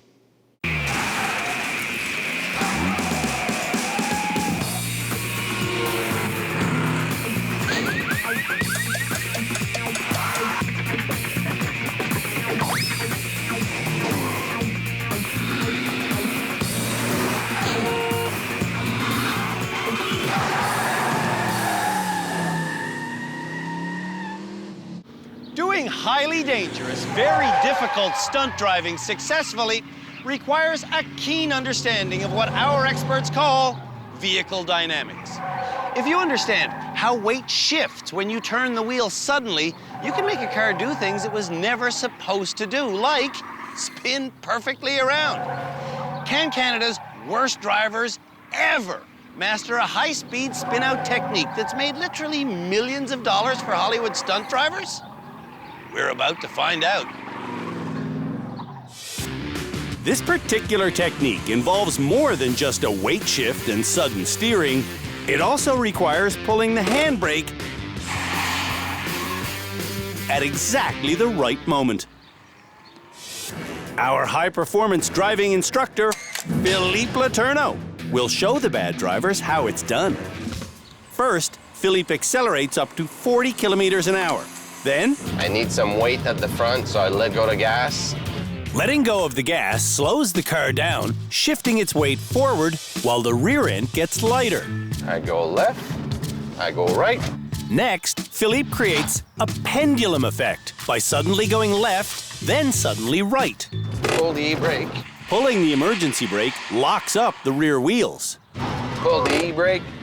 And that causes the spin out. And we're out of here. Right. I might have a little trouble with this. Why? Oh, very simple. I'm not used to handbrakes. When all of Canada's worst drivers ever get used to doing a handbrake turn... Oh, nice, nice, nice, yes! It's time for the challenge. Come on, come on. Huh? For the challenge, drivers will come down this straightaway and do the maneuver in a confined space around a foam figure of their loved one. And the vehicle they'll be driving will be our now battered Camaro, which had a brand new high-performance handbrake installed just this morning. The handbrake here is called a cutter handbrake. Watch this. It wants to bounce back. Your normal handbrake at home has a ratchet system that when you pull it up, it locks it in place. And what you're pulling tight when you do that is a cable. When you pull a cutter handbrake, hydraulic fluid gets pumped through a tube.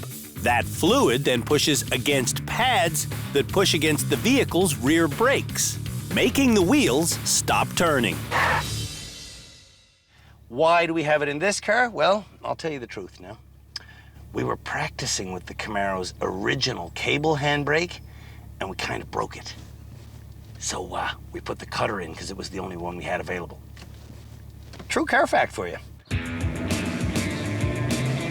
Get up to 40K an hour, hand is on the brake, looking where I want to go, around, yeah! And then in drive and get out of here. This is a classy maneuver. Can Canada's worst drivers ever figure out how to do this classy maneuver? We're about to find out. Sly is up first. Sly like the 180. Sly's brother-in-law, Fred, enjoys Sly's deep thoughts.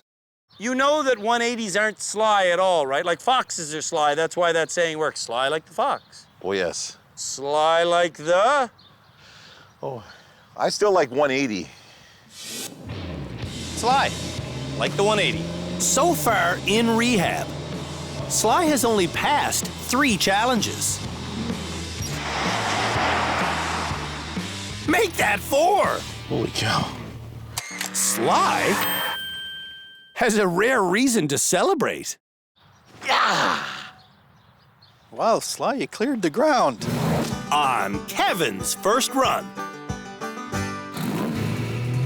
He stays on the gas during the maneuver, which doesn't lighten the car's rear end enough to allow it to fully swing around.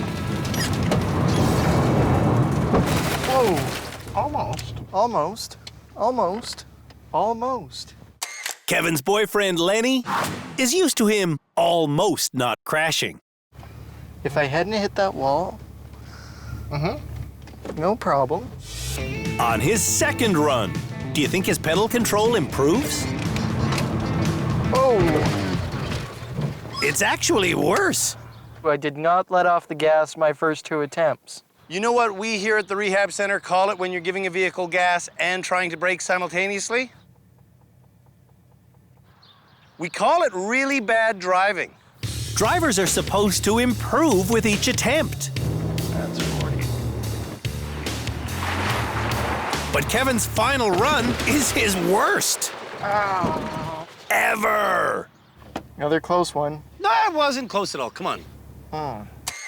Kevin really needs to step up his game. You got a lot riding on this, man. You're never going to drive again if you get named Canada's worst driver. I know. Ever. When we come back, Michael and Dale run through our handbrake challenge. You didn't even pull up on your brake.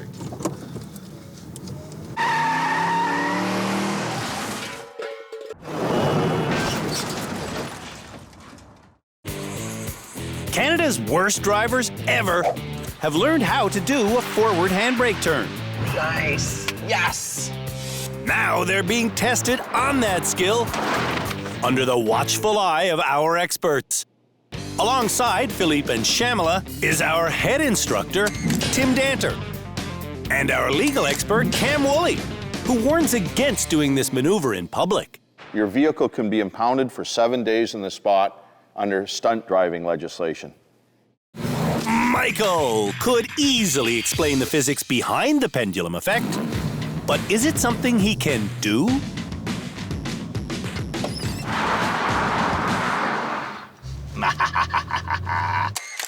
Michael's best friend, Eric, is a good influence on him. By George, I think I got it. For a few days now, Dale has been threatening to leave rehab. I've had it. I'm done. I am done. I'm leaving. Just need to get out of here. I've had it.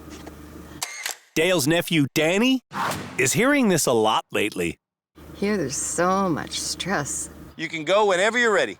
Dale is going in our Honda Civic because its cable handbrake is easier to pull than our hydraulic handbrake. But she hits the foot brake. You didn't even pull up on your brake. To me, it looks like she's not present at all in the car. Yeah, but she's driving on public roads. Dale, before you make this run, are you absolutely ready to go? She must be ready because she's gone. Is she focused enough to not hit the foot brake this time?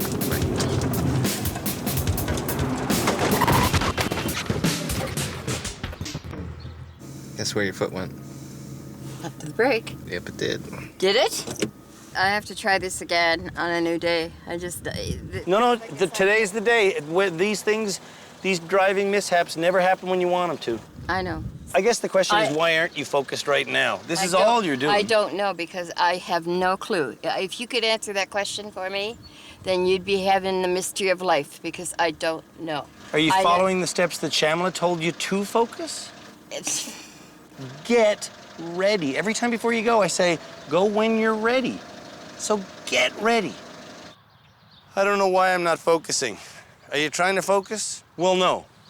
Well, maybe that's why you're not focusing. Wait a sec. Am I now starting to try to make Dale make sense? That makes no sense. Why are they making me do it when I'm not confident? Do every single thing you need to do to focus, Dale. And you do not have to go until you're absolutely ready. Okay. This time, Dale sits still without speaking for so long, I'm not sure if she's focusing or passing out. I've heard that the Hubble telescope takes a long time to focus. I think Dale takes longer. After 8 full minutes of focusing, Dale focuses on finding something to blame her bad driving on. I can't see the speedometer because the sun's in my eyes, but I'm still gonna try it. That's brave of you. You could also pull down the sun visor. Okay, thank you. So focused on the task at hand, she forgot the existence of a sun visor. I guess that happens to samurai warriors and Buddhist meditators and... Nah, just Dale. With her focus fully focused, Dale goes. With the car still in park. When it's in gear, Dale still can't drive.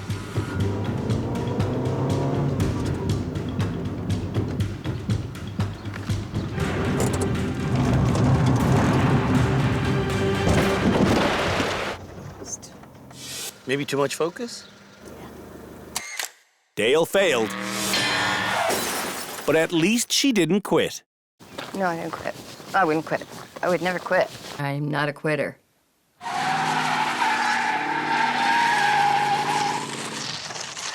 When we come back, Canada's worst drivers ever show us what they've learned about maneuvering in tight spaces. Okay. So I'm just a bad learner, I guess, is maybe Canada's worst learner.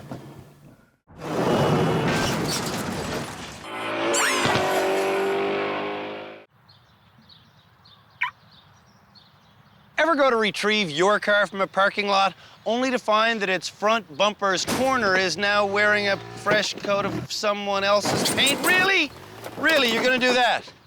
Well, the remaining nominees for the title Canada's Worst Driver Ever might be the culprits. To see how well they pull into a tight parking spot, it's time for an annual challenge we call the Cross.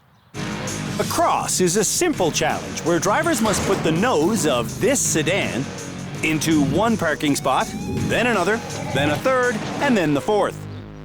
This entire experiment is about S-turns. I want to go wide and then turn late. 4 back and forth S-turns later, into the one. Doing this entire challenge, I never touch the concrete, I never scrape my paint, and after 40 changes of direction, I successfully complete the cross. My total time is 6 minutes and 5 seconds. Can Canada's worst drivers ever figure out this simple steering technique? We're about to find out. Oh, and if they don't, and you see them pull into a parking lot near you, run the other way. Kevin starts by hitting his front bumper. Then he hits his rear bumper, his door, and his wheel. And that's just getting into the first spot. You don't know what you're doing. Don't. During Kevin's entire run, he touches a barrier 25 times. He scrapes door paint 4 times, and he changes direction 99 times. What? Kevin wants out of the Driver Rehabilitation Center. I personally would like to see Kevin stay till the final 3.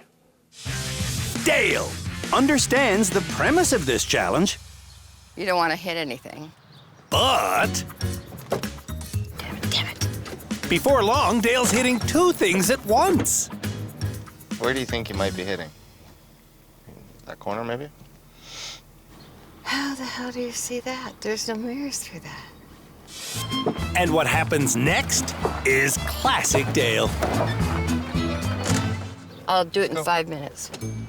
She abandons the point of the challenge and starts driving aggressively. Hell with it. Dale has mentally left the rehab center. Getting into all 4 parking spots, she hit barriers 35 times. She scraped door paint 12 times, and she changed directions 98 times. There we go, we're done. Right on. Yeah. Dale seems wasted. You really gotta watch those frickin' mirrors. Sly thinks he'll do well at this.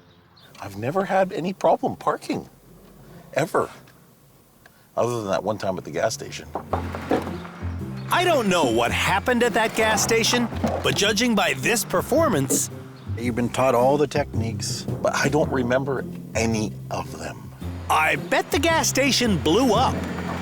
Oh. Ah.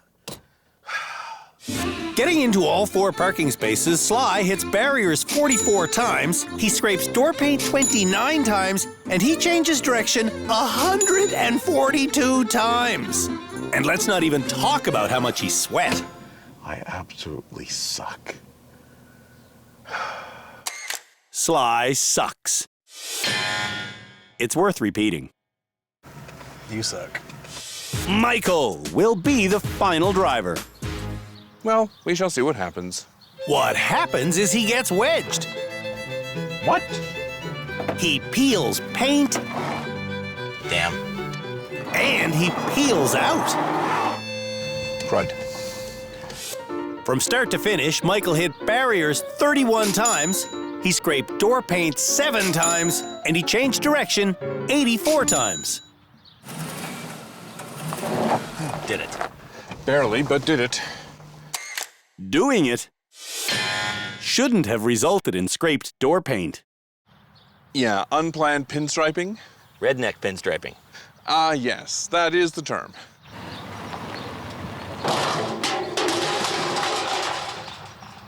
When we come back, Canada's worst drivers ever take our limousine on a high-speed slalom run. What in the world?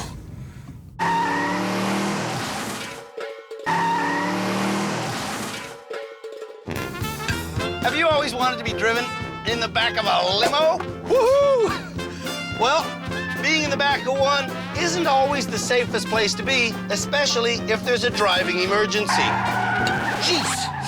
And there's about to be a driving emergency because the nominees for Canada's worst driver ever are about to take our stretch limousine on a 70K an hour slalom run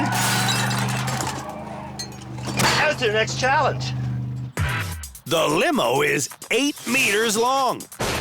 And the slalom has 5 turns that must be taken at 70K an hour, just like this. And that's 70.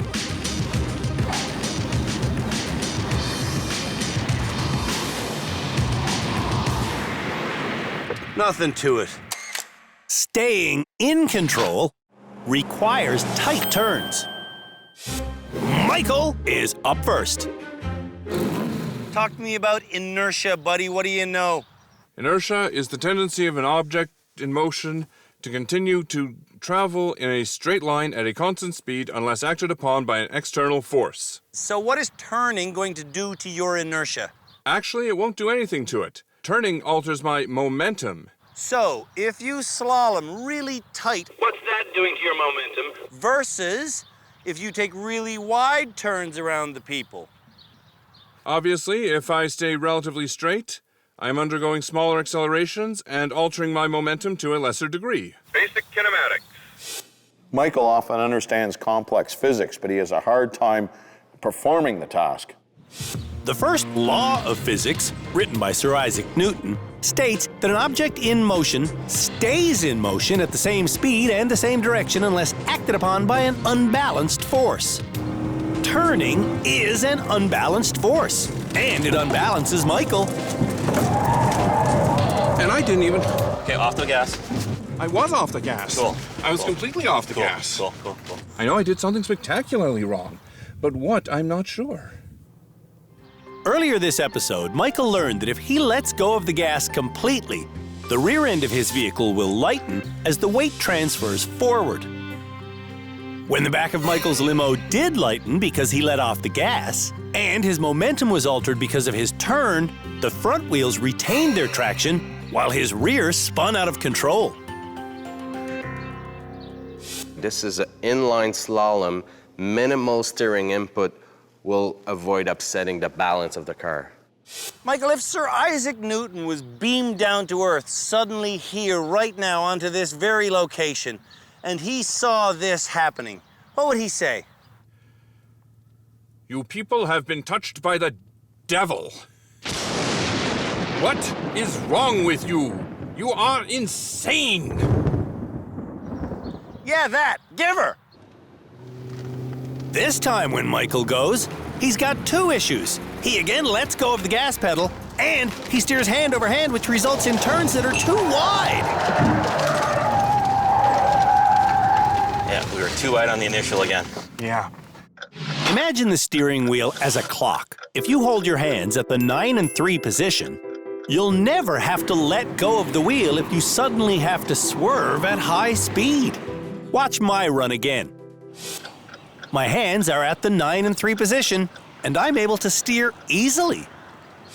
Hands at 9 and 3, half a turn of the wheel, that's all you need. Before his final attempt, We're just gonna do a quick mantra moment here.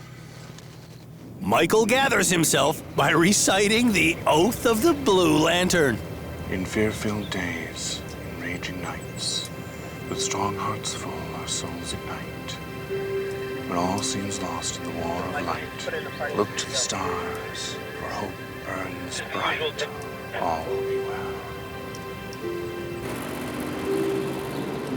All will be well if Michael maintains 70k an hour and keeps his hands on the wheel. Oh, good grief. That was just ridiculous. Michael may be Canada's worst driver ever. Here, keep your head in the game. Yeah, but what about his? Dale lines herself up well wide of the slalom course, which causes a first turn that's so sharp she can't recover from it. Hit the brake, hit the brake. Wow. Did you forget the brake? Dale did forget the brake. Driving through the weeds, she was still hard on the gas pedal. Hit the brake, hit the brake. If you're out of control, try to stop the car quick. You didn't hit the brake. Why would I want to hit the brake? Oh, you mean between the people? You know, when we started going But off he the road? said, like... When we started going off the road? Oh, when we, yeah. You were that- still flooring it. Dale has an explanation for speeding through the weeds. I guess, okay, how can I say this so that you'll understand it and not think that I'm crazy, okay? She can't.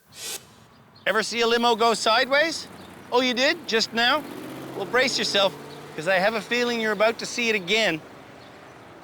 This time, as Dale's headed towards the slalom, she's pulsing on the gas, and when she enters the slalom, she pins it to the floor again.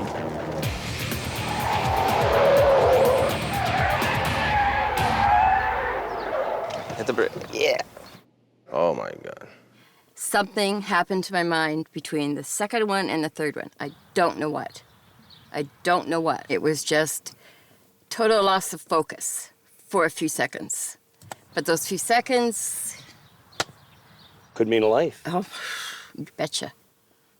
What was it that Shamala told you to say to yourself before you did these difficult challenges? You know, it was something about breathing, and then there was something else she told me, and I don't know what she said. To tell you the truth, I wasn't paying that much attention to her. Dale, that's pretty curious. I gotta tell you, not bothering to focus when you're at a therapy session that you've asked for, the subject of which is focus. Really, really baffling. Go whenever you're ready, Dale. Last chance to dance, final run. Whoa! Oh, she's going, I gotta run. If Dale doesn't pass this attempt, she'll definitely be in the finals for Canada's worst driver ever.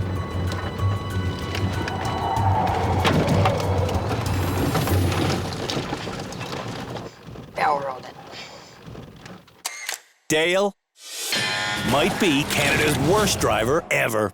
No, I don't think I'm going to be Canada's worst driver ever, because Canada's worst driver ever would be a person that doesn't really give a damn.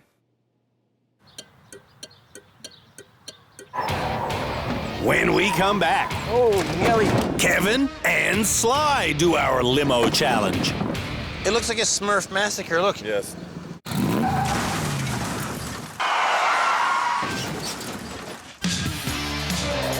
Canada's worst drivers ever are showing us how well they can maintain speed under duress by taking our limousine on a 70k an hour slalom run. Kevin says he's going to hold the steering wheel at 10 and 2. If Kevin's hands were at 9 and 3, like we taught him, he'd never have to let go of the wheel. Whoa, whoa, whoa, whoa, whoa, whoa. Oh, Nelly, whoa. See, you're doing the wrong thing in the song. You're going hand over hand. Oh, shoot. If you keep your hands at 9 and 3, you get through this without ever moving them. Just because you tell Kevin something doesn't mean he can do it. Oh, yeah. See, I panicked there. Ninja hands again. Explain to me what's gonna happen this time, Kevin. No ninja hands and smaller turns. He doesn't seem nervous, he doesn't seem anxious, he doesn't seem tense. He just seems like a really crappy driver. You're at 70.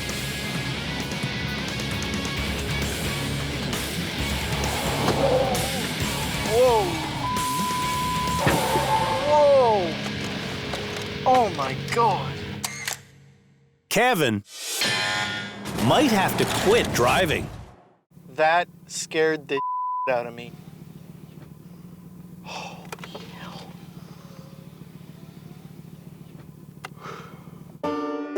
Sly gets behind the wheel after 9 consecutive failures. Let's hope Sly can figure it out.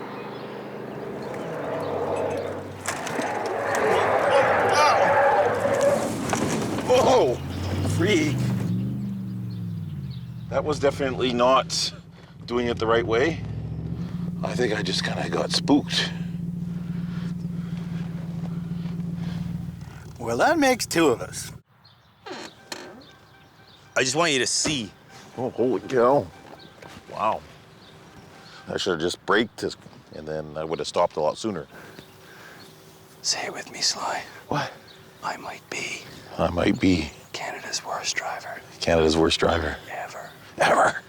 Ever. Ooh, that's a scary thing to say. Yeah, you're a scary man.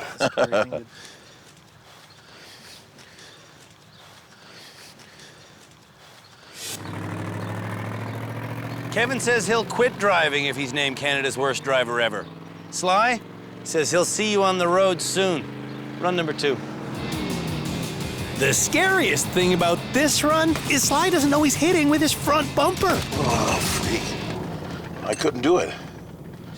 You didn't steer around anything, you just drove through them. Oh, okay. Well, You didn't know? I felt like I kind of glanced at it. Glanced, you hit them with your front bumper. Okay. Wow. Oh, yeah. That blue, look at that blue right there. That's you. That blue is you. Right on the side. I guess that's kind of... That's not the side, that's your front bumper. It looks like a Smurf massacre, look. Yes. Sly has been told to hold the wheel at 9 and 3. Like, what's the right amount to turn? Now, he's trying to determine how much to turn by imagining the wheel as a clock. Yes, we're just trying to figure out at what time we should be doing it. I figure 9 o'clock is a little too much. Maybe 10 o'clock. Sly, if you're trying to decide how far to turn the wheel, thinking about it as a clock face when you're supposed to drive between things, You are going to fail every single time. What you need to do is look where you want to go. 10-4. Oh, dear. Sly, last one of the day. I don't feel good about it.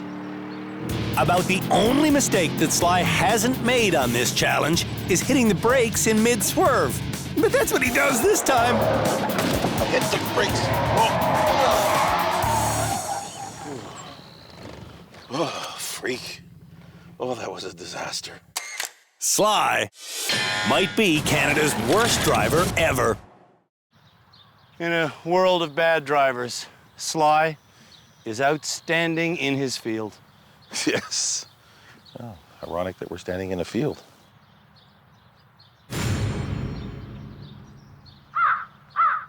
On this episode of Canada's Worst Driver Ever, we had the nominees perform a forward handbrake turn.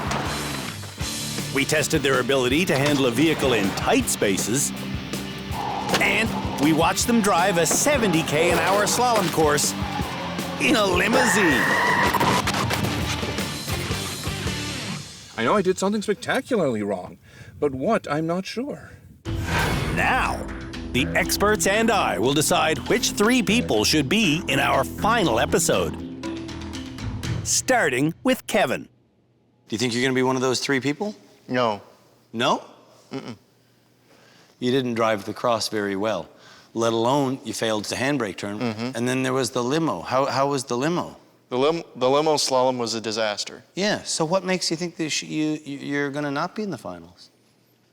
I don't know, I guess I deserve to be in the finals then. I've thought Sly deserves to be in the finals ever since day 1. Do you think you deserve to graduate? Definitely not this episode. You're going to be in the finals. Michael is who I think should not be in the finals. Do you deserve to be in the final episode for Canada's Worst Driver Ever? I'm inclined to think no. Dale is due to visit us next, but she's not here. After today's final challenge, Dale, who just by pure fluke lives only a 1-hour drive from the rehab center, vanished. We've been trying to find her, but she checked out of her hotel and she isn't answering her phone.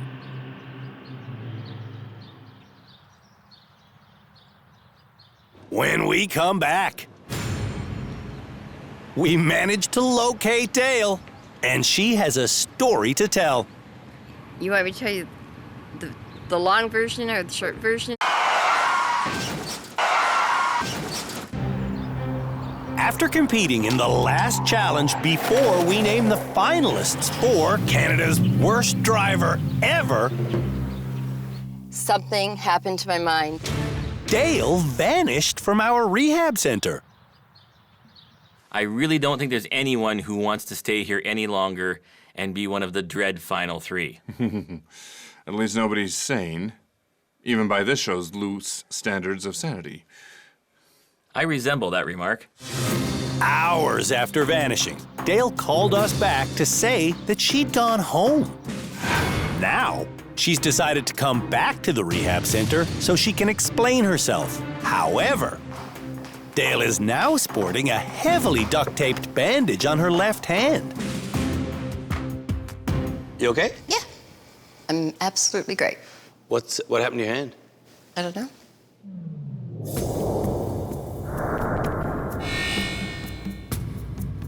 Okay, we've been waiting a long time to have this conversation just because we thought you were going to be here at the end of the show, just like always. And then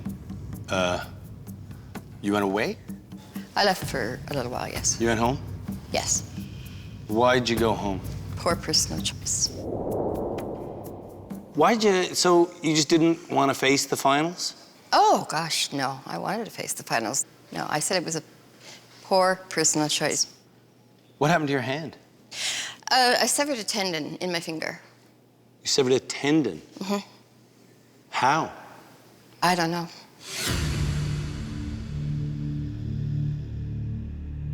What do you mean you don't know? You must know how you severed a tendon. I actually don't. Did a shark attack you? I don't understand. Yeah, maybe a shark attack came into my house and kind of bit me.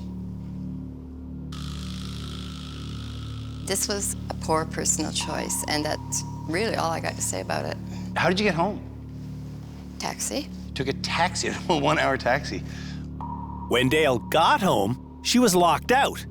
To break in, she smashed some glass, and that glass caught her finger, partially severing a tendon. You tried to break your way into your own home? Yeah, well, that was kind of childish. Yeah. That's got nothing to do with the person that I really am. The person that I really am is here. The person that you really are did check out of the hotel and run away. That was really you, right? That was not really me. That wasn't really you? No. Sometimes there's reality, and then there's a personal reality. So sometimes your personal reality is different than actual reality. It sure is not, sometimes. I mean, don't we all have personal realities, and then we go into a non-realistic reality? All of us do it, Andrew. It's just at different times. So if you're implying that my personal reality is not real, it's real. If you're trying to sit there and tell me there's something wrong with me, then I think that you should rethink that and think that we are all human. Inside of your mind, everyone's mind, something else is going on. When I'm talking to you right now, Cam may be hearing something, and you may be hearing something else, and Tim may be hearing something else. So that's your little reality. The reality is, do not hurt anybody out there. Do not kill anybody out there. And try to learn and grow up with the things that you haven't learned yet.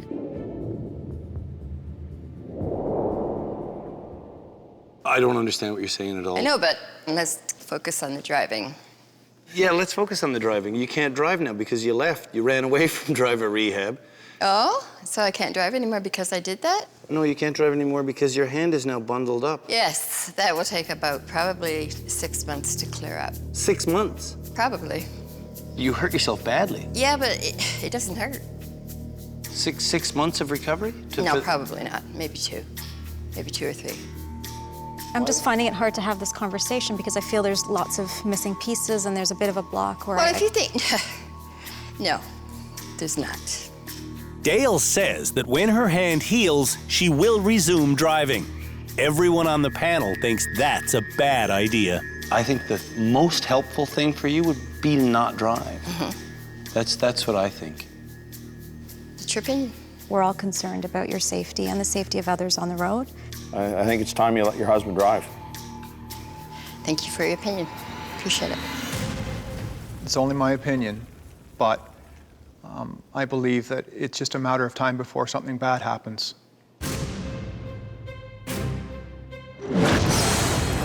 Dale's injury will prevent her from being in the finals of Canada's worst driver ever. Well, that was weird. I think she was absolutely desperate to get out of being in the final 3. Yeah. I don't think it should disqualify her. You think she could still be named Canada's worst driver ever? As far as I'm concerned, in my mind, I'm still going to consider her. I think she is somebody that should not be driving. I think her license should be reviewed, and I hope the Minister of Transport watches this show and deals with this. Can the Ministry of Transport watch the show and deal with it? Like, Yeah. that's beyond their jurisdiction, No, right? they have the legal authority. The Highway Traffic Act says that you have to drive safely and demonstrate that you will drive safely. It's pretty obvious to anyone watching this show, even a minister, there's a problem here. So does anybody graduate this episode?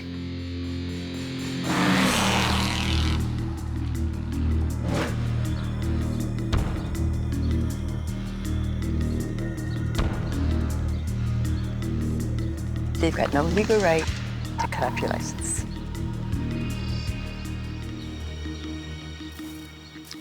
Well, Just when you thought things couldn't get any weirder here at the Driver Rehabilitation Center, things take an unexpected leap to the even more bizarre end of the spectrum.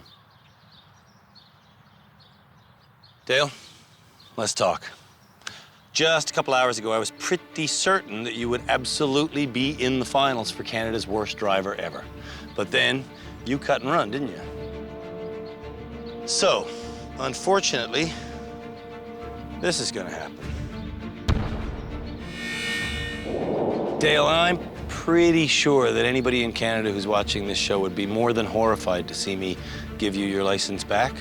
So that's not gonna happen. Do it. Don't do what? Don't you dare cut up. This? Don't do this? Don't do that?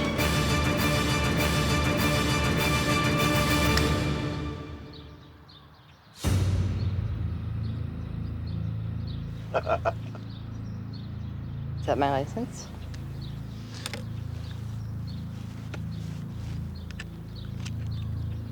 That's your license, Dale. Thank you. I don't have the legal authority to cut your No, you license don't. up, That's right. Yeah. but I wish I did. Too bad you're not. You don't, and so whatever. Whatever. It is what it is. Well, I said I wouldn't give you your license back, and I won't. I'll give it to Danny. Okay. Danny, you want to take this, please? And I'm going to ask Danny to drive you home. Okay? Sounds good. Thanks, buddy. And thanks for bringing her. I really appreciate it, man. Anytime. Thank you. Thank you very much. Bye-bye, Dale. I hope that you don't drive more in the future. The experts and I all agree. For your own safety, we like you. We're concerned for you. You like me. I do like Dale, but I'd like her a whole lot more if she quit driving. Dale has been driving for 30 years. And when we met her in season 6, she habitually broke the law. If no one sees you, it's not illegal. Oh my God. And she admitted to scratching cars in parking lots about once a week. 50 weeks in a year times 30 years, you're talking 1,500 small scratches? Pretty much. This vulgar behavior was made possible by her financially supportive husband. Generally, the people come up with a figure, and if I think it's reasonable, then I'll just pay it. Back in season 6, Dale failed more challenges than anyone else. My cats won't even go in the car with me. And she thought her dangerous driving was funny. Get ya. This year in rehab, Dale exhibited the memory of a goldfish. It's new every time, isn't it? Yes, it is. And the driving skills of a goldfish. Oh my God. But as bad as she is, Dale has a message for the motorists of St. Catharines. Yes, I am absolutely going to keep driving. Bye-bye, Dale. Please don't drive. Please don't drive ever. Who is Canada's worst driver ever? We'll find out after the 3 remaining nominees drive me in public next episode. Well, let me tell you, if he had tried to do that with my license, I'd sue his ass. The 3 finalists for the embarrassing title, Canada's worst driver ever, are Sly, a stay-at-home dad from Red Deer, Alberta, who rarely gets behind the wheel without food in his hands. When will the rain stop? I don't know. Sly was nominated by his brother-in-law, Fred. Sly still eats and drinks while he drives. Next, there's a recent transplant to Burnaby, British Columbia. Kevin. Kevin can't see all the traffic. Holy. Because he's blind in his right eye. Because there's an ambulance coming. Oh. Kevin was brought to us by Lenny, his boyfriend. He's made a vow to me that if he does not graduate this season, or if the panel says stop driving, he will stop driving altogether and cut up his license. And the final Canada's Worst Driver Ever nominee is Michael from Vancouver Island. Whoa, what happened? Michael is joined in rehab by his best friend, Eric. Keep your hand away from the key. Have you been lucky enough in your life to ever drive a 1960 Lincoln Premier? For their first challenge in our final episode here on Canada's Worst Driver Ever, the nominees will get to handle this classic, beautiful automobile.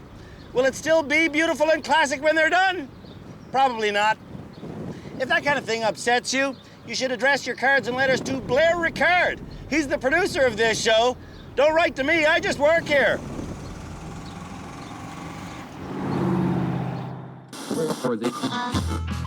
To pass the opening challenge of our final episode, go.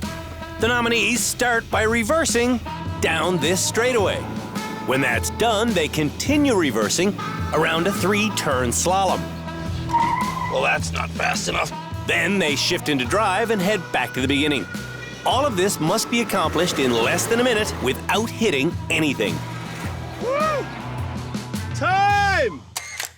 I did it in 54 seconds. Now, can Canada's worst drivers ever do it? Sly can't do it, according to Fred. He'll crash long before he gets to the end of the straightaway. Go! If Sly had his arm around the passenger seat and was looking out the back window like we've taught him, he probably wouldn't crash. But he doesn't do that. Oh, freak. So much for the pristine vehicle. Drivers will get 10 chances to pass this challenge cleanly. And on Sly's second attempt, he wants to use his side mirrors, but he hasn't set them. How's that? Oh, that's better. Unfortunately, it doesn't help him drive better.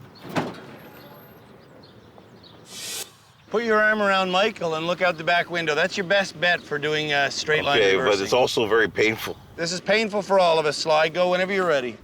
Using the proper technique, Sly's steering improves. No, he's doing better than I'd expected. But he starts suddenly speeding. Eek indeed. Oh! Stop! Stop! Sorry. That was extraordinarily bad. In today's dollars, when that thing came off the lot, it was worth 100 grand.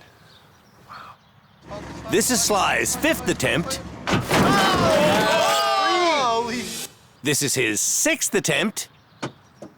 Oh, crap. This is his 7th. And on his 8th attempt, Sly can't even stay on the road.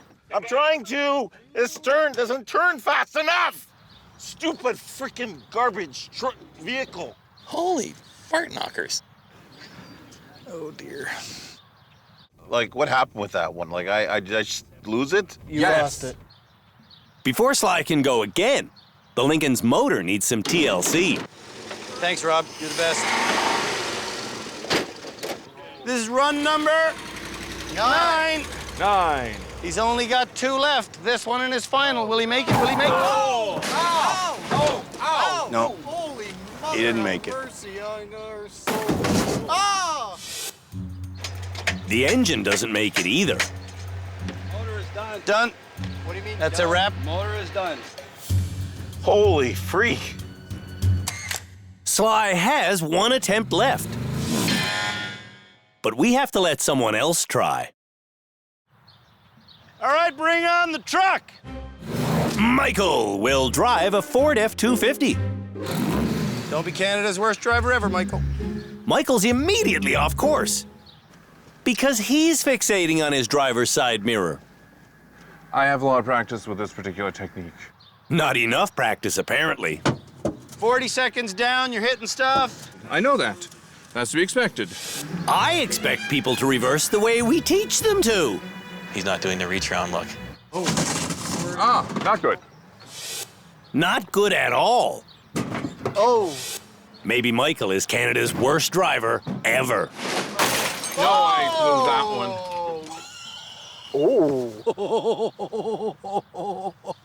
Oh, man. That's awesome. If you reverse the way you've been taught to, Put your arm around the passenger. Put your hand at 12 o'clock on the wheel. Look over your shoulder. You'll pass this challenge. Oh, I understand. I understand that. It's just the technique is so different. It takes a ferocious amount of concentration. Go. When Michael tries reversing correctly, Right through. look at that, right through. Attaboy. He's smooth to the slalom section. Nice, nice. But on the slalom, Michael inexplicably looks forward and drives off the road, which is an automatic failure. I'm an idiot.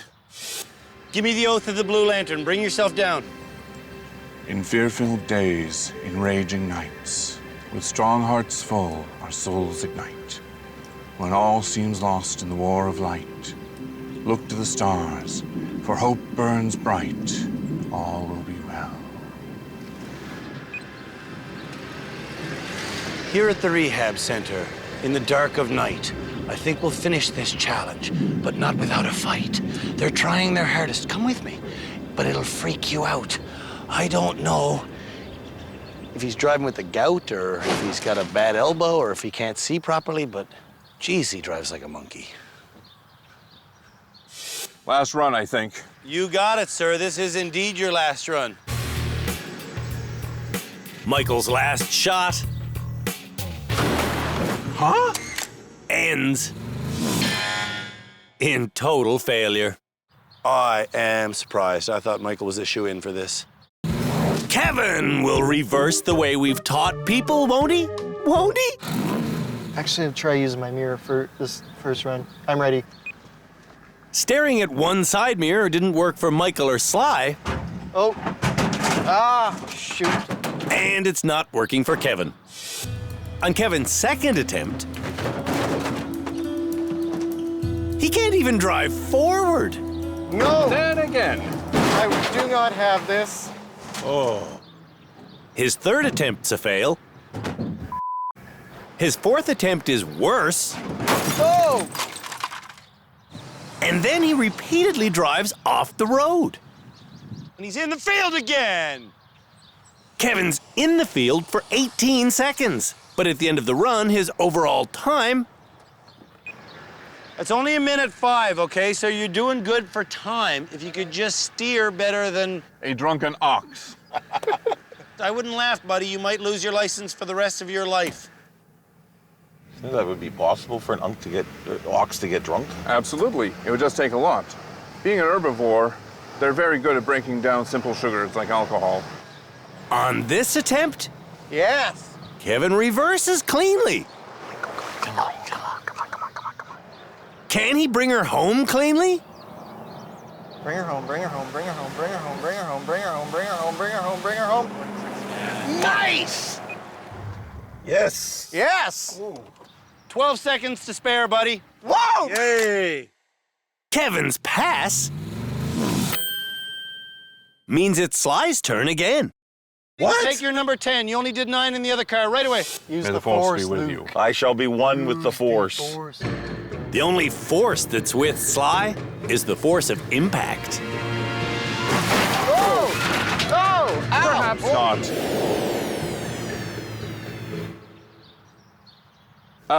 I think we'll count that a failure. We'll count that as a colossal failure. All right, guys. Mega challenge next. I wish you well. Thank you. Thank you.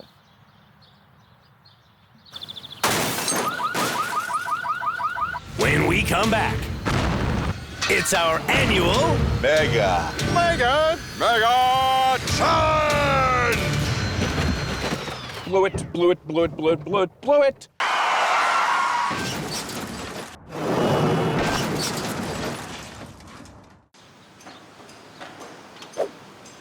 After 8 episodes of training and testing, it's come down to this. Before driving me in public, the nominees for Canada's Worst Driver Ever have one final challenge they must endure here at our rehab center. This ultimate test is an annual event here, and it involves elements of every single thing we've taught our students. And as always, we call it the Mega Challenge! The Mega Challenge will be done in our badly battered and bruised sports car. And to think that this is a brand new Camaro, it's unreal. That's our high-speed driving instructor, Philippe Laterno. He's with our therapist, Shamala Kiru, our head driving instructor, Tim Danter, and our legal expert, Cam Woolley. I love the Mega Challenge. Together, they'll help me decide who is Canada's worst driver ever. The Mega Challenge starts. Boom, I love starting this car. With a 50K an hour slalom of the needle. Wow, I always duck going through the eye of the needle. This is the freakiest thing ever. 1, 2, oh no. That leads to an icy corner. Slam on the brakes. Look where I want to go. Come around, car, come around. Ooh. And that leads to a precision steering section that takes drivers to a concrete area where they have to get turned around in this gate. When I reverse out of the gate, I'm channeled into a reverse precision steering section and then a slow slalom. Pretty easy. And the Mega Challenge ends with an always exciting reverse flick. Yeah, just like that. My job is fun. Will Sly have fun on the Mega Challenge? And so the Mega Challenge begins. Here's Sly. Sly hits the first arch, the first person, and the second person. Sly is looking like Canada's worst driver ever. Ugh. 50, 50, 50, 50. Here we go, Brake. Turn. Oh, freak. Wow. Couldn't have done that any worse. Good Lord. I hate these concrete blocks. Entering the concrete section, Ugh. Sly damages the car. Can you help me, please? Nope. And in the reverse section, You gotta steer though. You gotta steer though. I am steering. Ugh. the damage continues. After pushing several rims around for an absurd amount of time, Sly gets out to ask me if I'd move one. That one, yeah. Oh. Whoa. Whoa. What did you do? Oh, crap. Did you leave that in gear?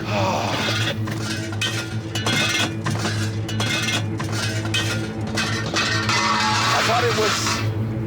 Oh, crap. I thought it was in park. If you don't have that common sense, you shouldn't be driving. Freak. Well, let's just get this over with. Sly's entire driving career should be over with. Oh, freak. Oh. Fred wants Sly to give up his car keys forever. I cannot get rid of the keys. I'm not going to do that.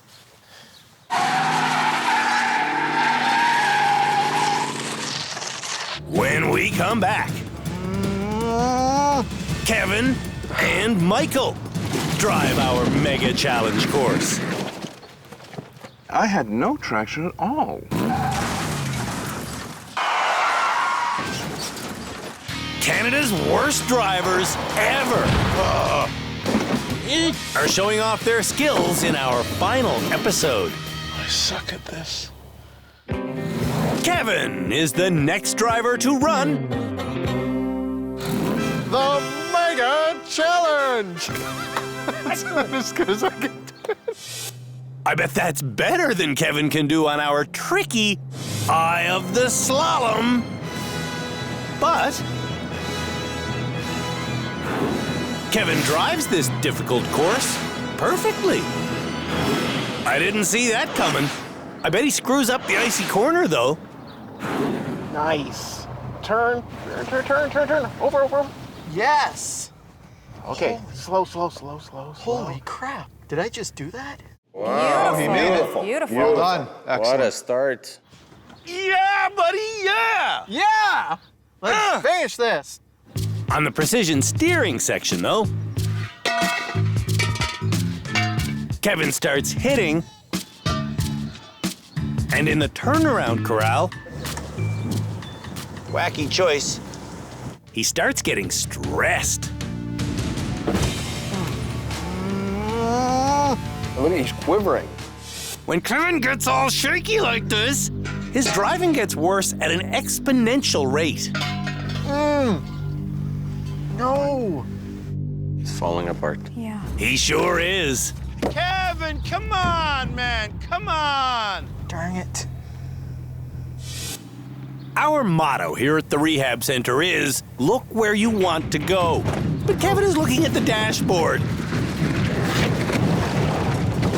Oh. Darn it. Kevin started the mega challenge well. Wasn't the picture perfect finish I had hoped for. Nope. More like a nightmare, really. Michael will be the final person to drive the Mega Challenge! Once more, unto the breach. Mm-hmm.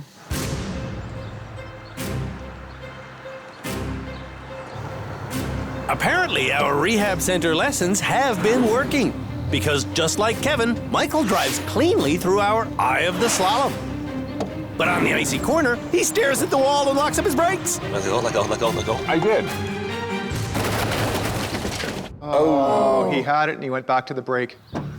On the precision steering section, Michael's getting worked up. Breathe. And you know what that means.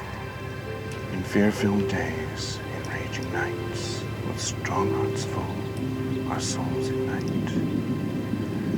When all seems lost in the war of light, look to the stars, for hope burns bright.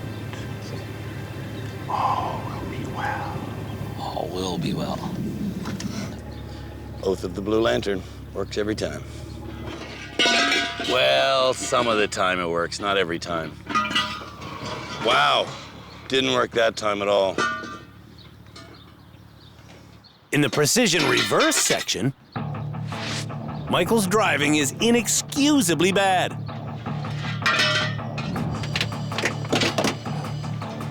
Wow. Oh. Yeah. I hope it's in park. What's going on here is sheer lunacy. Agreed. Michael, are you Canada's worst driver ever? No. Hey, you know, the show's almost over. Maybe you want to buy a Camaro. She runs lovely. Not looking so hot, though.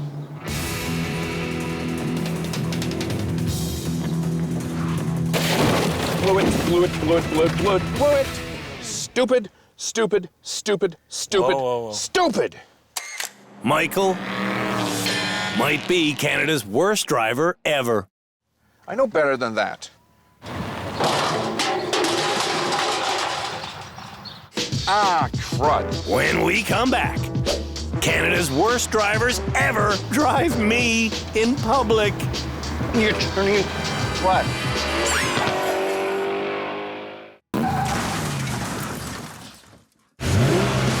This is a shiny and perfect Corvette. And Canada's worst drivers ever are going to be handling it with me in the passenger seat on a 1-hour tour of Hamilton as their final challenge before we hand out our unwanted title. The first person to drive our Corvette is Michael. Your first direction is to turn right out of the parking lot onto Hunter Street. For this final challenge, I will give basic directions. Your next turn is onto Carolyn Street, and it's a left. It's up to the drivers to see the street signs and make the turns. Well done, sir. Thank you. The left turn at McNabb is a little confusing. Okay. But Michael makes the turn perfectly. I see what you mean about a little confusing. Just when I start thinking Michael may have a flawless drive, he turns left on a red light. Ah, crud. I spotted the red light as I was already turning. Not good at all. No, I'm writing that I know down. that. That's running a red light. Agreed. Perhaps, but I'm still in a Corvette. Both men are correct. Michael is in a Corvette. And he sucks. Dude, what is that? Oh, crud, red light. Ah, stupid, stupid, stupid, stupid. Very stupid. Speaking of stupid, we thought it would be smart to see if Canada's worst drivers ever can handle merging onto the highway. This is the part of the drive that I'm sure you understand makes me nervous. Oh, yes, I certainly see why. Michael isn't nervous at all, and he takes the middle lane perfectly. We're going to exit at Aberdeen, okay? Aberdeen Avenue. Lucky for me, the Aberdeen Avenue exit is less than a kilometer away, and Michael merges onto it perfectly. Well done, sir. That's it. That's all the highway driving we wanted to do. And that's basically all the driving we have to do. Hey, look at that, a red light that you stopped for. I dig it. I also dig the fact that Michael returns us to the starting point in one piece. Amazing. Michael is disappointed by his final drive. I normally pay better attention to the traffic lights. Sly starts well, but his unique shoulder checks are freaking me out. Shoulder check means you look behind you, right? Not at your shoulder. Yeah. Aside from his incomplete shoulder checks, Sly is actually driving perfectly. Sly, you're doing lane changes correctly. You're never getting lost. You're seeing every street coming. You're not hitting the person who's illegally crossing in a wheelchair. That's also good. Sly's good. Getting onto the highway and getting off the highway. Are we gonna make it through to the very end of this drive with you having driven flawlessly the entire time? Well, I hope so. Back in season 7, Sly promised that he would stop eating and drinking while driving, but he went back on that promise. Why in the world do they put, like, drink holders and stuff? Unless Sly promises me that he's going to put the food down while driving, I'm going to suggest that he's Canada's worst driver ever. Well, I guess I'm just afraid to promise something that I'm afraid I might break again. I'm not getting out until you promise again. I don't know about in terms of the not drinking, because, you know, sometimes I get, you know, quite thirsty and stuff. Pull over. Pull over. Well, okay. Good man. Okay. Sly drove flawlessly today. I drove like normal people drive. When we come back, There's a guy there. You're not in the left turn lane. Kevin does his city drive. Kevin.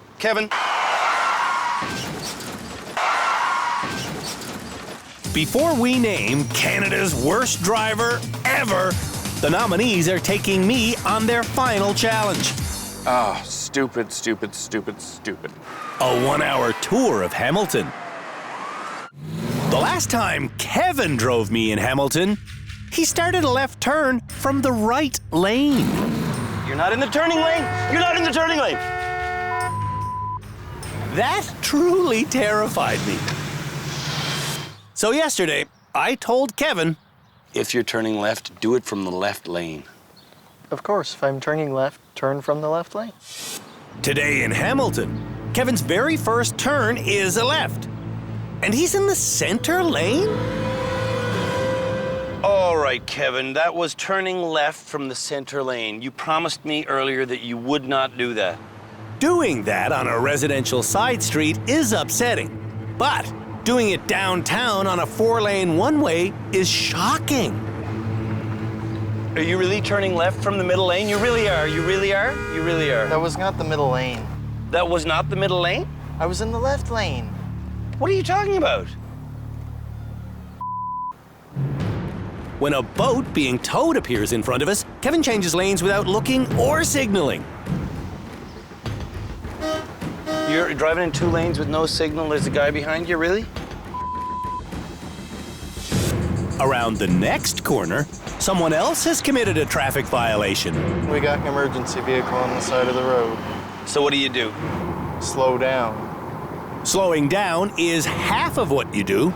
You're also legally required to change lanes. Kevin doesn't do that. Oh, serious offense. Wait a minute. Right there. That's $490 fine, drove right past a stopped emergency vehicle. Very serious offense, big points, and can also mean suspension of a driver's license and even jail on repeated occurrences. Kevin has now pulled into a driveway to turn around. Trying to re-enter the flow of traffic, Kevin botches the maneuver. Hitting the curb in a nice new Corvette. It's not what I intended to do. You don't know where your wheels are still, hey? I know where his wheels are. They're on the white line you're supposed to stop behind. Are you allowed to stop on that white line? No. You're also not allowed to cross a solid lane line. And green lights mean go, not stop. Dude, you're stopped at a green light. Kevin is now missing the McNabb Street turnoff. And now he's missing a red light. You're not really running this red light, are you? No. You're not? What do you mean you're not? Ah, shoot. Where are you, Kevin? I'm in the middle of the intersection. Stopping in the middle of an intersection is Kevin's 13th driving infraction already. When Kevin loops around to try to make the McNabb Street turnoff again, he winds up in the center lane and tries making the left-hand turn from there. You're turning in. What? And what? There's a bus to your left. You're not in the left lane.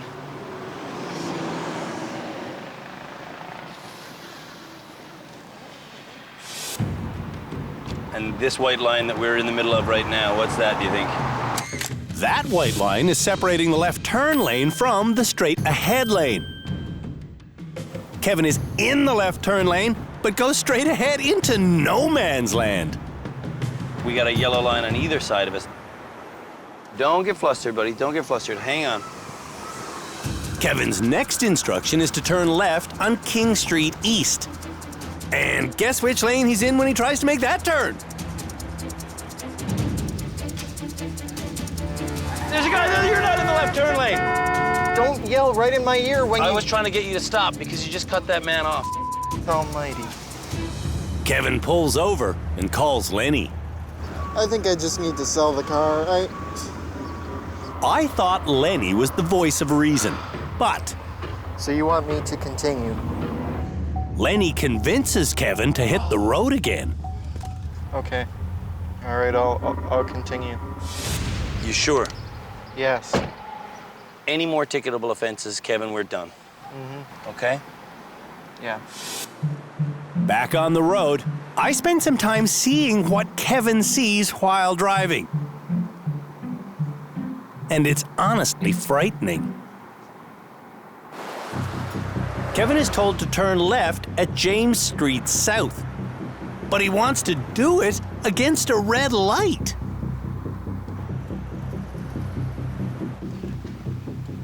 Are you allowed to turn left on a red? There's no sign against it. As Kevin starts turning left, the light becomes green, thankfully. But look at which lane he turns into. Do you know the symbolism of an orange line? Kevin, whoa! You're in the oncoming traffic lane. Damn it. The orange line was right to your right. We're done. You're driving on the wrong side of an orange line. We're done. Get out, please. Putting on the hazards. We're done. This drive is over.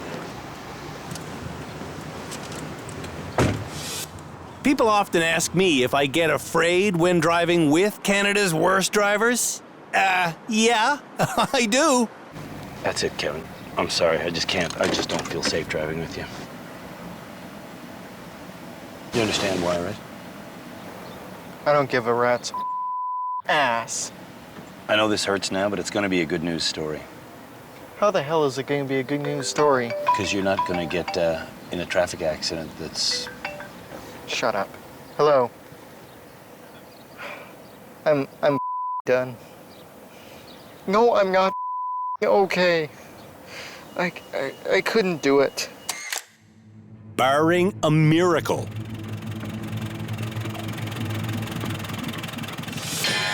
Kevin will be named Canada's worst driver ever. What happened? I've lost my license, my car, everything.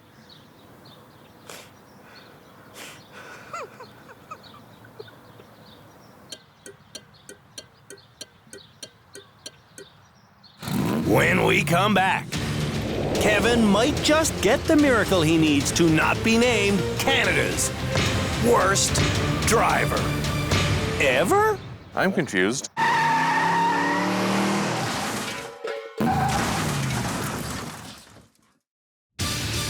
In this episode of Canada's worst driver ever.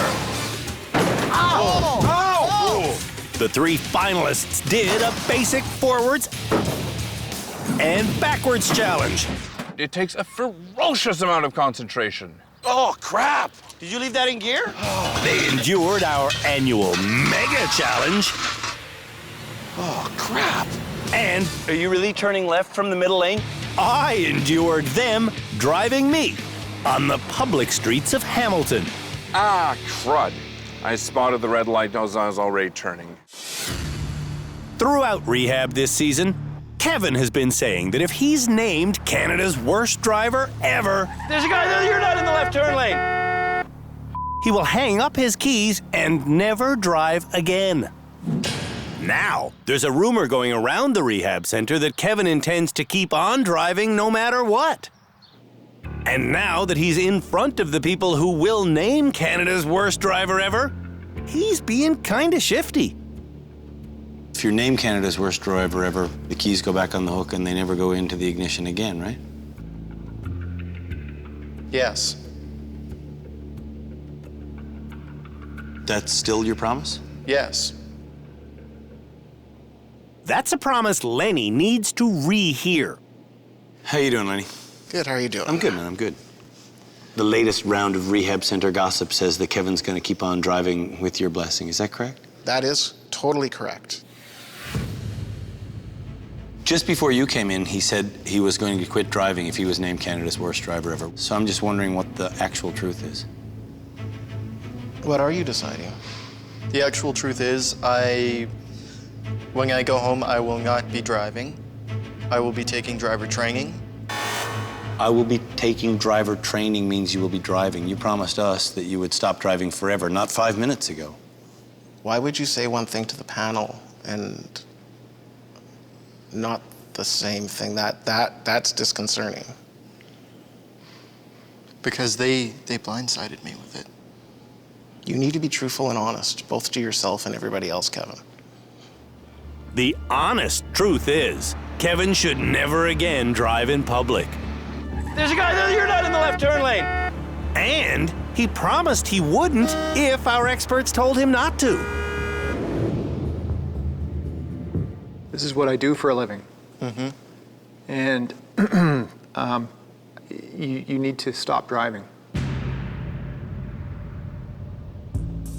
Michael doesn't think he's Canada's worst driver ever. Sly, though, believes he should take the unwanted title. It's a hard thing to admit. I'm really struggling, but you know, with what we've got here, the three who are left, I am the worst of them. It's time for me and the experts to decide who is Canada's worst driver ever. Last chance to dance. Who is it? Shamla? I'm going to say Dale. Dale? Dale's not even here anymore. Last episode, Dale accidentally cut her finger, taking her out of the driver's seat and out of contention for our title. Just because she sort of sneaked out of being in the final three doesn't mean that she's not in the running. Super interesting. Philippe. Philippe also thinks it's Dale. She's the worst driver ever. I truly did not see this coming. Cam, this is more interesting than I imagined, Cam. They're close, but I'm going with Kevin. Come on, Cam. You gonna tell me that Kevin is worse than Dell? Who wiped out big time in the off-season? Kevin is willing to change. He has changed since last year. And I think Dale is equally as bad. The only difference is she doesn't see it. Okay, I'm just gonna be the beacon of common sense here. Are you people bananas? Kevin is Canada's worst driver ever. Doesn't know what lane he's in. Cuts people off without knowing. Blind in one eye, God love him. I feel bad for that, but he could turn his head and see what's coming once in a while. It might just help him. He doesn't know how to drive. Throughout this heated debate, there's one person who hasn't said a word. You. I'm looking at you. What we're here to do is name Canada's worst driver ever. So, Tim, name that person.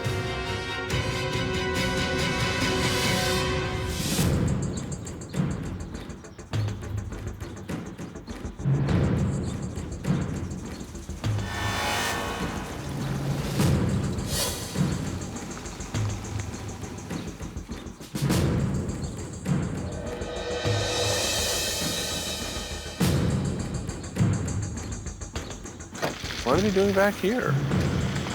You guys are back? I thought you'd be long gone by now.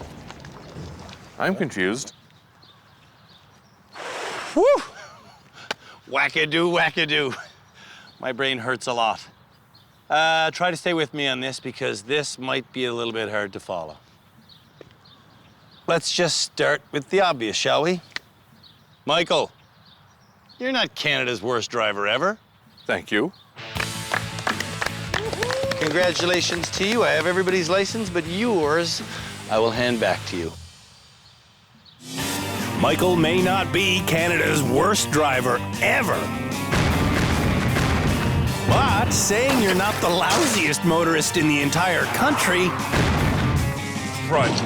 is hardly bragging rights. I am completely wedged.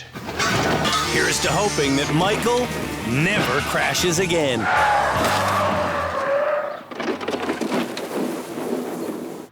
Live long and prosper. Peace and long life. Mwah! See you guys.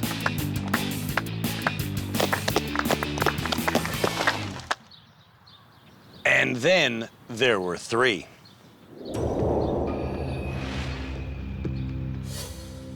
Sly? Yeah? You were also not Canada's worst driver ever. Oh. Wow. So, I'm gonna give you back your driver's license, and I'm gonna ask Fred to drive you home. Fred still thinks Sly is Canada's worst driver ever. And who could blame him? This year at the rehab center, Sly failed more challenges than anyone else. Oh, freak! And without a doubt, Sly is the worst reverser the country has ever known. Well, how did that happen? If you see Sly on the road with a sandwich in his face or a big drink in his mitt, please contact us and we will gladly send him a duplicate trophy as Canada's worst driver ever. Sly, stay in that passenger seat, buddy. It's where you belong, unfortunately. Stay in that passenger seat. And then there were two. It's gonna be me, just don't worry about it. No, it isn't. Yes, it is. No. Canada's worst driver ever is...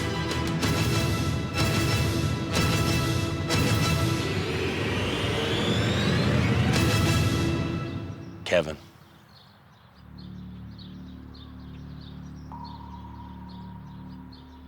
Dale is hell on wheels. And after Dale admitted last episode to losing total focus for periods of time while driving, Cam Woolley thinks the Ministry of Transport will review Dale's license. something happened to my mind for a few seconds. But those few seconds... Could mean a life. Oh, you betcha. See you, Dale.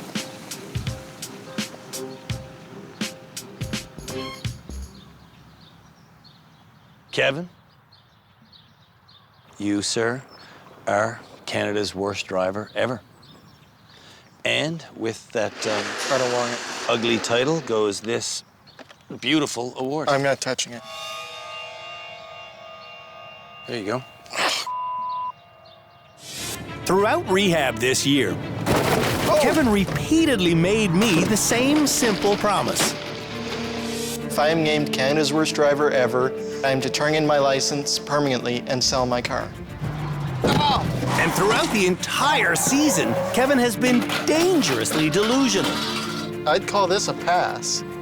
But it was during his public drive in Hamilton You're turning in what? that one-eyed Kevin looked like a man capable of causing death. Whoa! You're in the oncoming traffic lane, dude. We're done. You pull over and stop wherever you can. It's time for Kevin to man up and honor his promise. I got a road flare here. Maybe we should just burn your license right now. Maybe you shouldn't. Why not? I thought you were gonna... Because that's for me to do, not you. You wanna do it? No, I'm not destroying my license and neither are you. Don't even think about doing it. This is the real deal. This is your actual license. I'm not bringing my license. Kevin, do it. If you're true to your word, you will do it. Fine.